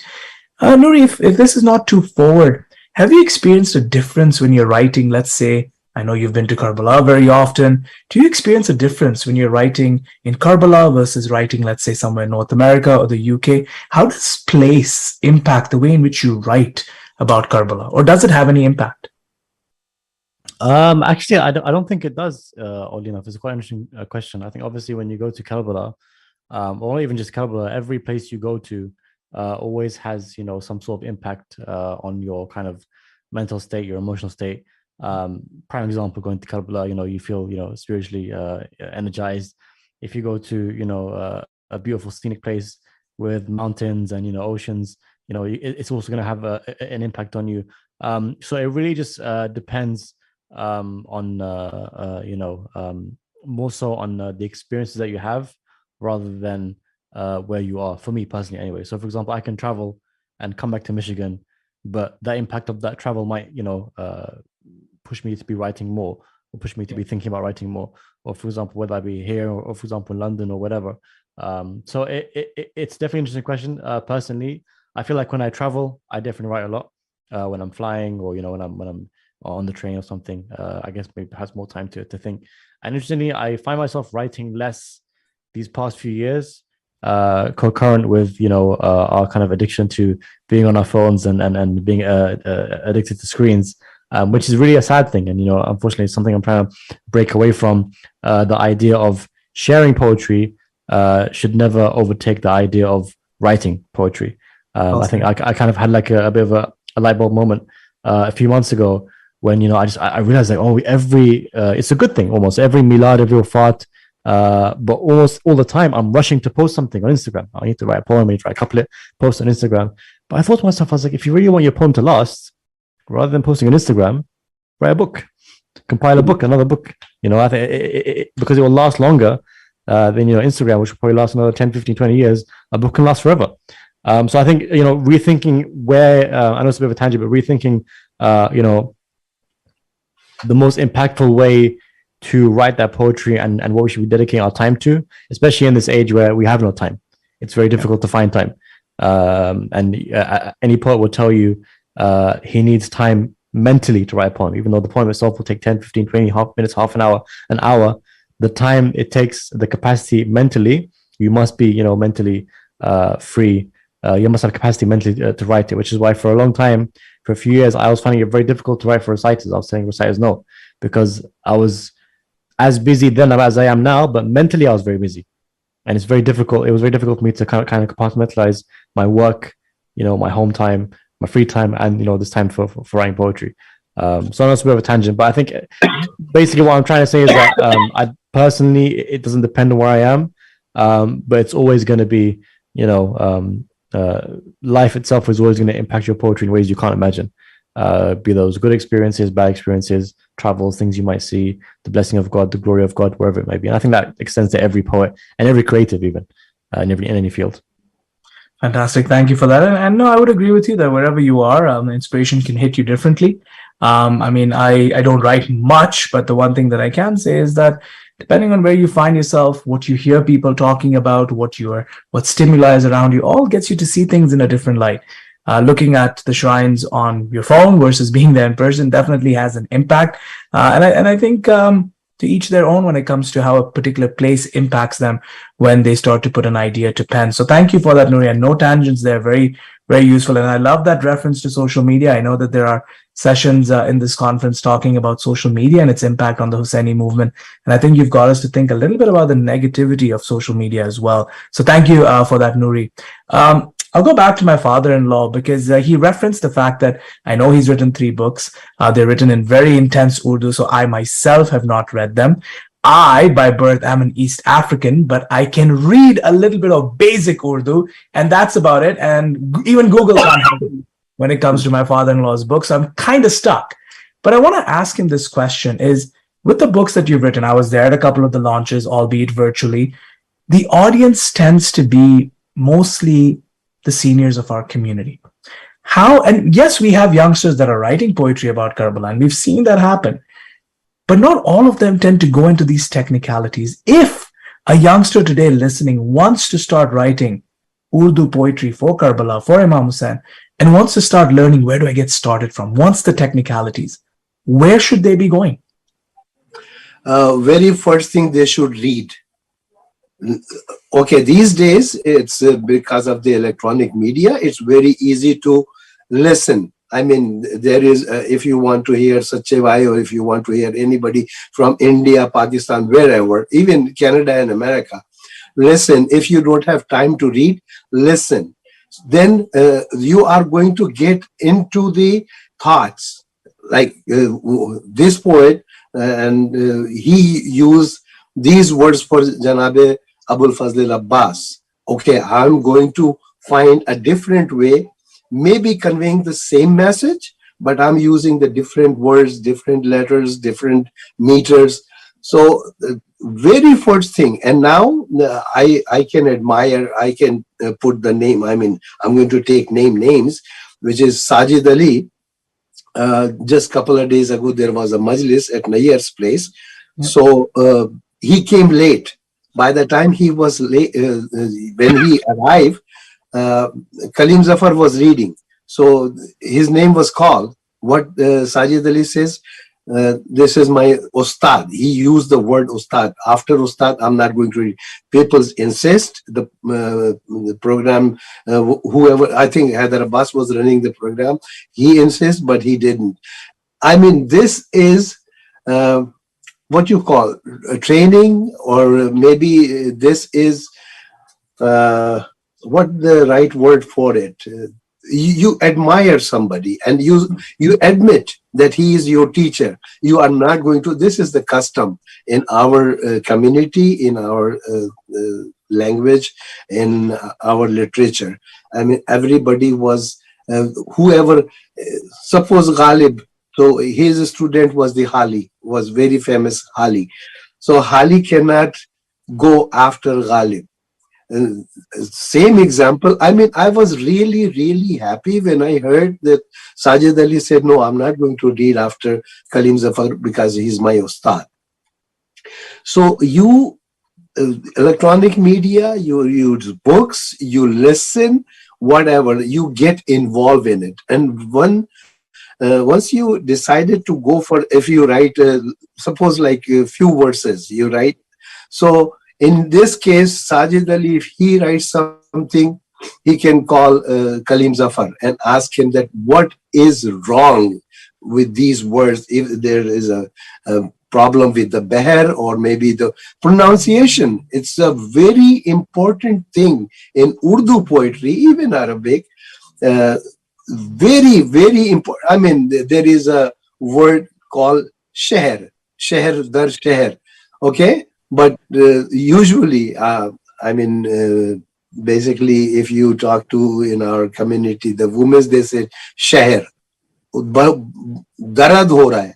No, darad is not the word. Dard is the word. So these are the technicalities. I mean, your pronunciation is very, very important factor in the poetry. Very important. Because it can take you, okay, the word was dard and you wrote darad. So what happened? That you are out of the meter. Because we have to specify the word and then you off the meter.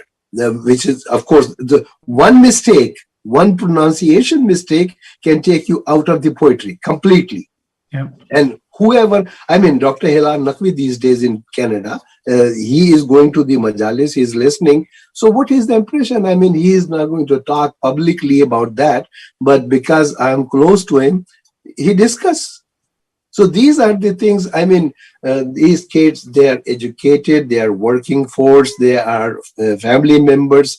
So if you decide to go as a poet, so this is a field, it's an education. I mean, you have to read, you have to make a decision that you are going to just write and, you know, so many people in your group can read it and you become a big poet or something.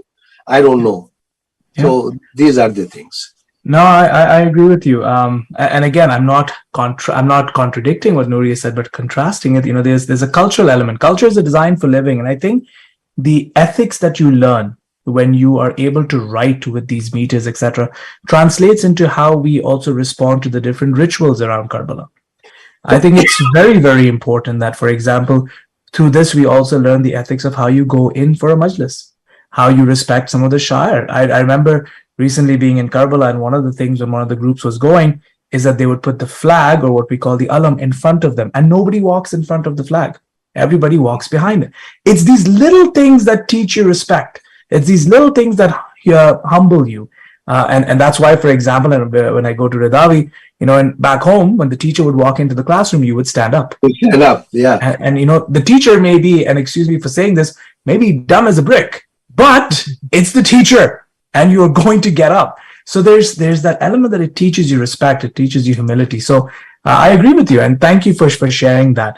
Ridavi, I want to bring you into the conversation. We have exactly 10 minutes left, and I have a few more questions for Nuri as well, and then the closing discussion. Ridavi, one of the things that you had an impact on, and this goes back to our days at York University, where I'm also finishing my PhDs. Oh, I keep saying that, but yes, I'm nearly at the end of it. Leave me alone. Or everybody asking me when am I going to be done? I will be done soon. But Ridavi, one of the things that has happened because of your writing is that you found a lot of popular media. And I'm being very respectful when I see this. I've seen Qawwali composers, I've seen musicians starting to interact with you about your poetry. And it's opened up the Karbala narrative to different spaces. Can you comment, like work with Shanice Jan Muhammad, so on and so forth? Can you comment a little bit about how what you're writing has opened up the Karbala narrative to groups that you never thought would be interested? Well, you know what? That's an ideology that I owe to Jalaluddin Rumi. Rumi gave me some ideas at a very young age about what it means to be Sufistic in your ideologies. And I found that a lot of the sort of Muslim population that exists, they were further away from the concepts that were taught by Ahlul Bayt and the praise of the Ahlul Bayt, just because of the sort of dogma and the sort of stigma that was with traditional Urdu poetry in regards to the Ahlul Bayt, right? So, but we have people that have sort of bridged that gap. You have people like Nusrat Ali Khan Sahab, that brought a huge impact on how Urdu poetry normalized or was normalized to the masses of Muslims in the South Asian communities, where you have such kalams as Shah Saware Karbala ki Shah Sawari ko salam, right? So something like that he brought it into the mainstream media. He brought it into the mainstream sort of domain where it was being played in every household. And people realize that, this is a normal form of poetry that can be accepted and recited and appreciated. Because he or people of that realm brought Hussain into the house of people where he was not there before. Yeah. Right? So it opened up people into realizing that, this is something that we can connect with, that we can associate with, that we can experience. And I guess that's always what my poetry has tried to do. It's always tried to sort of appeal to that crowd of individuals that may not have the knowledge or may not have that, sort of upbringing or that, ability to know the etiquettes of, appreciating the Ahlul Bayt or praising the Ahlul Bayt or understanding their values, and bringing them closer to these values by writing things that, hint at the teachings. Yeah. But also, for those that know, they're quite visible, and for those that don't, it hints at them, and then slowly they can start reading more and more and sort of dive in. So I would say my poetry is more of an entry point for people to enter into understanding poetry, and then of course you would go towards masters like Akhtar Asif Saab, and you've got Dr. Hilal, you've got Zamin Jafri Saab, you've got Kaleem Zafar Saab, and Ashraf Hussain. Yeah. These are all masters that we have available in the GTA that you can always refer to. And to touch back on Akhtar Asif Saab's input, he's absolutely right that you do need a master or an ustad to be able to learn these things, right? For me, I never really had an ustad as such, except for my dad, who's not a poet, but he has been the guiding hand, so to speak. But it's due to his influences as well that I dove towards this Sufistic form of writing, and that's what I do.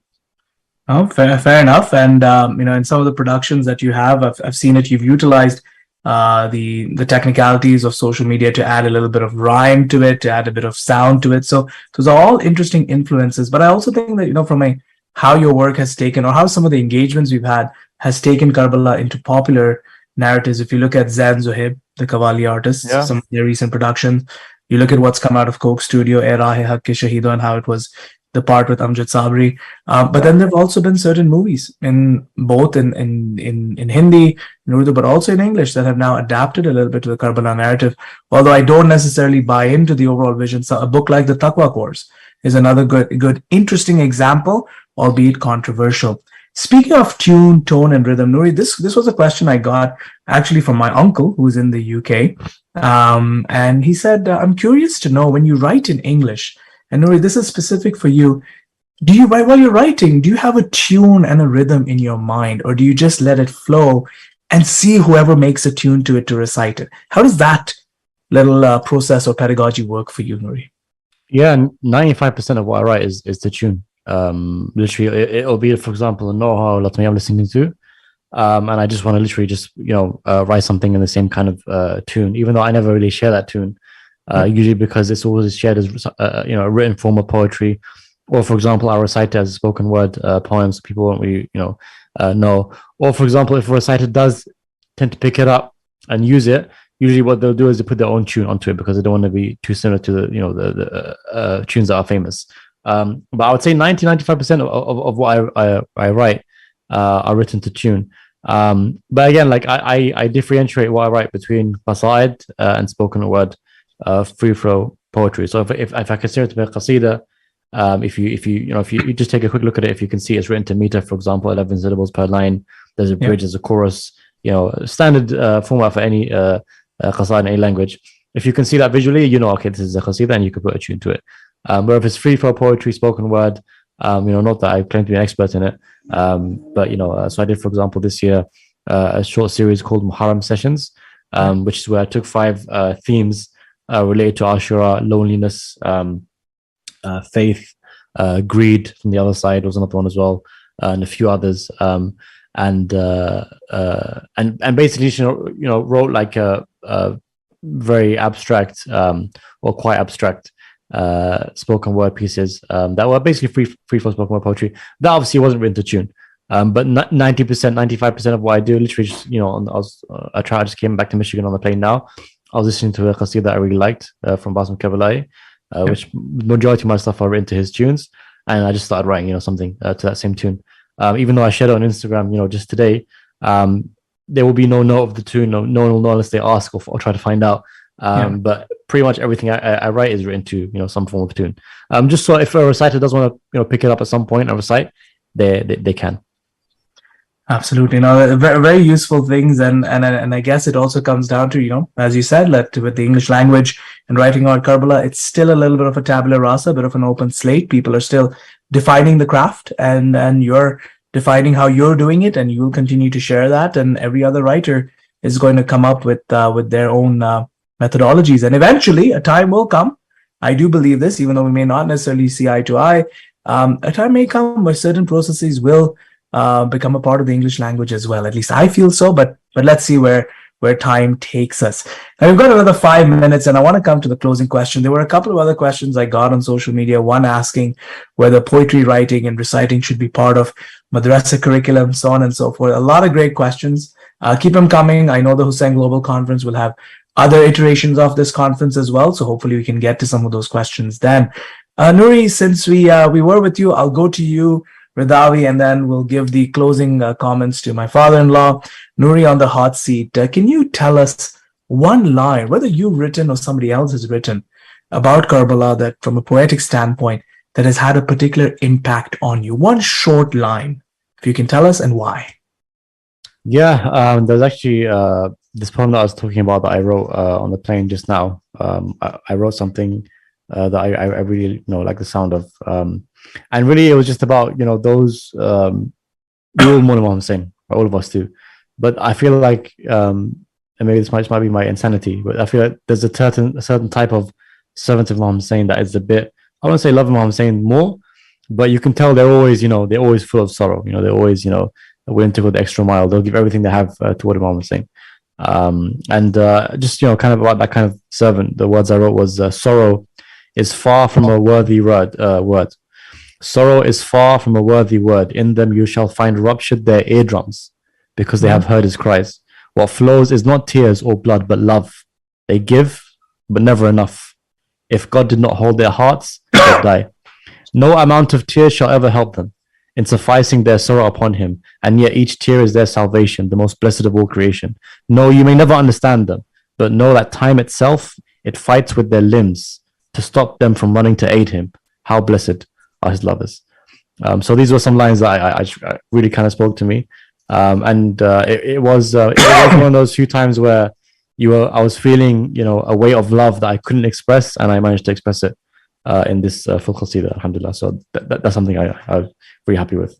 And I think, when you said that, when you used the word insanity earlier on, right? I think when it comes to Karbala and Imam Hussain, maybe not everybody subscribes to this, but insanity is the only form of sanity you know of. And believe me, if you've ever been, this was my first year where my father-in-law, my mother-in-law took us to Karbala for Ashura, and the 10th of Muharram, sitting there, at the time of Fajr and beyond, you realize what that insanity truly means. It's something truly profound. So Nuri, thank you very much for sharing that with us. For those of you that follow him on Instagram, you can read that entire script, I believe, or at least parts of that poem on his Instagram. Mr. Ridavi, hot seat onto you now. A line about Karbala, whether in Urdu, English, French, Italian, I don't know, you speak a lot of languages, something that has impacted you and why. I'll give you 2 minutes. You know what? I'll recite something that I wrote a while ago about Hazrat Abbas Alamdar, and I'll forward it to Dr. Asif Saab as Batore Islah, because obviously I haven't shown this to anybody, but ab hai, so I'm going to read it. And I felt it would be appropriate for this moment. So it's a few lines, but it's not very long, so I'll keep it short. I believe you. Let's go. So it's अब क्या करूं बयान मैं हस्ती Yazid की, अब क्या करूं बयान मैं हस्ती यजीद की, जाहिर था कुफ्र बाद परस्ती यजीद की, जाहिर था कुफ्र बाद परस्ती यजीद की, फिरौन के तबाह को दरियाए नील था, फिरौन के तबाह को दरियाए नील था, मौत हो गई थी उससे भी सस्ती यजीद की, मौत हो गई थी उससे भी सस्ती यजीद की, अब्बास ने फुरात को चुल्लू में ले लिया, अब्बास ने फुरात को चुल्लू में ले लिया, चुल्लू में गर्क हो गई हस्ती यजीद की, चुल्लू में गर्क हो गई हस्ती Yazid. So that was just my emotions about Hazrat Abbas, and I guess the concept of how he conquered Furat and he took the water of Furat into his hands. And for me, that moment, captures the essence of Karbala and the essence of loyalty. And I guess that's what I wanted to state in this, that, that the tyrant Yazid was destroyed the moment he took that water into his hand at Abbas. Yeah. That's just my very, very profound and timely, Radavi. I'll tell you why. Someone had asked me while because I was Instagramming quite a lot, because, well, as Nuri said, that's what today's spoiled generation does. Everywhere you go, you Instagram. So I was Instagramming a little of my pictures, and somebody asked me, so why do you mourn these characters? They went to war and they died. And then I said something about Hazrat Abbas. I was like, if it was he went, he fought, he died, that's war. What did you expect? Someone's gonna survive, someone's gonna die. The thing with Abbas is that we mourn him not because he died. We mourn him because his pain was upon losing the water for those children, and he went without any swords, without the intention to fight. Shows you the level to which Yazid stooped. So I think very, very powerful. I'm not going to comment on the Urdu grammatics over there or the syntax over there. I'll leave that for you and my father-in-law. I know, in keeping with the tradition, he will speak to you separately about that, because that's how that's how a teacher trains you. So we'll leave that at that. But Radavi, as always, nice to have you. And now to my father-in-law. You have about a couple of minutes, 2 or 3 minutes. Give us a short line about Karbala in Urdu, I suppose, that has impacted you and your writing. Okay, since he just talked about the Janab Abbas, so I'm going to give you one share only, and it is related to Janab Abbas. So sometimes, any kind of poetry, sometimes you talk to the poet and he said, I'm proud of this writing. One noha, one qasida, one sher, whatever. So because it's so deep, I'm saying it in my words, I shouldn't be, but because I'm going to explain it. Burida dast dua ki asas rakhaya. Burida dast means that he has no arm, his arm being cut. So Burida dast dua ki asas rakhaya, wafa sarisht tha, kuze mein pyas rakhaya. Now, listen to this. Burida dast Janab Abbas. Everybody knows that. Dua ki asas rakhaya, I'm using two meanings. First, Hazrat Ali prayed to born Janab Abbas. So this is one dua. Second is that when you go to Karbala, you reach to the Maqbara Janab Abbas and you ask duas. Do this, do that, do that. So dua ki asas rakhaya. Asas means the foundation. So burida dast tha, lekin usne dua ki asas apne baap ki taraf se bhi rakhi aur qaum ke liye apne liye rakhi. Now come to this last words, which is The wafa sarish tha, kuze mein pyas rakhaya. He couldn't get the water because he was so fond of Janabe Sakina, so he had to bring something to her pyala, bowl, or glass, whatever you say. But he couldn't make it there. He couldn't bring the water because it was all done. So what he put in her bowl or glass, what? Wafa sarish tha, kuze mein pyas rakhaya. So which pyas, which thirst? Is it Janabe Sakina's thirst, Janabe Ali Asghar thirst, or his own? His own thirst. He put in her glass because he couldn't bring the water. So he was thirsty. He was into the water. He filled that mashkiza with the water, but he didn't drink it. He did not drink the water. So what he did, because he couldn't make it to the khama of Bibi Sakina, so his thirst, he put it there because he was the wafa sarish. All right. So this is, I don't know if I explain it good or not, but as I said, these things are rich. So Absolutely. No, I mean, for me and Hamad, to at least me to an extent, I understood the Urdu. I know Hamad, the Ridawi did, but I see Nouri nodding as well. So I feel like he also captured the meaning of what you said. And it is indeed quite powerful when you think about how do you fill a glass or a flask with your own thirst. It's hope. It's what we call umeed, and so much more. Gentlemen, thank you so much for your time. If there's one thing that I can tell to our audience is, one of my teachers in English literature who passed away, she got me interested in reading Jane Austen and got me into reading. One thing she would always say to our class is, if you can't be a poet, be the poem. And what she meant by that was that if you can't write, appreciate those that do. And I think it's so important now that we realize that for someone like myself who's more into the matam side of things, I realize now why it's important for us to be inside when somebody's reading a Marcia or a Salam, or when somebody's reading a few lines of poetry, and at the very least to show some appreciation, because in these words you're able to a couple of drops, you can fill an entire ocean of emotions and thoughts. Thank you, gentlemen, so much for your time. To our audience, the next few sessions will be run on Hussain Global, and if you have any comments, drop them on social media.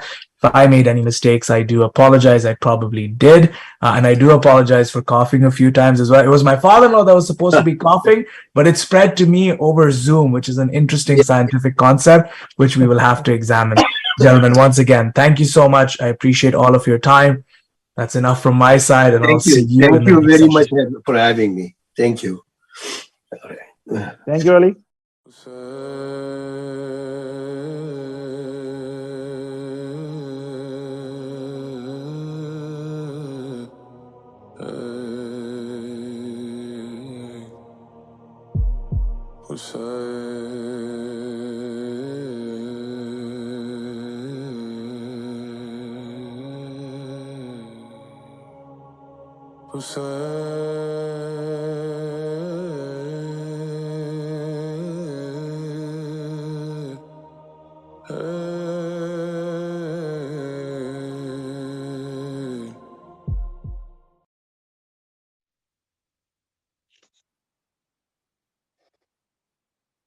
Okay, hello to everyone, and thank you for having me. Can you show the first slide, please? Okay. What I'm going to present is a fruit of a multi-year study about Shia communities in Italy. And I conducted this study from November 2016 to 2020.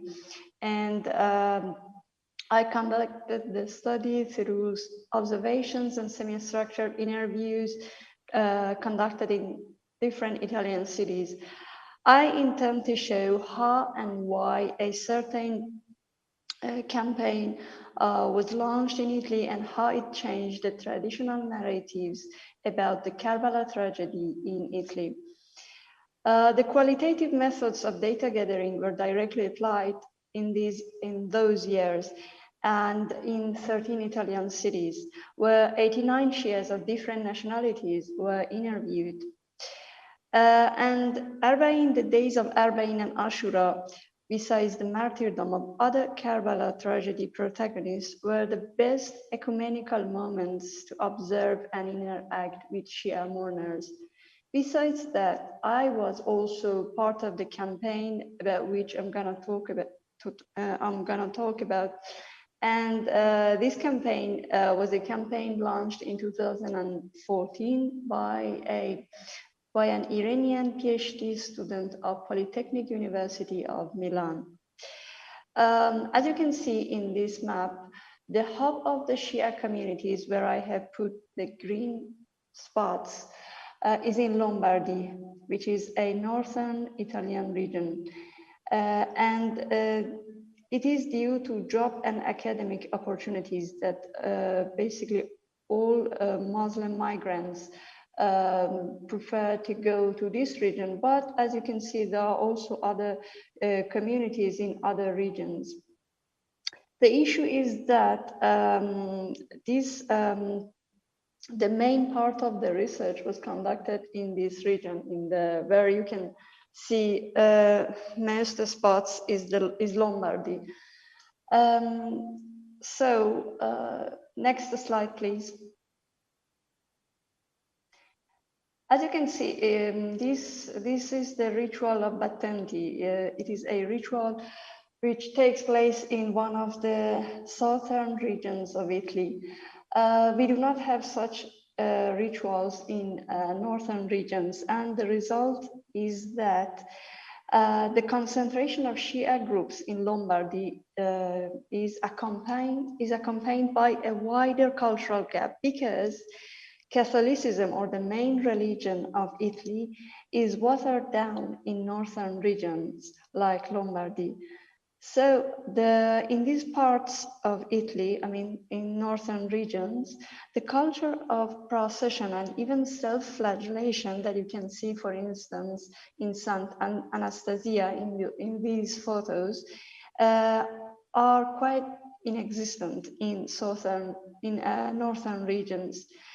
Therefore, Shias have to deal with a wider cultural gap in Lombardy, comparing to the southern regions, such as Calabria, Campania, and Sicily. Next slide, please. The main thesis of the article that I'm going to present is that the acculturation process, including culture learning, culture conflict, and culture shedding among Shias, occurs not only due to the encounter of Shias with the outgroup, namely non-Shias and non-Muslims, but also through their encounter with other Shias. Acculturation is therefore a twofold process that engages both within and without in-group. Muharram and Safar are the best moments for the study of Shia acculturation processes in the European context, because they provide Shias with the possibility of encountering the other and discovering the self. The day of Ashura in particular elicits Shia's reverence and collaboration, the usual calendarical adjustment, which is understood as the main coping strategies of Muslims in the West, due to the importance of Ashura, is not applied to this day. For instance, I can remember in 2018, even though Ashura had occurred in a Thursday, it didn't impede all Shias that come from different Italian cities together in front of the main train station of Milan. And they did the procession despite the fact that Thursday in Italy and in whole Europe is a work day. The self-discovery, Ashura is not applied. The self-discovery is not possible without the other, and it is a sociological fact.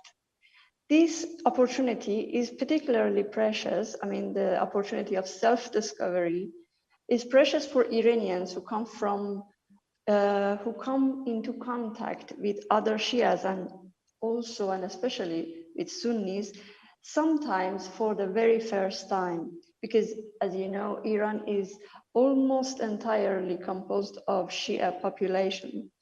Many Iranian interviews referred that only in Italy they had started to discover the peculiarities of Shiism.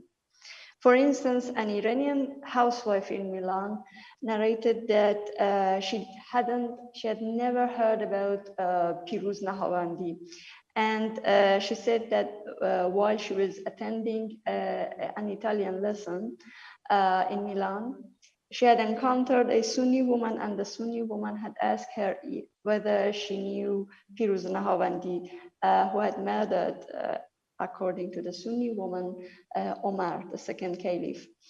And the Sunni woman also had asked her whether the grave of Piruz Nahavandi is a pilgrimage spot in Iran.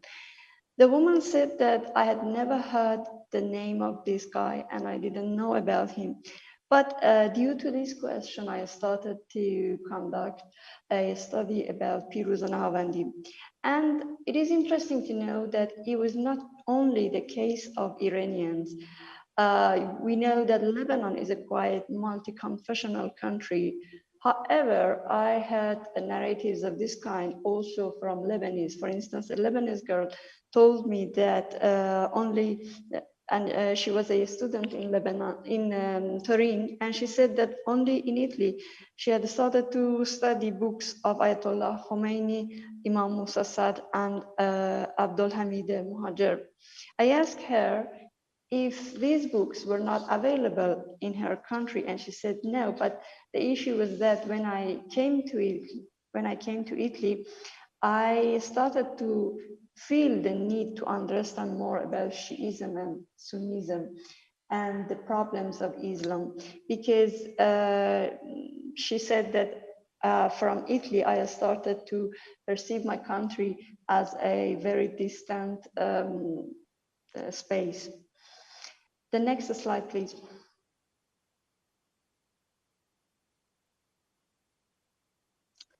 The Shia population in Italy is composed of these four nationalities. As you can see, first of all, they are Pakistanis. They are very numerous and they are very devout. Most of the worship places are filled with Pakistanis, and many of them are established by them. After that, we have Iranians, and then Lebanese and Afghans.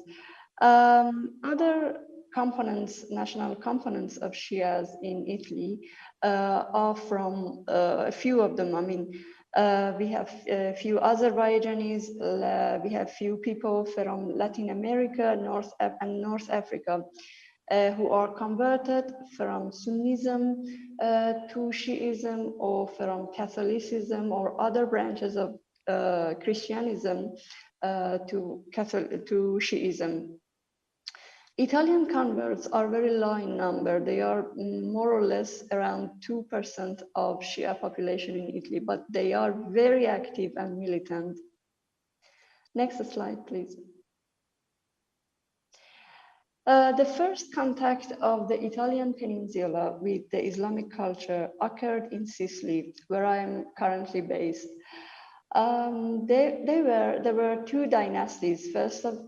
First of all, they were Aghlabids, who were Sunnis, and they governed the island, the biggest island of the Mediterranean Sea, in the 9th and 10th century. After them, Calvids arrived. They were vassals of Fatimids, and they were Shias, they were Ismaili Shias, and it is said that they had brought some customs and some rituals of Shias into this island. And it was the first contact of the Italian peninsula with the Islamic culture.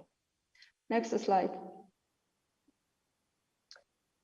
Encountering the other, namely non-Muslims and non-Shias, triggers the development of coping strategies. The Shia-born and even converts appeal to these strategies. I mean, They, as I said, as I mentioned some examples, Shias start to obtain information about themselves, about their religion.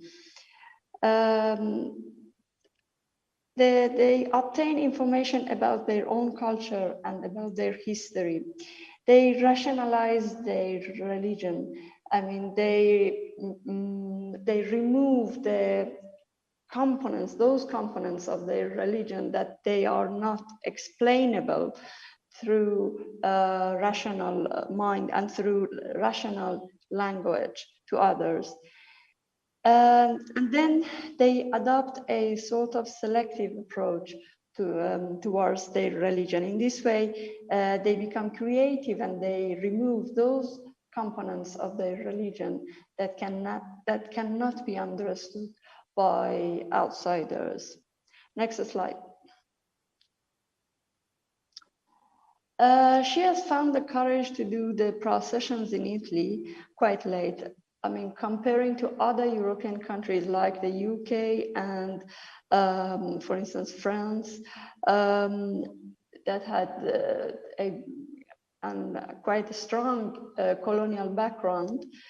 In Italy, a Pakistani interviewees referred that in 2008, they found the courage to launch some processions. On the public land to do mourning for Imam Hussain. In the 19th, they had still to go to London to participate in processions. In Italy, the first processions in 2008 occurred in Milan, then Brescia, Turin, Carpi, Rome, and Legnano. When Muharram is approaching, debates on how to commemorate the Karbala tragedy fill the Shia online communities, because I am also part of the online communities and I observe these debates on how to commemorate it. In Italy, processions work as a sort of double-edged sword. Besides offering identity and a sense of continuity to Shias, the processions become suitable terrain for sectarian debates, sarcastic comments, and even attacks against Shias. Next slide. As you can see in this slide and also other two slides that I have put to show the invisibility of the Shia worship places. Can you show also the other next? Yeah, these two, yeah, also the next photo, yeah. These are the photos that I have put to show as an example that actually the buildings that Shias use in Italy for their gathering places are completely invisible to outsiders. And there isn't any aspect of these buildings that make them distinguishable from their adjacent buildings. And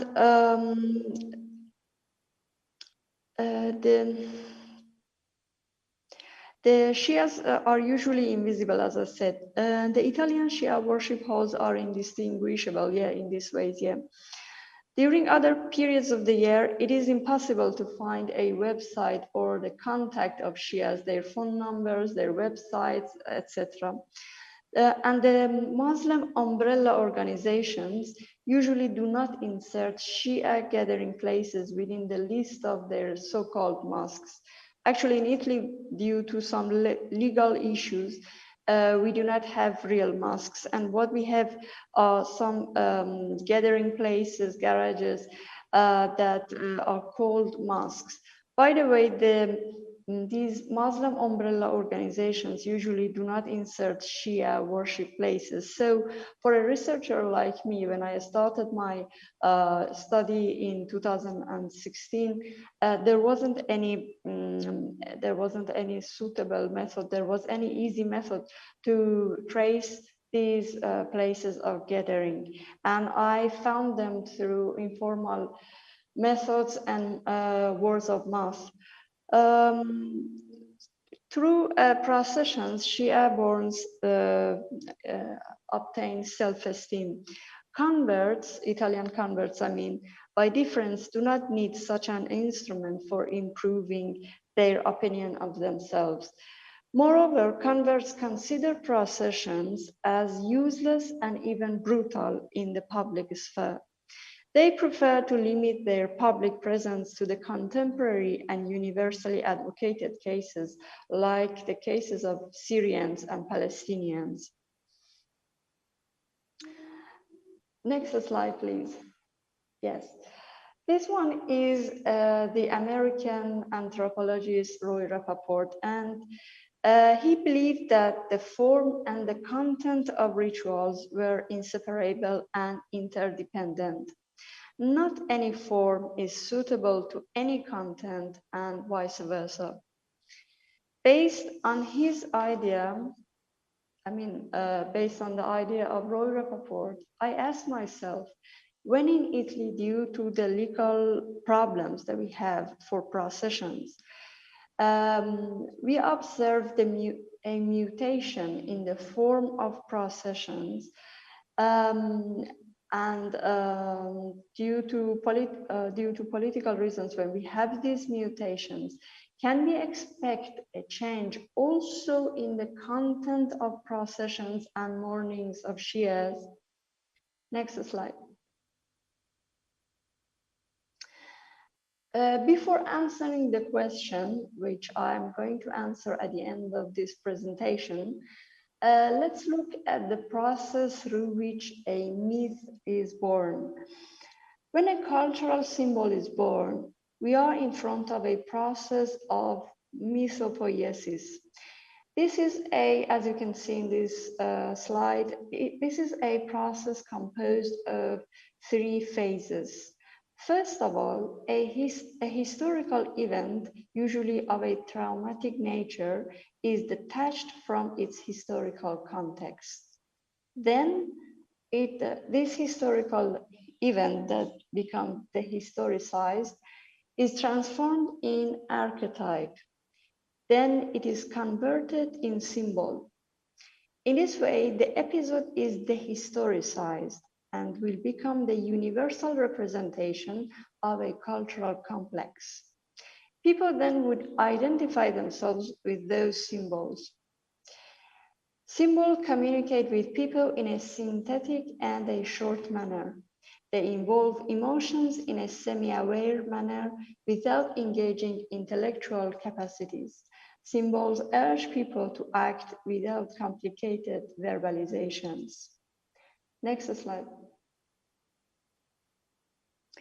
Imam Hussain has become the archetype of the right man, a symbol used in Iran since the constitutional revolution for social mobilization against his presumed enemies.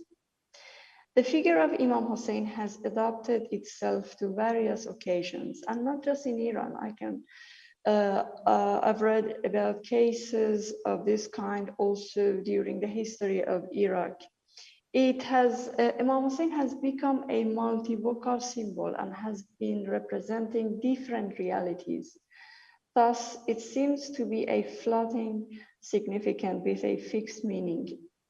In the existing eulogies for the protagonist of the Karbala tragedy, no one refers to historical realities and no one participates in the commemorative rituals to gain knowledge about the historical event, but to gain thawab.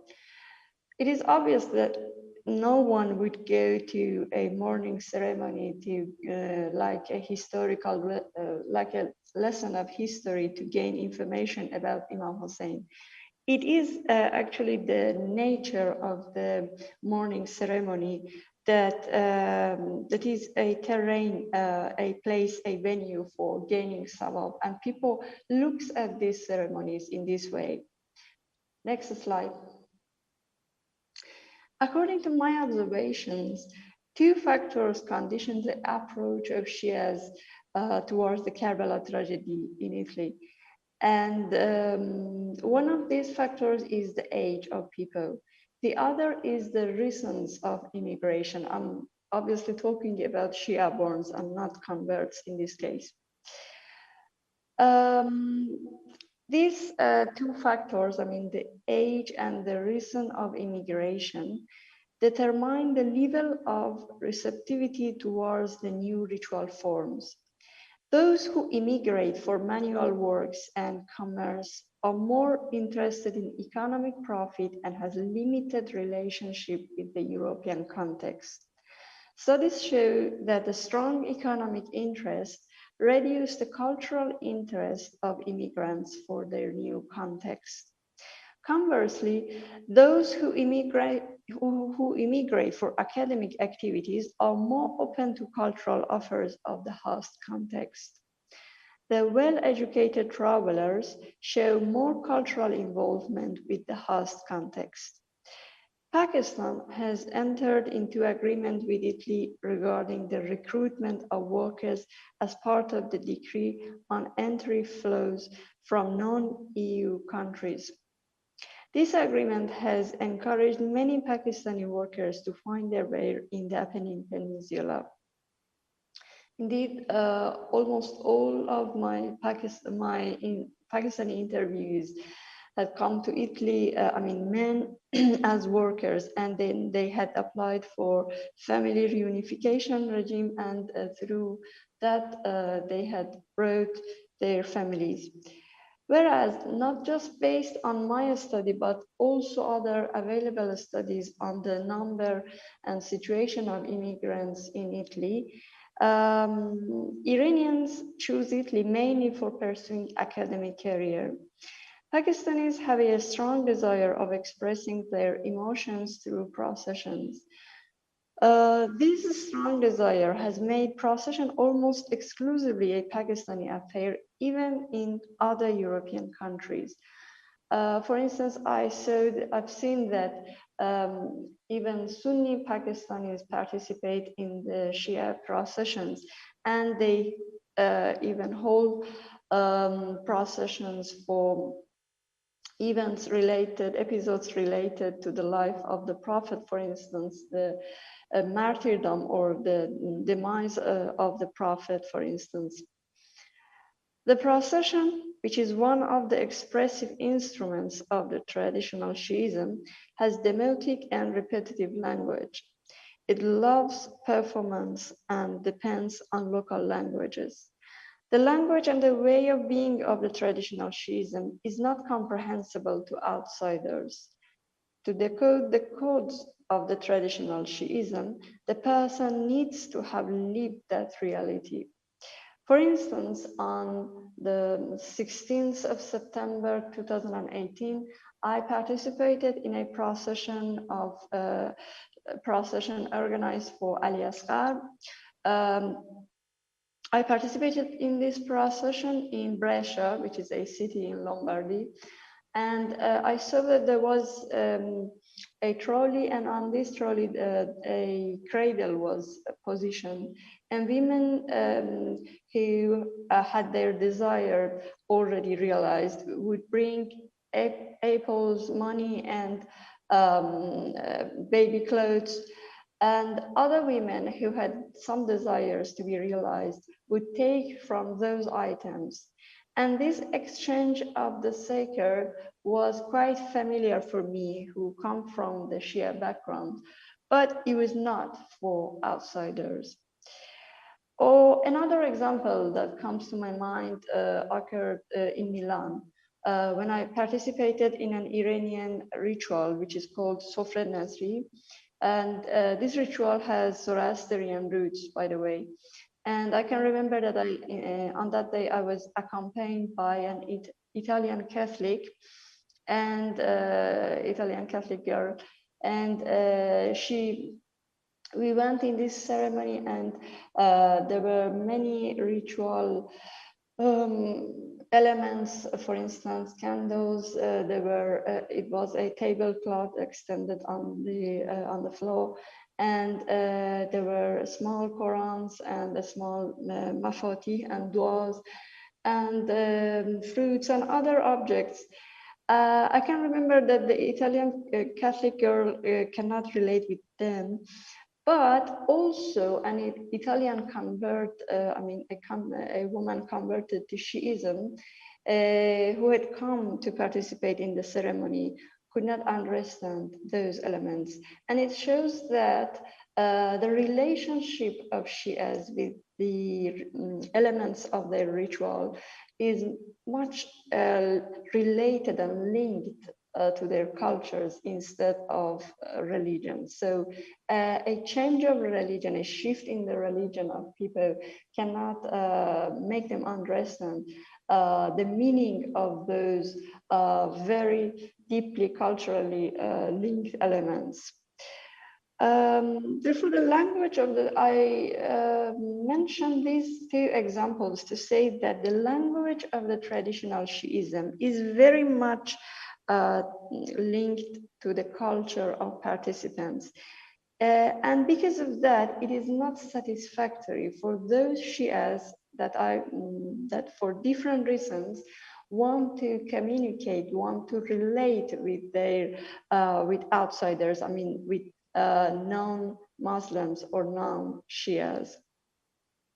Students who are willing to relate to the host context, therefore, preferred another method of commemorating the Karbala tragedy. Next slide. The traditional Shiism is concerned with gaining otherworldly reward or sawab. It does not care about verbalizing its behavior in order to engage outsiders. Whereas some Shias who intend to relate with their host context use this historical anecdote to dialogue with outsiders. In 2014, for instance, an Iranian PhD student of the Polytechnic University of Milan launched a campaign which at that time did not have any clear name. The then nameless movement was formed with the scope of giving information about Imam Hussein and his vicissitudes to European non-Muslims. Students would move besides mourners and distribute leaflets, and I myself am part of this campaign. Students wanted to find something different from the well-known campaigns such as Who is Hussein or the 10th Day, which offer various and differing social services. The Iranian students wanted to concentrate on the Karbala tragedy and to target exclusively non-Muslims. They called their movement with different names. It was once called Ashura and even Who is Hussein. They did not have clear ideas. Initially, they did not have clear ideas on the nature of their activities. Students in different European countries and from dissimilar religious backgrounds joined the movement. They are from Bahraini, Pakistani, Iraqi, Iranian, and Afghan origins. In Italy, they walk besides processions and distribute pamphlets and other materials such as water bottle. And during the pandemic, they also distributed the mask, face mask, for instance, or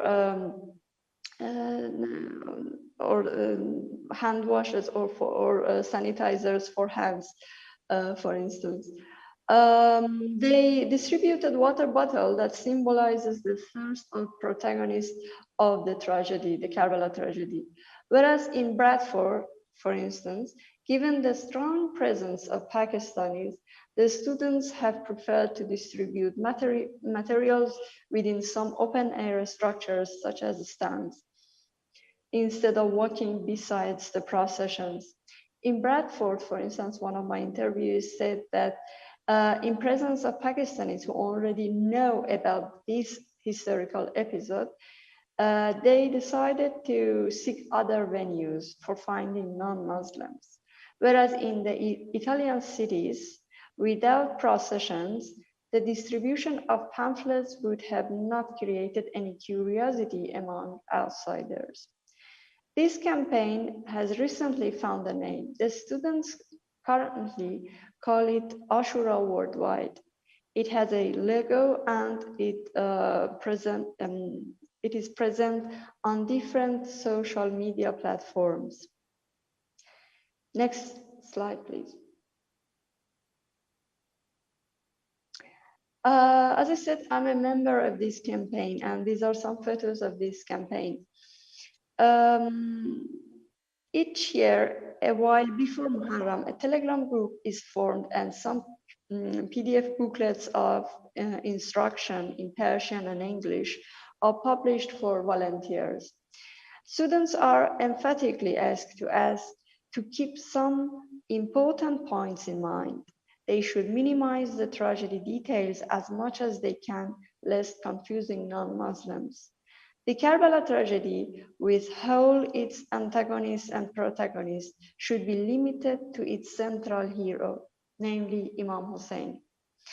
The Arabic names should be removed. The only date to remember is 680. No hint to the Shia-Sunni rift should be dropped. Only the pure Islam, in quotes, should be introduced. Hussein was a peacemaker. Once in their leaflets, Imam Hussein was even compared to Gandhi, and another time with Jesus Christ. Hussein is presented as the one who fought for establishing justice. In 2014 and the years after that, students used the Syrian crisis to present Shiism as an alternative to the Sunni jihadism and violence. In this way, she has created a suitable terrain to share what they could share, where they could share the cause of their sufferance with Europeans. Because as you know, for instance, in Afghanistan, in Pakistan, in wherever Shias, also in Iraq, wherever Shias are under the domain of the majority Sunni population, we have had in the history, we have had episodes of persecution and torture and killing of, for instance, Shias. So Shia students, in this case, used the Syrian crisis to show to talk and relate with outsiders and say that we are actually on the same boat. We are suffering from the same cause, which is violence and extremism.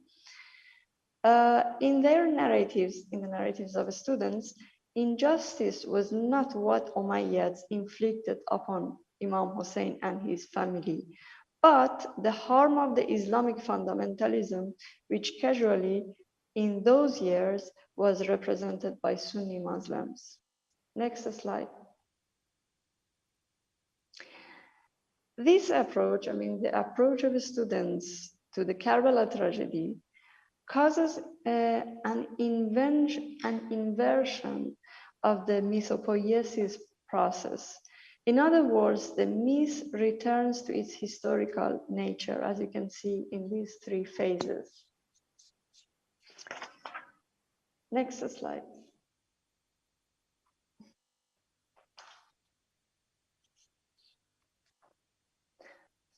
As you can see in this slide,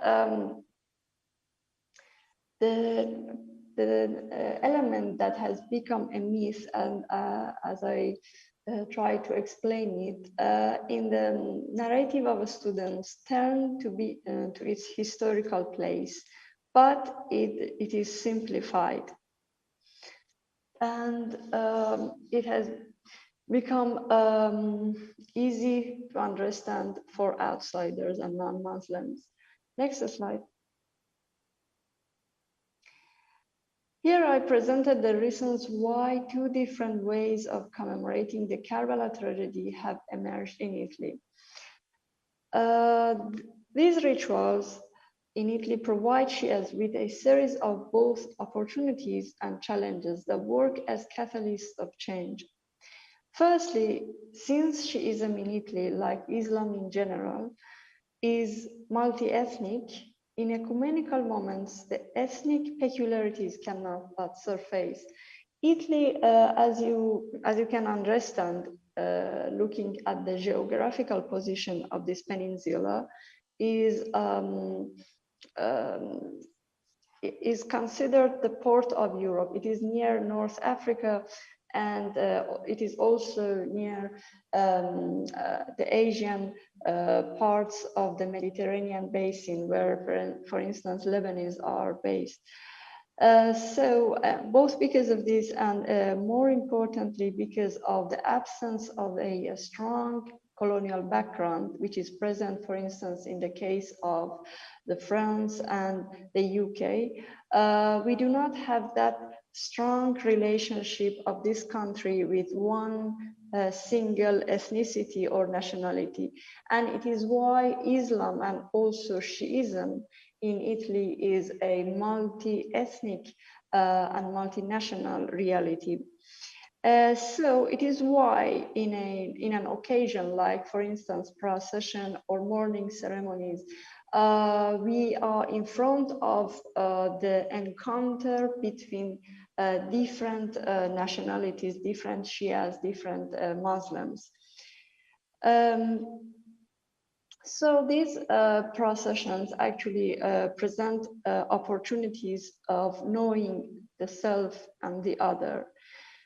The Italian public sphere, as a result of this ecumenical presence, become a stage for confrontation between two antithetical methods of commemorating the Karbala tragedy. The first method, as a result of this encounter, and as I said, as Shias a while before Muharram start to talk about how to commemorate this tragedy, two antithetical methods of commemorating emerge. The first method adopts Ashura to the demands of the host society, sacrificing symbolic elements of the message in favor of verbal ones. It is the method of the students, obviously. Whereas the second and the more traditional method remained attached to its conventional instruments, partly to compensate for its usual lack of visibility. As I said, Shias are usually invisible in this peninsula. So traditional Shias used processions to gain self-esteem and to gain visibility. Apart from Italy's contributions to the mutation of the rituals, there was also an unwanted but important impetus for change, the rise of Sunni extremism in those years that unexpectedly benefited the students as they managed to define themselves as counterexamples to terrorism. In Iran's contemporary history, Ashura was exploited as a catalyst for political mobilization in difficult moments of revolution and war. In those moments, Imam Hussain became a paradigm of a just man, employed to denounce his counterexamples who was once Shah and then Saddam Hussein. In Italy, justice is not what the Umayyads deprived the third Imam of, but European peace jeopardized by Sunni extremism. This new signified of justice offered by the young Shias was a common terrain to engage with a relatively hostile context. In Rome, the absence of procession and what could capture the public's attention, because in Lombardy we had processions, but in Rome it was not present. So Iranian students became creative and linked their campaign to the International Day of Peace. The desire to be perceived as messengers of peace inevitably distanced students from the traditional ritual symbols that evoked battlefield, soldiers, and bloodshed.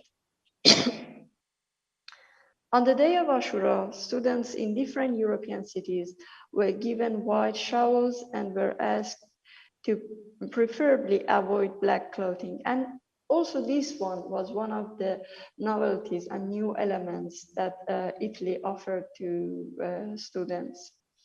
I mean, wearing white clothes instead of black clothes. Thereby, zanjir and means of self-flagellation were replaced by pamphlets, flowers, and water bottles. It was understood that histrionic expression methods in Italy would raise the chance of sectarian attacks against Shias, whereas the need for universal credibility was met with rational and sober behavior. Returning to Rappaport's theory, the American anthropologist that I showed at first, and the question that I asked at first, what happens to these rituals in Italy does not only consist of the emergence of new presentation patterns and new presentation methods, new languages and physical gestures, but also the birth of a new concept of justice. This new definition of justice is traceable in how Iranian students narrate the martyrdom of Imam Hussain to outsiders. They de-dramatize, historicize, and simplify the event. As I said, in the preparative meetings and encounters before the processions, before the campaign, Ashura Worldwide campaign, we are asked to simplify the event. So Imam Hussain is compared to universally known symbols like Gandhi and Jesus Christ to be more easily comprehensible to non-Muslims. Thank you. I have finished it.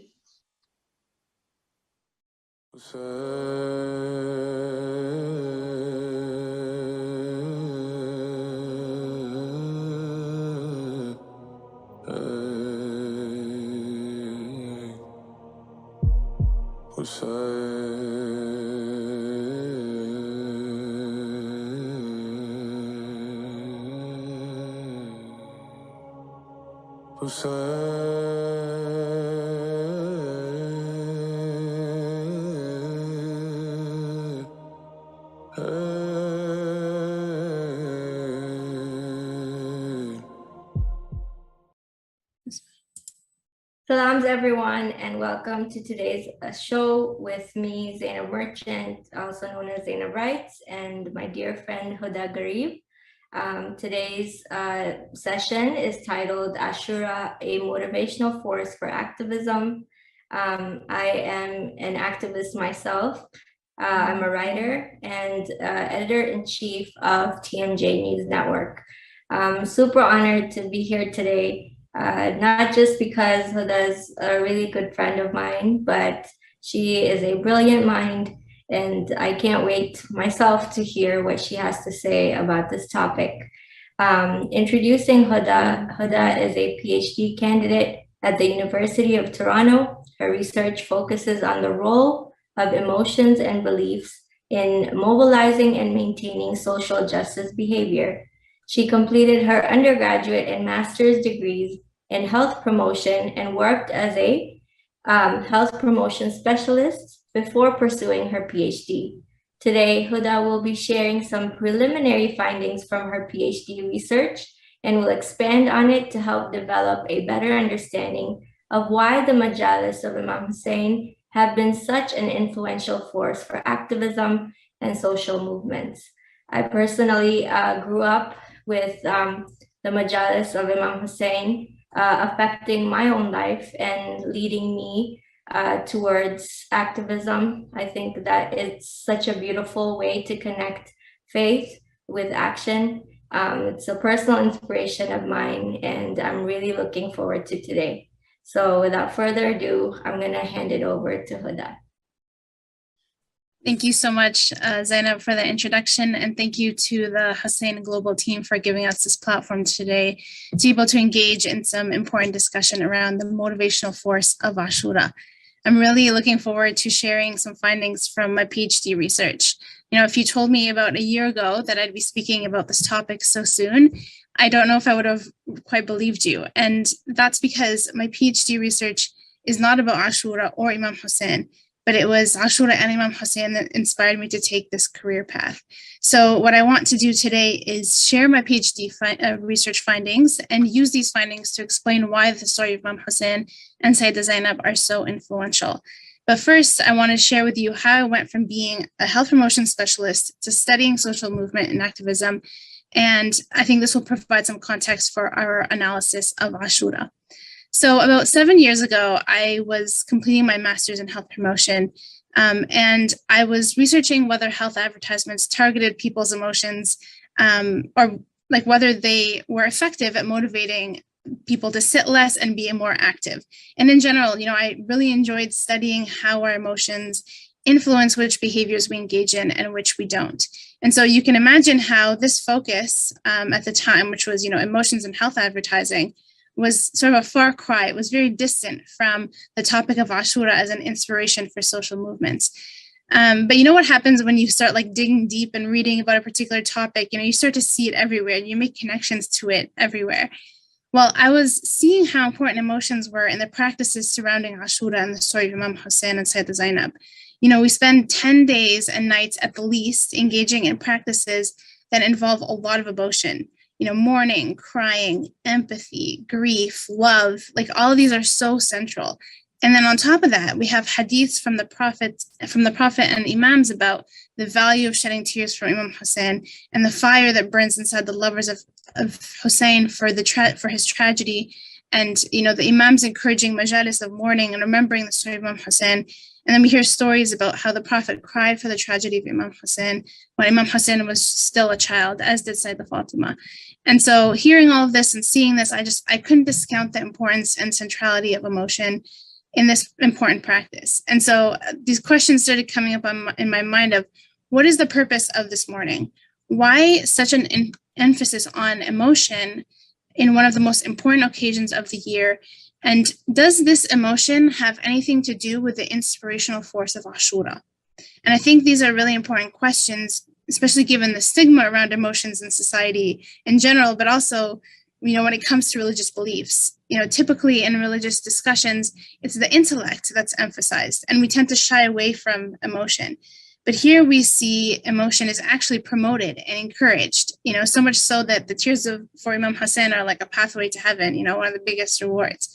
So why is that the case? Why not simply intellectualize Karbala and analyze it purely from a quote unquote logical perspective?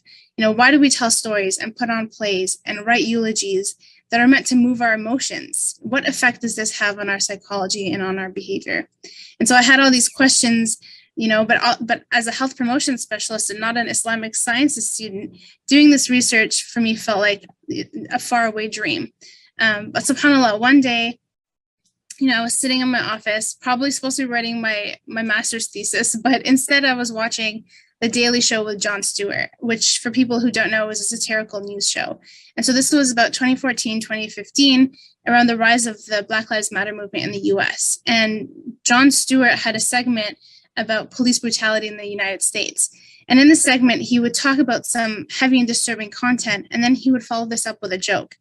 And this is typical of satirical news shows. It's, it's their style. But for me, this brought up the question in my mind of like, it seemed almost contradictory. One moment the audience is made to feel anger and sadness about an injustice. And then in the next moment, we hear a joke about the same topic. So to me, I was like, where does this leave us psychologically? Does the laughter cancel out the anger? Does it increase it? What effect does this have on our desire to do something about this injustice that we're hearing? And so this began my journey transitioning from being a health promotion specialist to a researcher of activism and emotion. And I began reading about the effects of satire and political action. And this led me to reading about emotions and social movements and collective action, eventually leading me to pursue this PhD on the emotional effects of activism, or the effects of emotion on activism. And alhamdulillah, I was able to make that transition between the fields, and how that happened is a story for another day.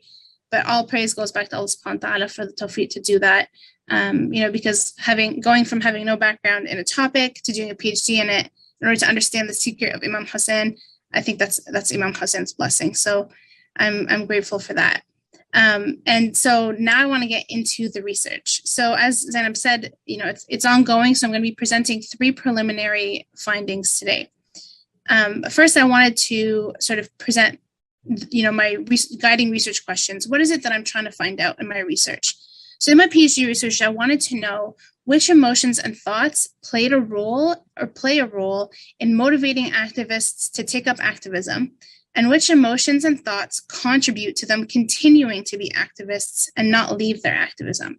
And second, I wanted to know which emotions and characteristics activists associated with the important sort of actors in their issue. So these being the victims of the injustice, the perpetrators, and those who were resisting the injustice. So what they thought of them and how they felt about them, and how these emotions and thoughts shaped motivation to continue to be activists.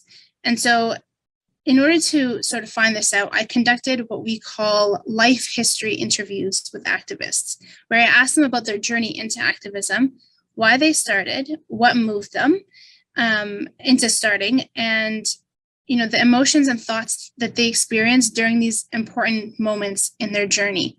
And so my focus in particular was on activists who did work in Palestinian solidarity, as well as Indigenous rights in Canada, and or Turtle Island, which is the Indigenous name for Canada and the United States. And so far, I've spoken to 8 activists, 5 who are Palestinian solidarity activists, 1 that focuses on Indigenous rights, and 2 that do work in both areas. And the length of involvement ranges from 1 to 2 years to decades of involvement. So it's a really, really amazing range that I have, alhamdulillah.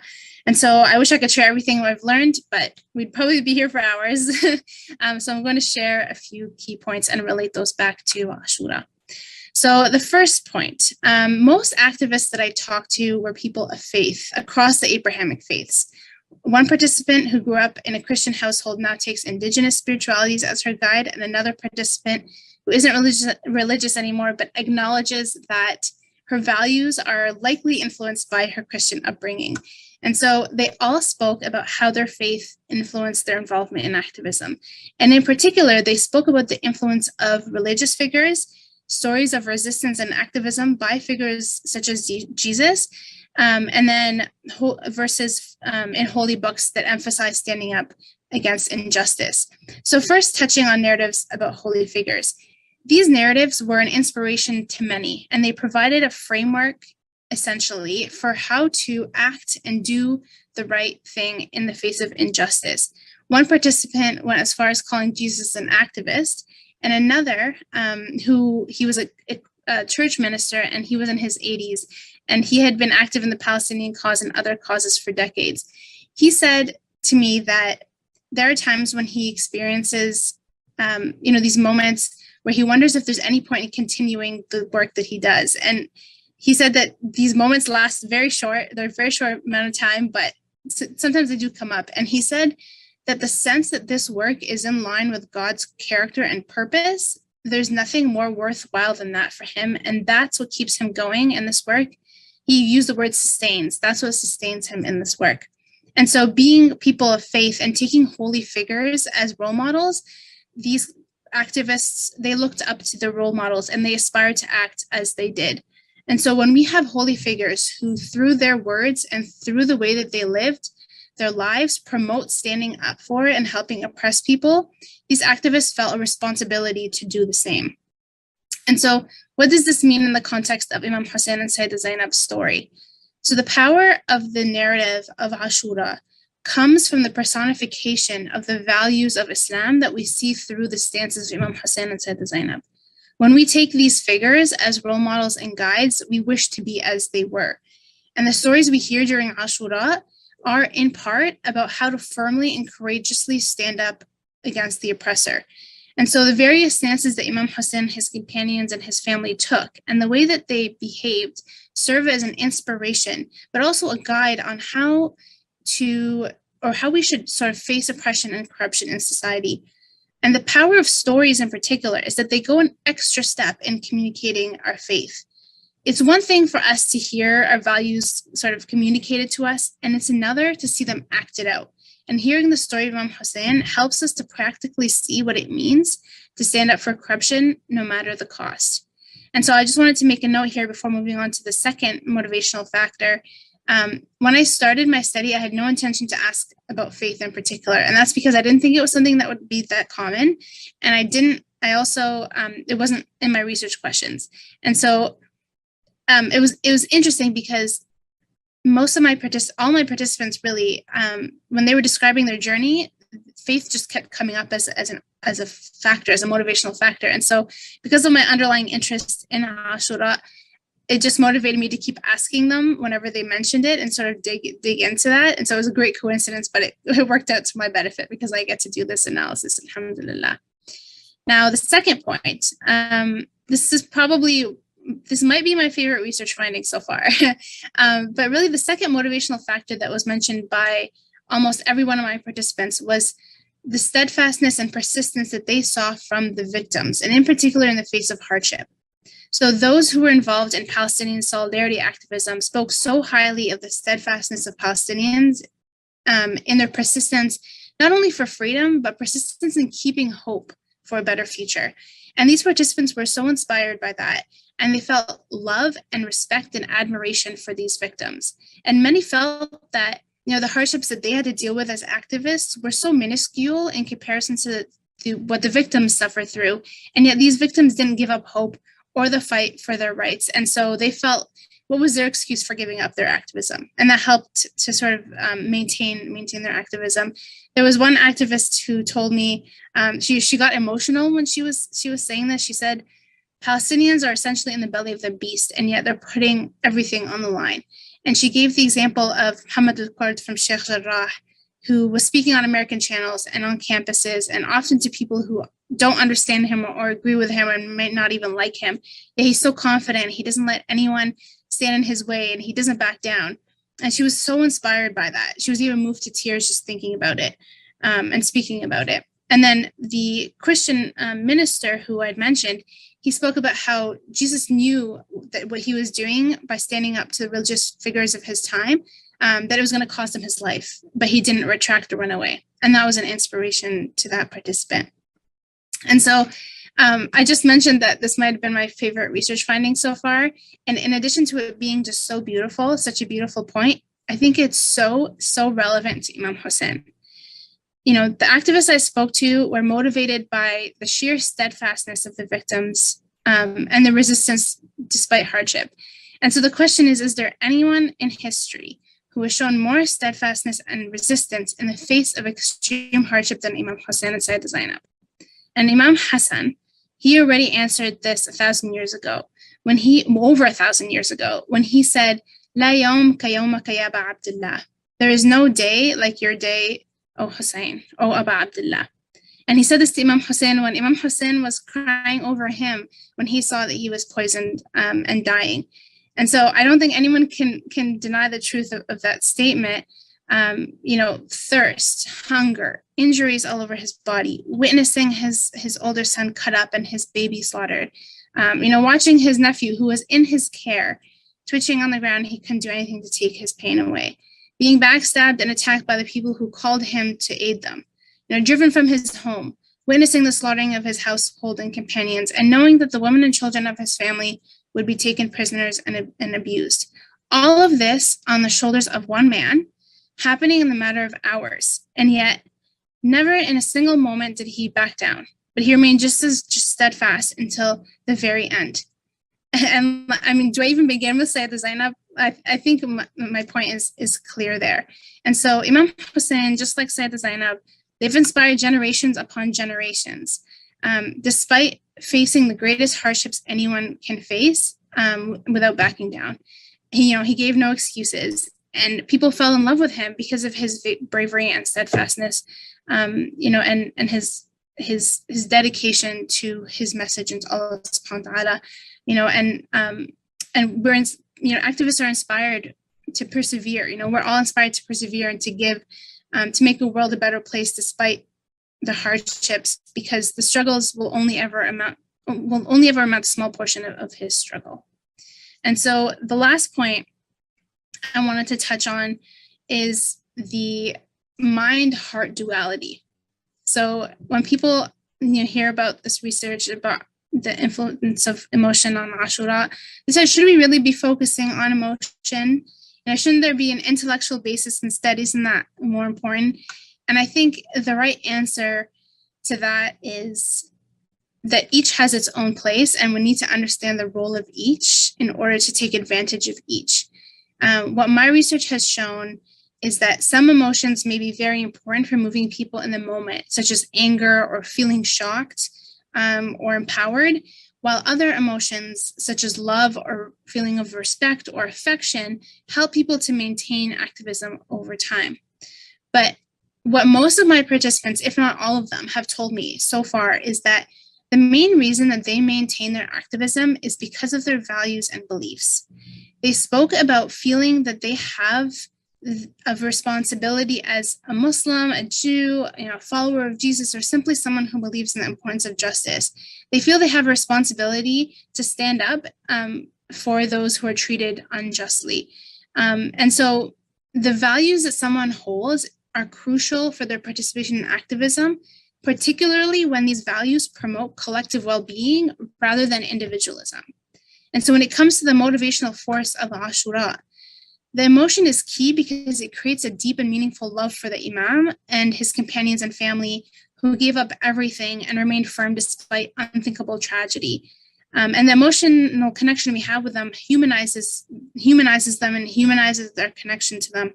And it allows us to connect with them and feel for them and almost feel their presence in those moments of connection. But the intellectual components are equally important because they communicate clearly the values of Imam Hussain and his family, which emphasize caring about and working for the greater good.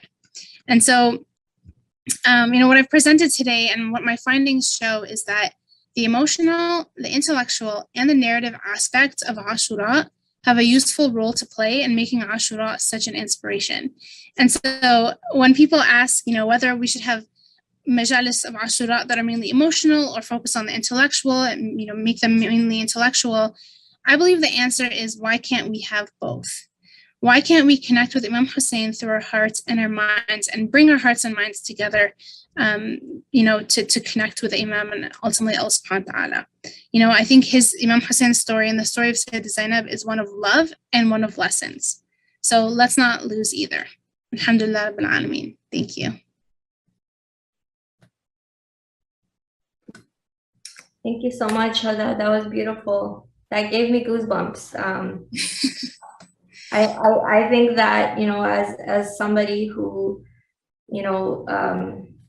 strives to be an activist myself, I think that it's a beautiful way to connect religion and the idea of emotion, because, we live in a time, for a long time, especially men are seen as less manly, right, for crying. But this madrasa, this beautiful school, has given us the outlet to be able to be in the same room, and men and women and children are given this outlet to weep and cry, connect their own troubles, connect their own problems with what, the lessons we can learn from Karbala. So I find that so beautiful, that emotion can also guide spirituality, and it goes hand in hand with intellect.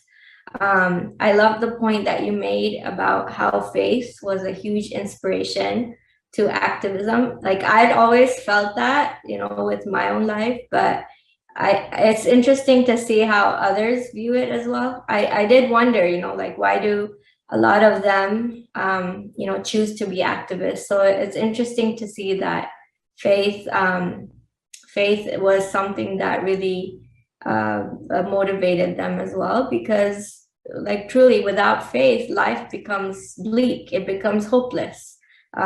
People become pessimistic.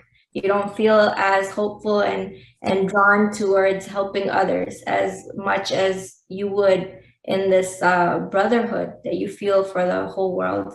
So I found that very, very nice, and especially what you brought up about steadfastness of those who experience hardship. I mean, it goes without saying that, the people of Yemen and Palestine and so many more oppressed, we draw inspiration from them because we get to see how strong they are in the face of adversity. And it helps us keep going because we're our stakes are so low, we can definitely do the bare minimum. And if that means to speak out, we should do that.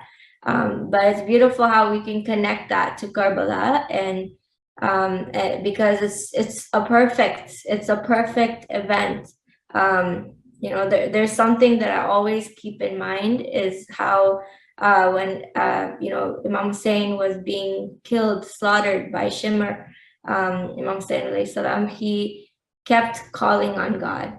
And that's something and he kept praying and supplicating, and that's something I could never get rid of. And from my mind, it's like etched like year after year. And every time I face that hardship or any kind of hardship in my life, I just go back to this memory. And I'm sure we all have something that we keep in the back of our minds. And I think that's why Karbala is just a beautiful foundation to start off of and really connect your faith with action. But I have some questions for you, if you don't mind. And the first one is, do you find that social media and the heightened access to Azadari has impacted the emotions of the public and motivated their interest into movements of Imam Hussein and Sayyida Zainab? Yeah, I think it's a great question. It's hard, I think, to quantify the emotional and motivational impact of increased access to rituals. But I think there are several benefits that social media and the internet provide. I think number one, it provides the opportunity to spread the message of Imam Hussein, farther and wider and reach larger audiences. And I think we saw how the internet helped the majalis of Imam Hussein to stay alive throughout the pandemic, for example, because organizations were able to host majalis through the internet, and people can tune in from their homes from around the world. But I think also what social media and internet has done it's provided new ways of interacting and sharing the message and story of Imam Hussein. Remembrance is no longer limited to just you go to a mosque or Hussainiya, there's a lecture, a majlis, say some eulogies and maybe some dua, and then everyone goes home. Now we have people who go live on social media from the shrines, and we all get so emotional seeing them just through the video, or people share videos and pictures and vlogs of the rituals happening in their cities around the world, including in the West. So people can develop creative videos to share the story of Imam Hussein and Sayyida Zainab. And I think it also allows more people to contribute in ways that they are good at, even if it's not just reciting in traditional ways.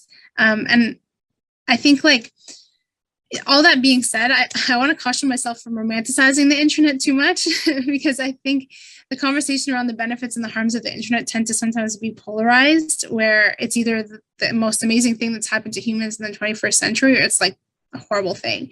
But I think there's a lot of, things, like a lot of benefits, but also a lot of harms, for example, like the spread of misinformation. There's a lot of room for that and misconstruing the message of Imam Hussein and Islam. And I think also sometimes we tend to think that the more information and the more accessible it is, it's always a good thing, and that it'll always have an impact. But I think what we need to be sort of cognizant of is that just because content is out there and just because it's accessible, it doesn't mean users are engaging with it. And it doesn't mean that they're engaging with it in a deep and meaningful way. And it also doesn't mean that it's impacting their emotions and their motivation in an effective way. And so I think part of the application of my research is that we can take this research and understand how to sort of create messages that are effective at motivating people to, through the message of Imam Hussein. So, with anything really, there's benefits and harms. And I think that if we use it in the right way, I think it could be a really powerful tool. Right. How do our linguistic variations and cultural positions impact social movements around Imam Hussein and Sayyida Zainab? Yeah, I haven't done any cultural linguistic analysis of social movements that have been influenced by Ashura. But when it comes to cultures, we know that certain emotions are more acceptable to display in public and by certain groups than other emotions. And you mentioned how, men, sometimes there's a stigma around them showing emotion, but we see it in majalis. There's an American sociologist called Arlie Hochschild, and she introduced this concept of feeling rules, which are the formal and informal rules around emotions, and which ones are appropriate and to feel and which ones are appropriate to display. And each culture sort of has their own set of feeling rules. And so the emotional relationship that different communities may have with the story of Imam Hussain may differ slightly, and how that may influence movements may also differ. And I think this would be a super cool, research topic for anyone out there who's interested in cultural differences. There's definitely a huge gap around that. I think that the understanding the motivational impact of Ashura in general, there's a huge gap. So there's lots of room for exploration. I agree. How can academic discourse and research be further utilized to explain and advance the message of Imam Hussain and Sayyidah Zainab? Like, I mean, besides conferences and talks, how else do you see us presenting our positions and ideas to the public and activists? Yeah. I think that we live in a very virtual world. Visual world, not virtual yet, thank God. We live in a very virtual world. Yeah. I think it's a very visual world, the visual is so attractive to us. And, our attention spans are not great. And while I personally, I don't want to give in to the idea that, that everything needs to be a 30-second reel or TikTok, but I think short, quick videos are quite a popular way of consuming information these days. And so being able to translate our research into videos that, that resonate with different generations, especially the younger ones, that could be one way of reaching a more general audience. I think also podcasts are quite popular as well, and can be a good channel for having longer and more in-depth discussions outside of, like conferences and talks and things like that. I think the younger generation also appreciates podcasts. And so, yeah, social media videos, podcasts, engaging documentaries, I think, making visually, auditory engagement, I think, is really important. But outside just the media, I think retreats are a really cool idea as well, where attendees can, they can get together and they can learn, but also brainstorm new ways of, or how to use this new knowledge and how to implement it in their lives. I think this would be a really cool idea for activists as well, because, there's a learning aspect to it and a practical aspect when you're thinking about how to put knowledge into use. So there's definitely lots of creative ways that we can sort of, use our academic knowledge mobilize our academic knowledge. Beautiful. Well, if anyone's organizing a retreat, please. If I must find a lake, that'd be even better. I mean, I love what you said about podcasts, and like I mean, about TMJ, right? Like, we just started it, and the first report we produced was about Karbala. Not just because, like, obviously this is a huge, like, there's so much research, like, I mean, you did your PhD in it, but we felt that, like, from a journalism standpoint, it's not covered as such, from academia to the intellect to the emotion. And if people really want, like, a first look, if you don't know anything about Karbala, I mean, this is an inspiration, could be the inspiration for the whole world, right? It's a gem, honestly, and a lot of Muslims don't know about it. So it is a shame. And I loved working on that report. But I remember when I reached out to you, Huda, about, like, publishing your PhD studies, and you're like, well, Zainab, it's gonna be a 200-page book. I was like, whoa. So I mean, it just goes to show you, like, the oceans of information and knowledge, like, never-ending wisdom from Karbala. It's like, it's so beautiful that I learn something new year after year, and I feel like I will for the rest of my life. And it's just, I don't know. It's just, for me, Karbala is just such a special thing in my life. I feel like it's such a blessing, because I honestly feel like the more you hold on to Karbala, you're going to get, over time, closer and closer to God. It has that effect, because it's that foundation where you can look up to it, and it's perfect in every way, like from the steadfastness to the persistence to Like, how can someone humanly possible like handle all that, you know, in one day and still say, yeah, I see only beauty? Like, how?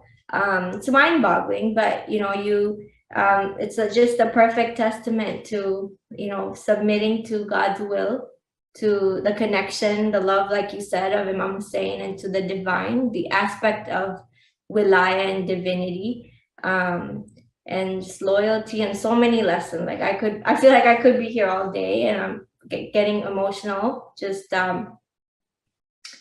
talking about it, because I think for me personally, it's just been this thing that I've always looked up to, and it doesn't let you veer off. You know, like, I feel like, you know, when we're talking about activism, I think it's important to conclude with this, is that it's very easy to veer off. You know, you can pretty much be an activist for a lot of things that you might not even have knowledge about. You could be doing more harm than good. I mean, you have activists for all kinds of things nowadays. So I think that, you know, Karbala helps you be the right kind of activist. It just helps you stay God-centric and makes you have perspective for your life. And it's beautiful. And I encourage everyone to read more of Huda's work. And I can't wait to read more as well, inshallah. Thank you so much for being here with us today. It was my honor to, you know, moderate this session. Thank you so much, Huda, for having me on. I really love you and very inspired by you. So thanks again, everyone, and wassalam from my end. Assalamu alaikum. Thank you so much, Zainab, too, for your time. Couldn't have picked a better person. Thank you. Thank you.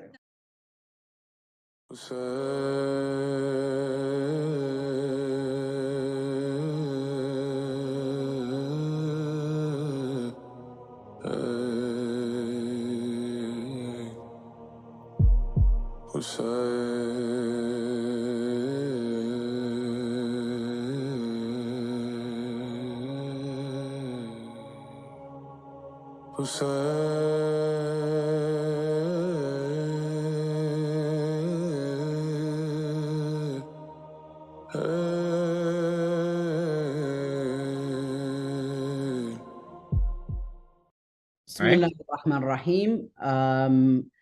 I'm Sheikh Amin. I'm moderating today's session on space, time, and the Husseini movement. And we have three esteemed guests with us today. We have Sayyid Ali from Karbala. We have Sayyid Jawad. I believe you're coming in from the United States today, if I'm not correct. Correct. And Sayyid Zafar also from the United States as well. So we have three esteemed speakers with us. I am currently in Toronto, and we're going to have a discussion about space, time, and the Husseini movement. So let's get right into it, inshallah.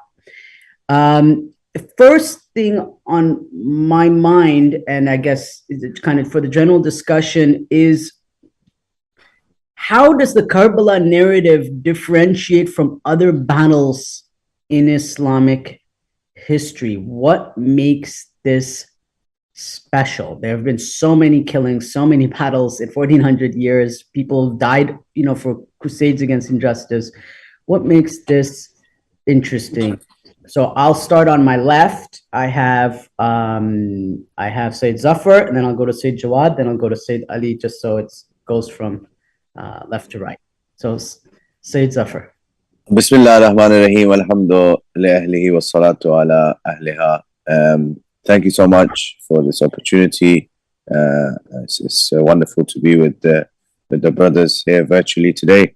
I think that what really stands out about Karbala and why it makes it different and more important and more significant to other battles is the amount of preparation that goes into Karbala, like 50 years before it happens, perhaps even earlier than that. So the day Imam Hussain alayhi salam is born, from that moment onwards, the Prophet sallallahu alaihi wasallam is telling us that this is what's going to happen to Hussain alayhi salam. And then all the way through the Prophet's life, through Imam Amirul Mu'minin alayhi salam's life, there's all this build up to the Battle of Karbala until Imam Hussain himself, role of Imamah, there's build up in his own life. So there's so much build up to this battle, which makes it different to all the other battles, which, for example, if I don't know if spontaneous is the right word, but that kind of build up with then of course we've got the fact that battles, especially in the Arab world at that time, are between combatants, between involved in the battle, women, children, and non-combatants are not involved in those battles. But of course, Karbala stands out as a place which has a key role for the women, the children, for all kinds of people, and you know, the old, the young, the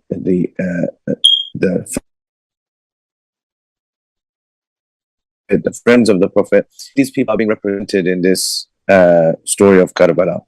Great. So I think that really, and that the purpose of this battle that's defined by Michael through his wasiyah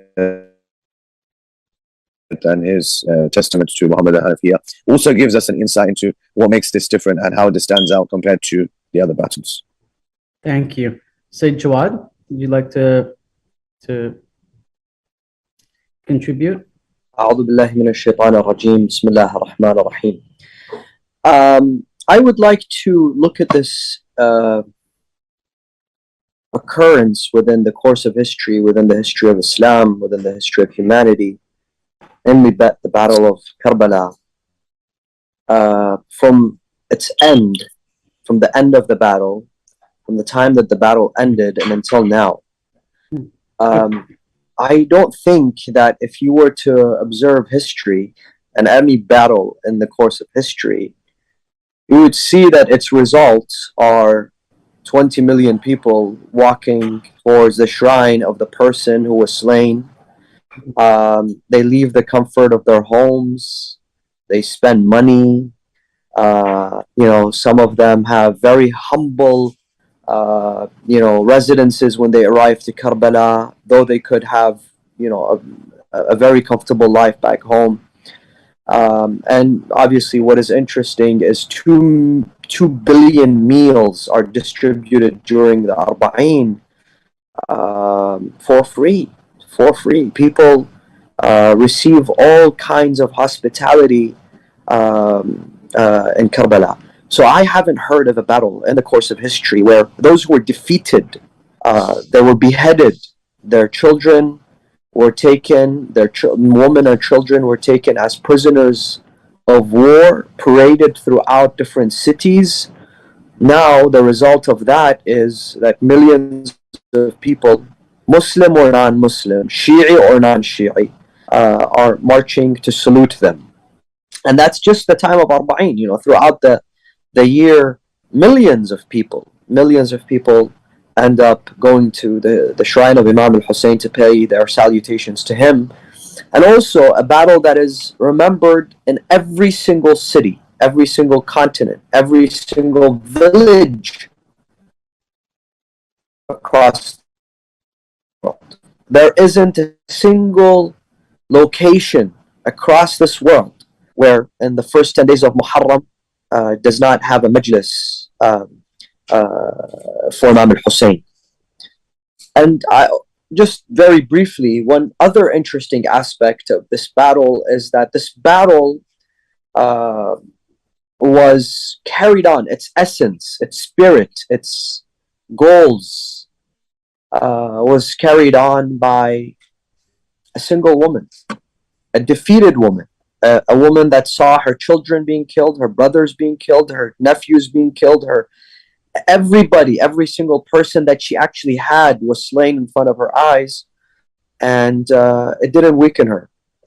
This is something that history it has not been repeated in history, where a woman is paraded from city to another, disrespected, even after her brother's head is separated from his body, and they make sure they display this in front of her and the innocent orphans of Imam al-Hussein, she becomes stronger. She has more willpower now to stand and defend the cause of Imam al-Hussein. And the reason why the whole world knows about Ashura now is because of that one single lady, Sayyida Zainab salawatullahi alayha. Barakallahu feekum, Sayyidina. Yeah, it's nothing short of a miracle, it's of an act of God, really. God's unseen hand guiding the universe and the community. Sayyid Ali from Karbala, what are your thoughts? Assalamu alaikum, dear brothers, dear scholars. My thoughts on this, hearing what the Sayyids before me had said, are very beautiful words. One thing I would like to connect with is what Sayyid Zafar said about everyone can relate to this, from the young to the old. That's something that stands out with this battle. Whether you're a youth, whether you're the elderly, whether you're friends, anything you want to relate to, you can relate to in this battle. So this battle is not for just middle-aged men going to war. This is a battle of women, elderly, youth, everyone in any aspect of life. If they want to relate to something, they can relate to the battle of Karbala. So that's one thing that stands out for me. The second thing that stands out for me is that this is a battle in which perceived defeat is indeed victory. For over 1400 years today, the effects last until now. For 1400 years today, people in the name of Imam Hussain al-Islam have been carrying on his message and good works. Yesterday, for example, I'll give you the live example today. Yesterday, we had, for Hussain Global Blood Heroes Day. The whole entire world, they collected blood to donate in the name of Hussain al-Islam. 1400 years later today, this is the victory that when Sayyida Zainab alayhi salam said, "Ma ra'aytu illa jamila," she saw nothing but beauty. People asked, how can she see beauty in defeat? But today we see the beauty for the last 1400 years, and we'll continue to see it until the end of time. This is the speciality of this battle. That in perceived defeat, there was true victory. That's unlike any other battle in the world. And that's something that truly stands out. You know, secondly, this battle was for the love of God. Allah says in the Quran,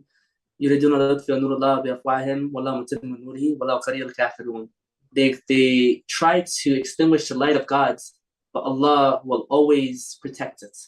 And that's something that's very important to understand. We have a famous saying in a poem in Farsi and Urdu, people hear it all the time, Shah Hussain, Deen Hussain. Truly, you understand that religion is Hussein because he saved it today.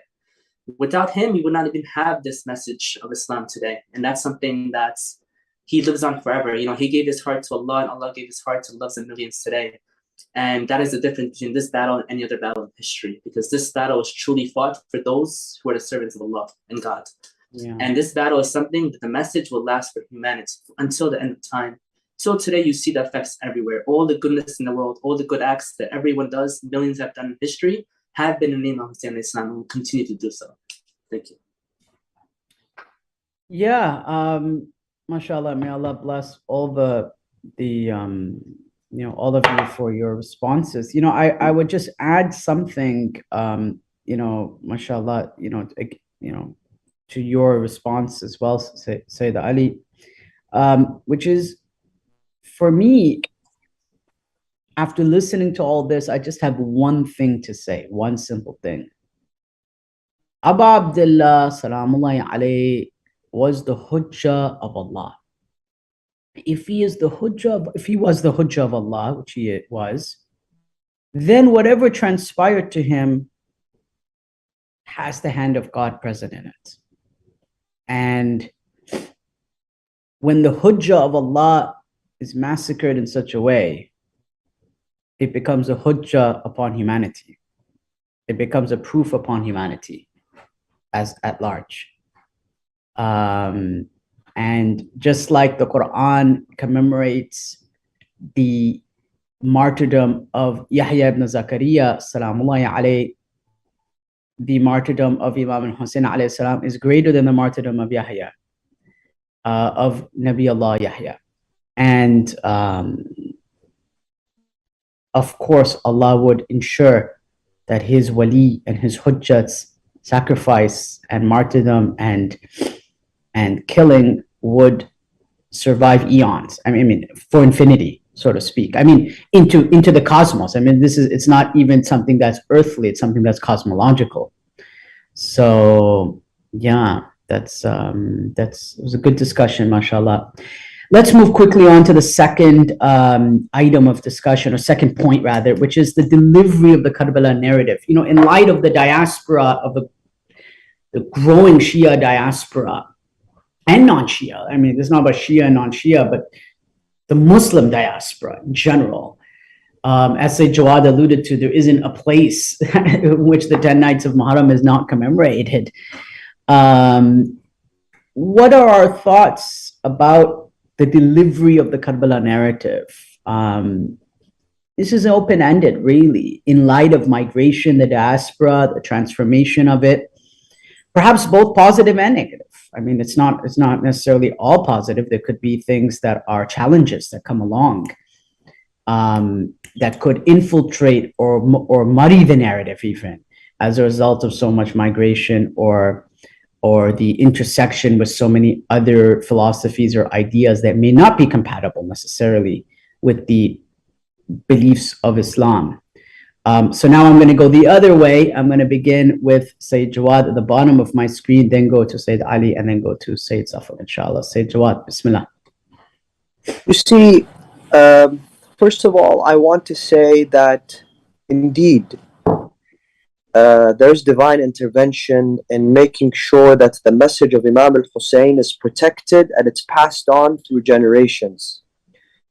This is what Allah subhanahu wa ta'ala has promised to Rasulullah in the famous hadith narrated by Imam Zain al-Abidin through Sayyida Zainab salawatullahi wa salamuhu alayhim ajma'een, that is written in the entrance of the shrine of Imam al-Hussein. The hadith that states from Imam Zain al-Abidin, it was the 10th of Muharram. Imam Zain al-Abidin had exited the tent and he looks around and he says, رأيت أبي وإخوتي وأبناء أعمامي مصرعون. They're slain, they're killed. لا يدنو منهم بشر. No human being is even going towards them to bury them, to take care of them. And he said that at that moment, my soul was about to depart. You know, when I saw that, I could not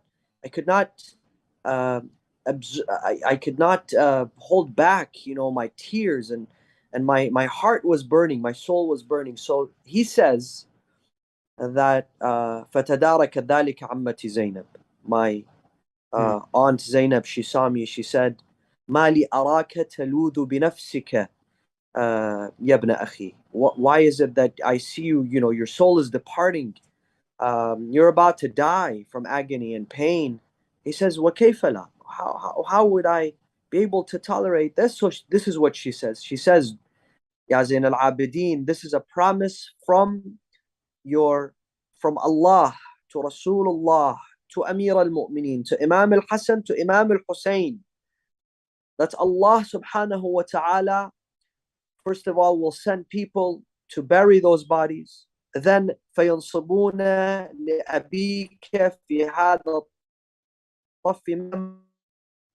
They will have a mausoleum, a sanctuary for your father. And you all know the hadith that وَلَتَجْتَهِدَنَّ أَئِمَّةَ الْكُفْرِ وَالضَّلَالِ لِتَطْمِيسِهِ. All the superpowers of the world of kufr and hypocrisy will do whatever they can to make sure that the name of Hussein is forgotten, the grave of Hussein is forgotten, nobody remembers Hussein. However, Allah has a different plan. This is the divine intervention. Allah has a different plan. Allah decides that every time they do whatever they can to bring down the name of Hussein, Allah elevates the name of Hussein. So the divine intervention is there for sure. However, there's also the dedication, the resilience, the generosity, the devotion of the followers of Imam al-Hussein. Imam al-Hussein has the most generous of followers. He has the best of followers. He has the most dedicated and resilient of followers and lovers. People who are willing to give their lives for Imam al-Hussein all over the world today. People who are willing to give whatever they have towards the cause of Imam al-Hussein. One way in which the name of Imam al-Hussein has reached the entire world is through the majalis of Imam al-Hussein. So I have personally, I have traveled the world and I have seen the different ways that the majalis of Imam al-Hussein are conducted. In fact, within the same country, within the same nationality, for example, in Iraq or Iran, you find individuals who will take the minbar and just recite the eulogy of Imam al-Hussein. For an hour. Their only purpose is to make people cry, and that is beautiful. There's nothing wrong with that. And then you have others, mujtahids, fuqaha, ulama. Amongst them, for example, is the greatest of the ulama of our time, Ayatollah al-Uzma, Sheikh Wahid al-Khurasani.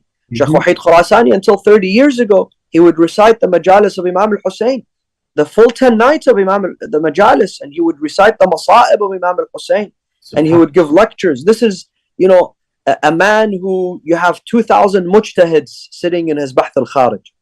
Similarly, you have, Ayatollah Qazwini in Karbala, who until this Ashura recited the majalis of Imam al-Hussein, and other fuqaha who took the role of becoming a khatib and a person who serves the minbar of Imam al-Hussein. So you have those who simply just recite the masa'ib of Imam al-Hussein, and then you have scholars, fuqaha, who take the minbar, and people all across, giving, different styles of serving the minbar of Imam al-Hussein. And I believe that it's all needed. I cannot say this minbar, every single minbar should be like the minbar of a faqih or a alim or a mujtahid. Or every single minbar should only be, an hour of tears and crying. This is the beauty of the school of Imam al-Hussein. That's every person can sign himself up as a servant and a khadim of Imam al-Hussein and give in the capacity that he can. Ahsantum Sayyidina. Jazakumullah alaf khaira. I completely concur with you. I think it's a beautiful description. Sayyid Ali, and then we'll go to Sayyid Zafar. So Rasulullah sallallahu alaihi wasallam in his last sermon, he says something very powerful to people. And he says, "Those who hear my words, pass on my words to others who are not here. And may those pass them on to the ones, and they understand it better than the ones before them." And that's something that's very, very important for us to know and to understand, that the message that Rasulullah gave us, that was saved by Imam Hussain alayhi salam and continued by him, is something that we must carry on for life, no matter what. It is incumbent upon all of us, whether we're scholars, speakers, students of knowledge, or just anyone who adheres to the path of the Ahlul Bayt, to pass on the words of Rasulullah to others. For someone who grew up in America, I was born and raised in America originally. I see there that there's different forms of azadari and remembrance and majalis that you see anywhere else in the world. And it's very important that each place adheres to the people that you live with in your communities. For example, I want to use the term American azadari. That way, some people, when they come from different countries to America or to the West or Canada, you have to understand that your job is to relate to the people and what relates to them best in that environment. As such, in different countries around the world, you see people relating the message in different ways. Every way is fine as long as you're doing it in the message and for the sake of Allah. Every country in the world has their own way of understanding things. People in certain countries, they want to hear more poetry. People in other countries want to hear more of the eulogies, the Messiah. In other countries, they may need to listen just to the words.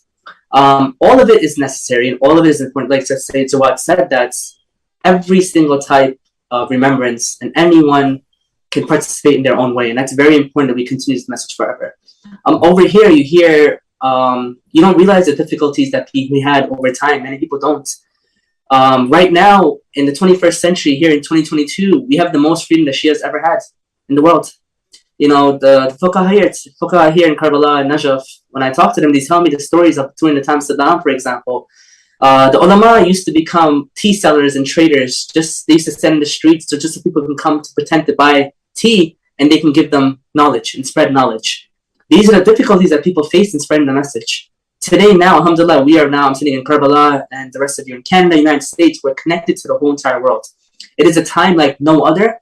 And it is very unfortunate if we don't take advantage of this time into all aspects, whether social media, online, global, in person, in every way, connect to everyone in the language that they understand. And that is the most important thing. And alhamdulillah, all the majalis that we have, whether they're done differently in Pakistan, India, Iran, Lebanon, Iraq, America, Canada, UK, each has their own way. And just one thing I would like to say to people is use the message and try to relate to the community that you're in the best way possible. Wonderful. Yeah, I would agree. Relating to the community that you're in. That's important. Said Zafar? Yes, obviously, as the brothers have said, in terms of the diversity of the remembrance, I'd also like to add that I think that this pandemic has shown us how key and significant the remembrance of Imam Hussain alayhi salam is in each one of our lives. That we were sitting in our homes and we weren't doing anything and we weren't going anywhere, but we still kept on doing the majalis of Imam Hussain alayhi salam. You know, I think I was just sharing with a friend once that before March 2020, I had not even heard of Zoom. And now I can give you a tutorial on Zoom because for 2 years we did majalis, we did everything. We did majalis, we did lectures, we did workshops. We probably did more things on Zoom than we would have done in person. And I think that shows how crucial the remembrance of Imam Hussain alayhi salam is in each one of our lives, that we left everything, we stopped doing our normal activities, we stayed at home, but we found a way to keep the majalis of Imam Hussain alayhi salam going. In terms of the delivery and in terms of the content, as you heard from the learned brothers before me, that there's different styles, there always have been different styles, and of course, living in this part of the world, we have different challenges.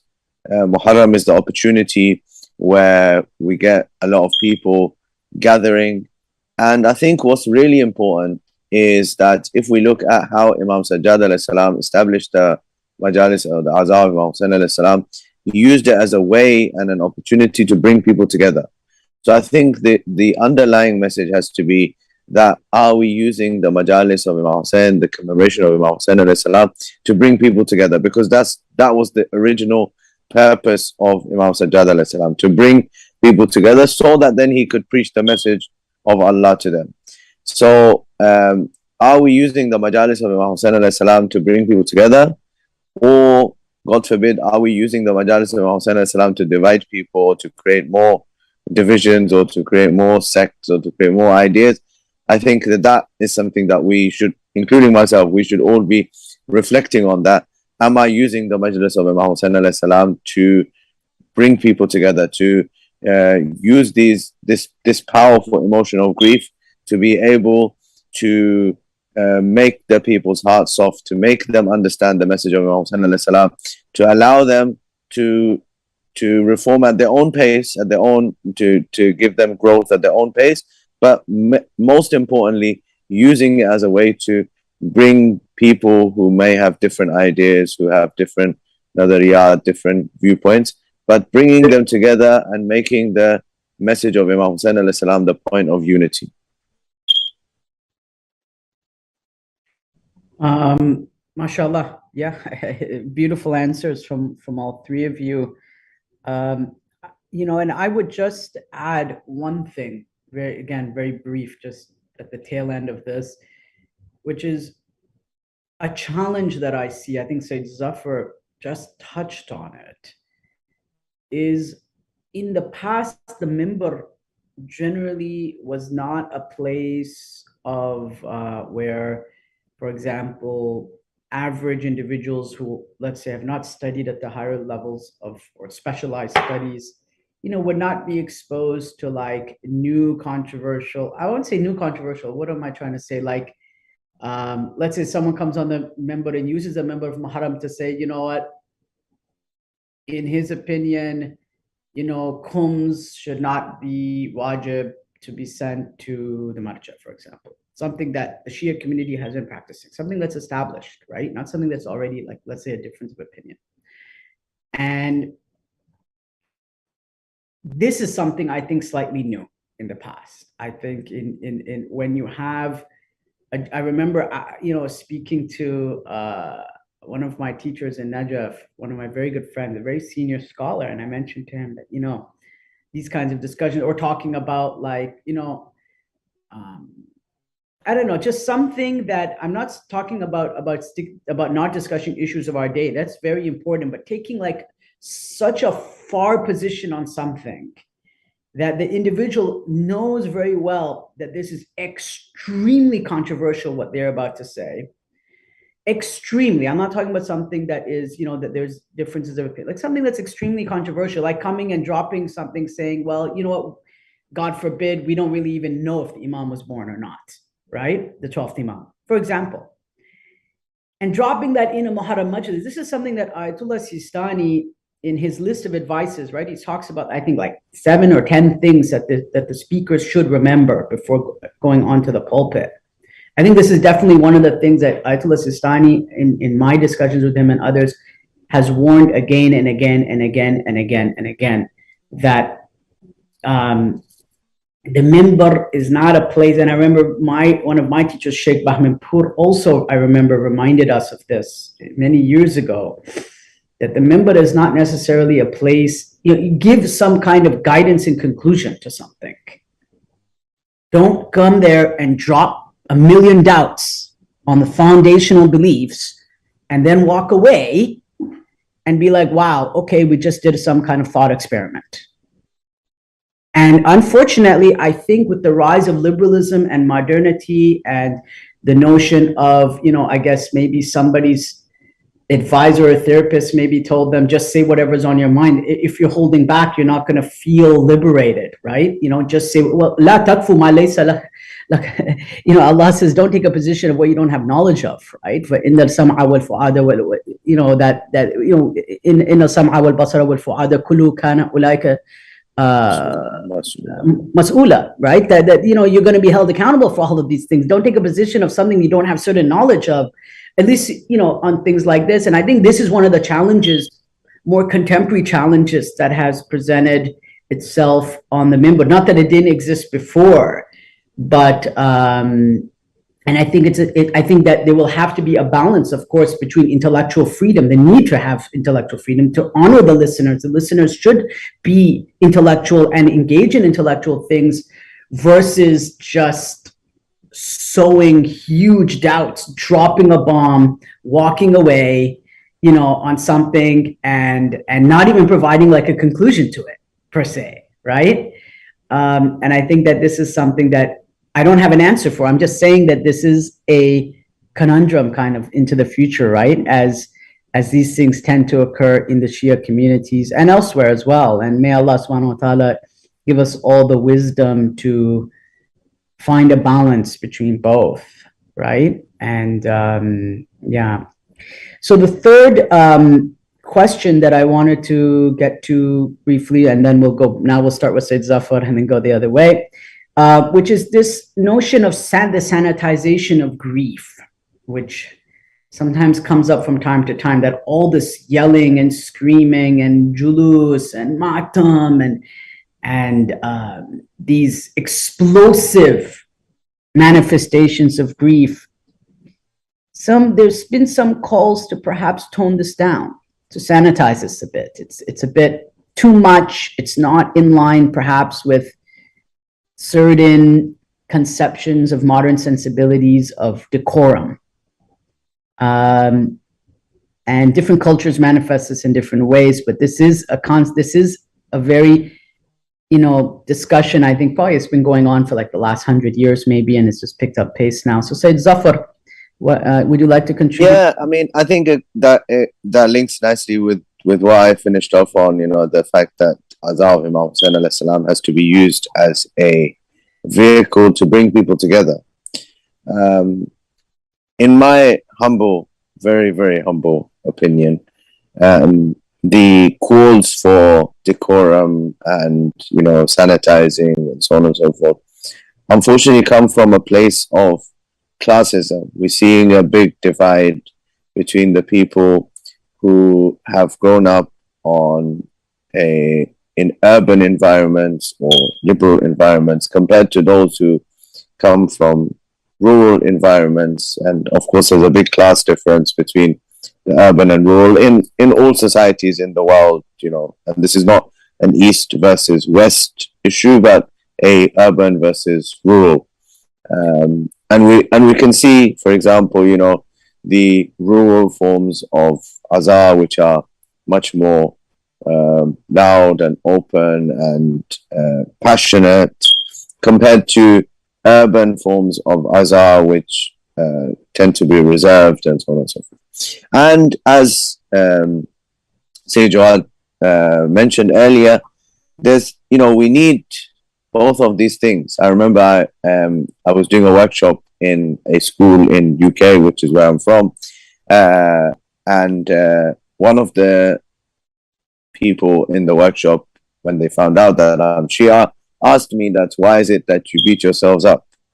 So I said to that person, replying, you know, an audience of non-Muslims, that the event of Karbala is an event which invokes a lot of passion, a lot of emotions in a person who knows about the details of this story, and they choose to channel these emotions differently.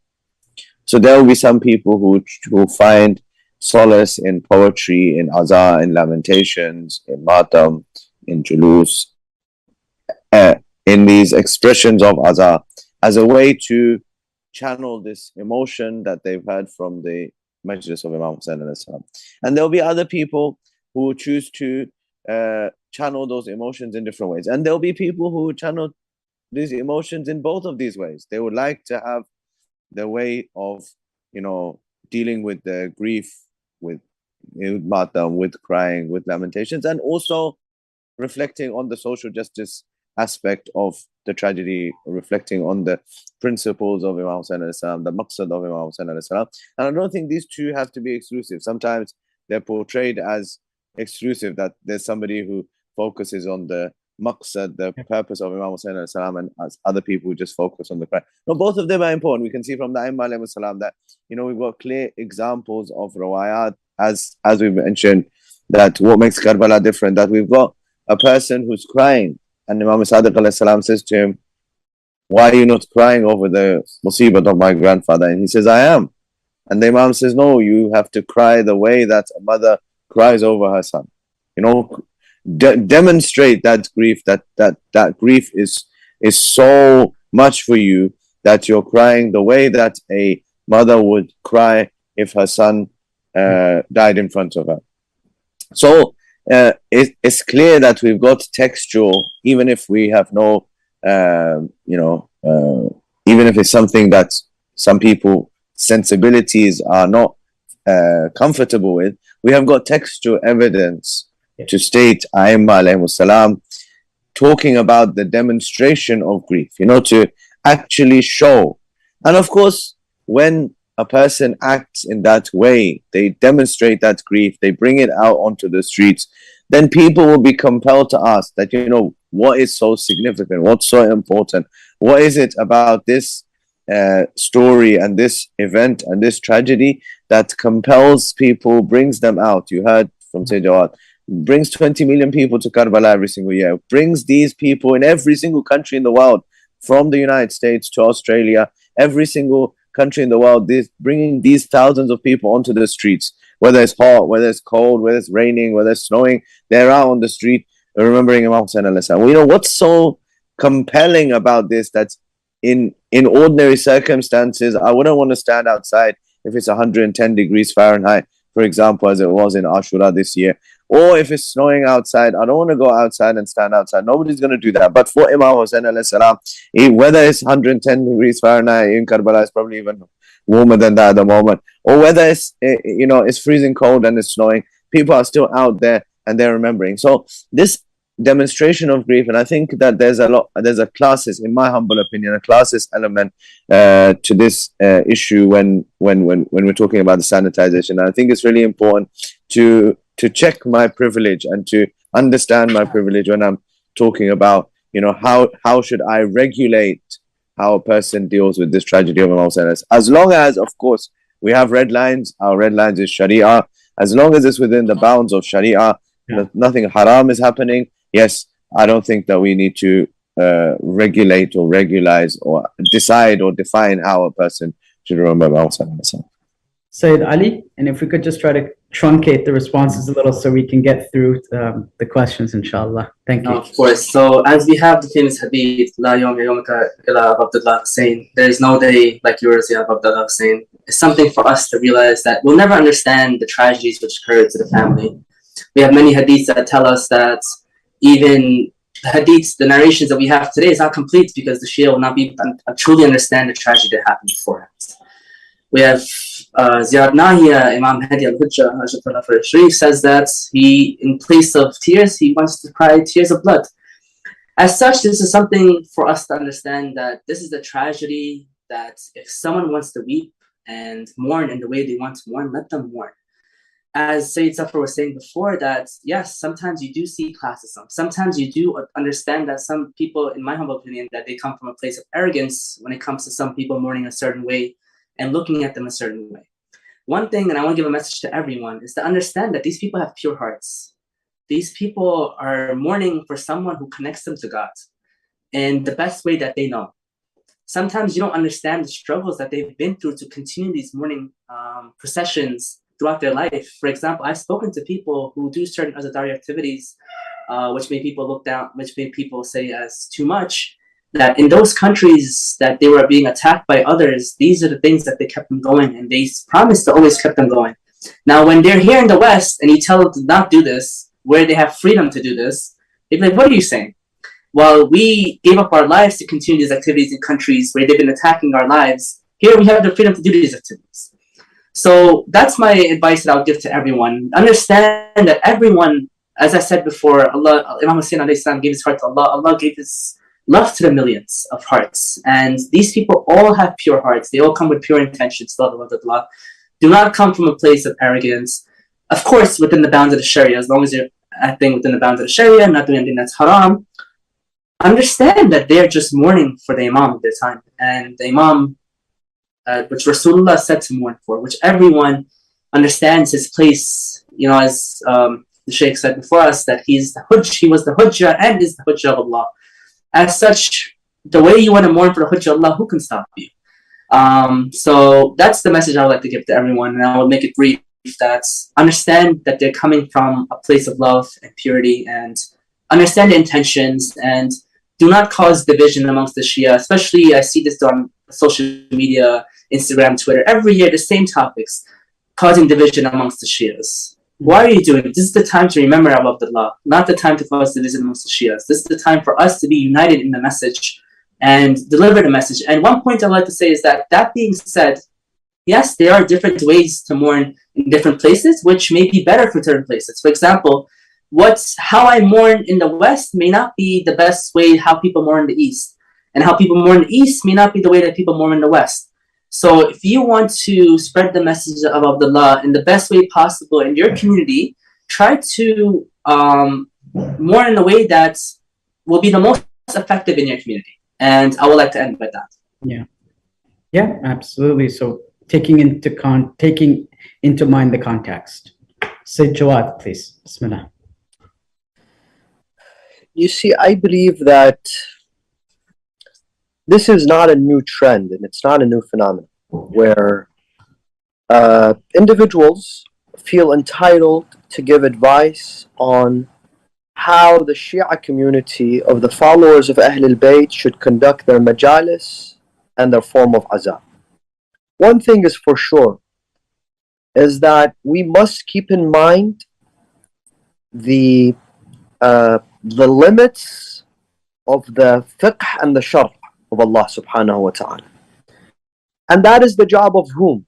That is not the job of your local, grocery owner, or somebody who owns a restaurant, or somebody who is even a professor, or somebody who is an author of a book, or somebody who writes. It's the job of the faqih. The faqih tells us that this is the limit in which you are allowed to perform the aza of Imam al-Hussain. So when the faqih does this, we shouldn't say no. We want to do more. Or the faqih tells us and we follow the commands of the faqih. That is number one. Number two, which I believe is more important than the form of the physical aza of Imam al-Hussain, are people who are today taking the minbar of Imam al-Hussain meaning sitting on the blood of Imam al-Hussein, on the sacrifice of Imam al-Hussein, on the loneliness of Imam al-Hussein, on the thirst of Imam al-Hussein, telling Imam al-Hussein that you said, أَلَا هَلْ مِن نَاصِرٍ يَنصُرُنَا أَلَا هَلْ مِن ذَابٍ يَذُبُّ عَنَّا, on the 10th of Muharram. And those manabir, those pulpits, those podiums were erected in order to serve the cause of Imam al-Hussein. And the very first one of that, the very first khatib of Imam al-Hussein was a ma'soom, was Imam Zain al-Abidin alayhi salam. When he sat on the minbar and he discussed the tragedy of Imam al-Hussein and he brought tears to the eyes of the people. Believe me, there are people today who, if they were there in Sham with Imam Zain al-Abidin, they would have told him, Ya ibn Rasulullah, why did you only focus on yourself and your ancestors and the tragedy of your father? You should have gave some masail, you should have gave some Quran, tafsir. There are people who always feel entitled that they, and Allah says in the Quran, أَتُعَلِّمُونَ اللَّهَ بِدِينِكُمْ, you're teaching Allah how He should reveal the Quran and how He should descend the ayat. So today you have people who take the minbar of Imam al-Hussein and they sit there and they say, why are the followers of Ahl al-Bayt only taking the name of Ali and Fatima and Zainab and Abbas? Take the name of others. Now who are those others? Those others are the enemies of Ahl al-Bayt. Those others are the enemies of Ahl al-Bayt. Another phenomenon is praising the enemies of Ahl al-Bayt. You see, Amir al-Mu'mineen, for 72 years, he was blasted, he was cursed, he was accused, he was defamed from the manabir of Salat al-Jumu'ah. A khatib would not take the minbar of Salat al-Jumu'ah until he would curse Ali ibn Abi Talib in the time of the reign of Bani Umayyah. Now we come in, we say, but Bani Umayyah, not everything they did was bad. They also did some good things. Hitler also did good things. But why don't people remember the good things that Hitler did? Saddam, I'm sure, also had a few good things that he did. Why don't people praise Saddam for the good things that he did? Imam, the Ma'soom. If this minbar belongs to the Ahl al-Bayt, belongs to the Ma'soomeen, then we follow the words of the Ma'soomeen. What does the Imam teach us in Ziyarat Ashura? Does he tell us, let us remember some of the good of Bani Umayyah? No. The Imam teaches us that we seek nearness to Allah subhanahu wa ta'ala by cursing Bani Umayyah.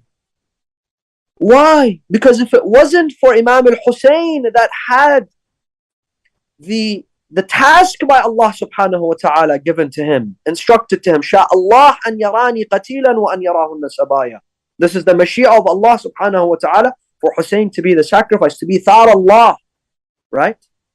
So, taking the minbar, praising Bani Umayyah, praising Bani al-Abbas, others.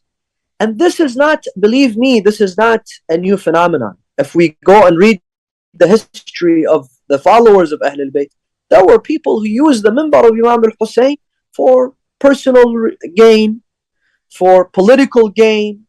Some of them were hired by specific individuals, so they say certain things and they receive, position or power or wealth. However, Allah subhanahu wa ta'ala, in the end of the day, through the divine intervention, will protect the sanctity of the minbar of Imam al-Hussein. But what is my task? My task is to give my ears to anywhere, anybody who says anything, and then I say, I don't know. Was this good? I don't know. This is unfortunately a problem. This is unfortunately a problem. Imam Zain al-Abidin, and with this I conclude, Imam Zain al-Abidin, he teaches us what kind of khatib should you listen to, and which kind of khatib should be sitting on the minbar of Imam al-Hussein. So don't ask me, what about this person, what about that person. Imam Zain al-Abidin, like the person who went to Imam Amir al-Mu'mineen, he said, Ya Amir al-Mu'mineen, on one side I see Aisha, the wife of Rasulullah, and Talha and Zubair and them. On one side I see you and Ammar and the rest of the... Which side should I choose? Imam Ali doesn't say, don't you know that Aliyun ma'al haq wal haqqu ma'a Ali, ana madinatul ilm wa Aliyun babuha. Imam Ali says, i'arif al-haq. Go and know what haq is. You'll know who follows the haq. So here, Imam Zain al-Abidin, he gives us the mission statement of the منبر of Imam al-Hussein. يا يزيد ائذن لي لكي أصعد على هؤلاء الأعواد. Until a khatib that speaks of Imam al-Hussein and Rasulullah, it is only awad, pieces of wood. Before Zayn al-Abidin goes on that minbar, it's just pieces of wood, insignificant, has absolutely no sanctity. لكي أصعد على هؤلاء الأعواد لأتكلم كلاما لله فيه رضا. That is the first thing. لله فيه رضا. Creating confusion in the minds of the youth and in our community does not have لله فيه رضا. لله فيه رضا ولهؤلاء الجلساء أجرا وثواب.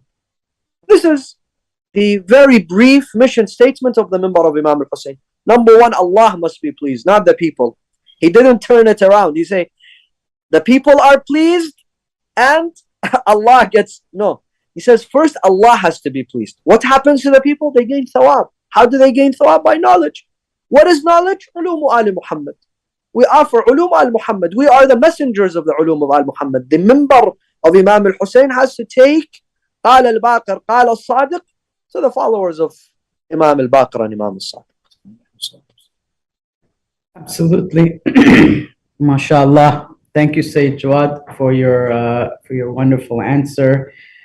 And to Sayyid Zafar and Sayyid Ali as well for your excellent contributions. I think it's amazing how we're all pretty much on the same page, alhamdulillah. It would seem all four of us are on the same wavelength here. I think that's also a blessing from Allah subhanahu wa ta'ala.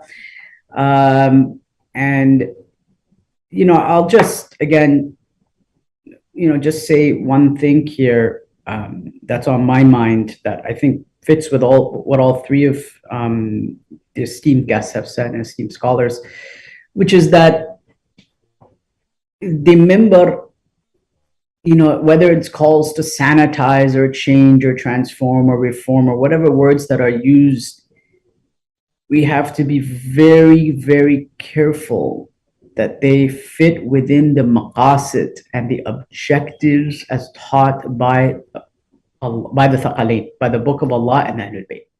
And if we don't know what those maqasid are, as Sayyid Jawad said, most importantly, well, the faqih is there ultimately to give us those limits. And it's not for every individual to determine that, you know, again, this I think comes down to the question of humility as well. The ego pushes the self, pushes the person to say, you know, I'm going to declare my opinion on something, right? You're not a marja, you're not a mujtahid. The people that are listening don't even know Arabic, so that if they were asked to write the word mujtahid on a piece of paper, it's not insulting anyone. Arabic is not their language, right? It's not their language, and you're going to come and throw around big Arabic words, istalahat. Maybe you only read Muzaffar's Usul, but the people that are sitting there won't know the difference. They're going to think, mashallah, this person's mujtahid, you know, he's using such complicated Arabic words, and istalah, even the Arabs won't even know the terminologies that he's bringing, or she. And mashallah, you've presented yourself as a mujtahid, and khalas, ba'd hijab is not wajib anymore, right? And this is happening, unfortunately. And I think we have to go back to the maqasid of the minbar and the khutbah itself. What are the objectives here? And our fuqaha and our maraja, may Allah give them a long life, like Ayatollah Sistani, Sheikh Wahid al-Khurasani, hafidhahum Allah, and all of them have pretty much the same guidance on this. And we have to have humility within our hearts to accept that maybe we don't know everything. And during the ghaiba of the 12th Imam, there is also his inaya, his help here, and there's a system in place for a reason. And to respect that system and not to put ourselves ahead of others. I think that brings us to the conclusion of our program today. I again want to thank my esteemed speakers. Sayyid Ali was coming in from Karbala, Sayyid Jawad and Sayyid Zafar, who are both, I think, currently in the United States. May Allah bless you all for your contributions. I think this was an amazing discussion and a beautiful discussion. We all pretty much had very similar viewpoints, but we looked at it in a slightly different angles. And again, I think one of the takeaways from this is that that's a blessing in itself. And may Allah bless you all for your service to Ahl al-Bayt. For being such a great moderator. We Yeah. benefit. Thank you, Sheikh, for being a great moderator, of course. أحسنتم. Inshallah. Allah yataqabbal a'malakum, inshallah. جميعا إن شاء الله. So we'll keep on that, inshallah, and may Allah bless you all in your service. Amen. Assalamu alaikum. عليكم السلام ورحمة الله. Assalamu alaikum.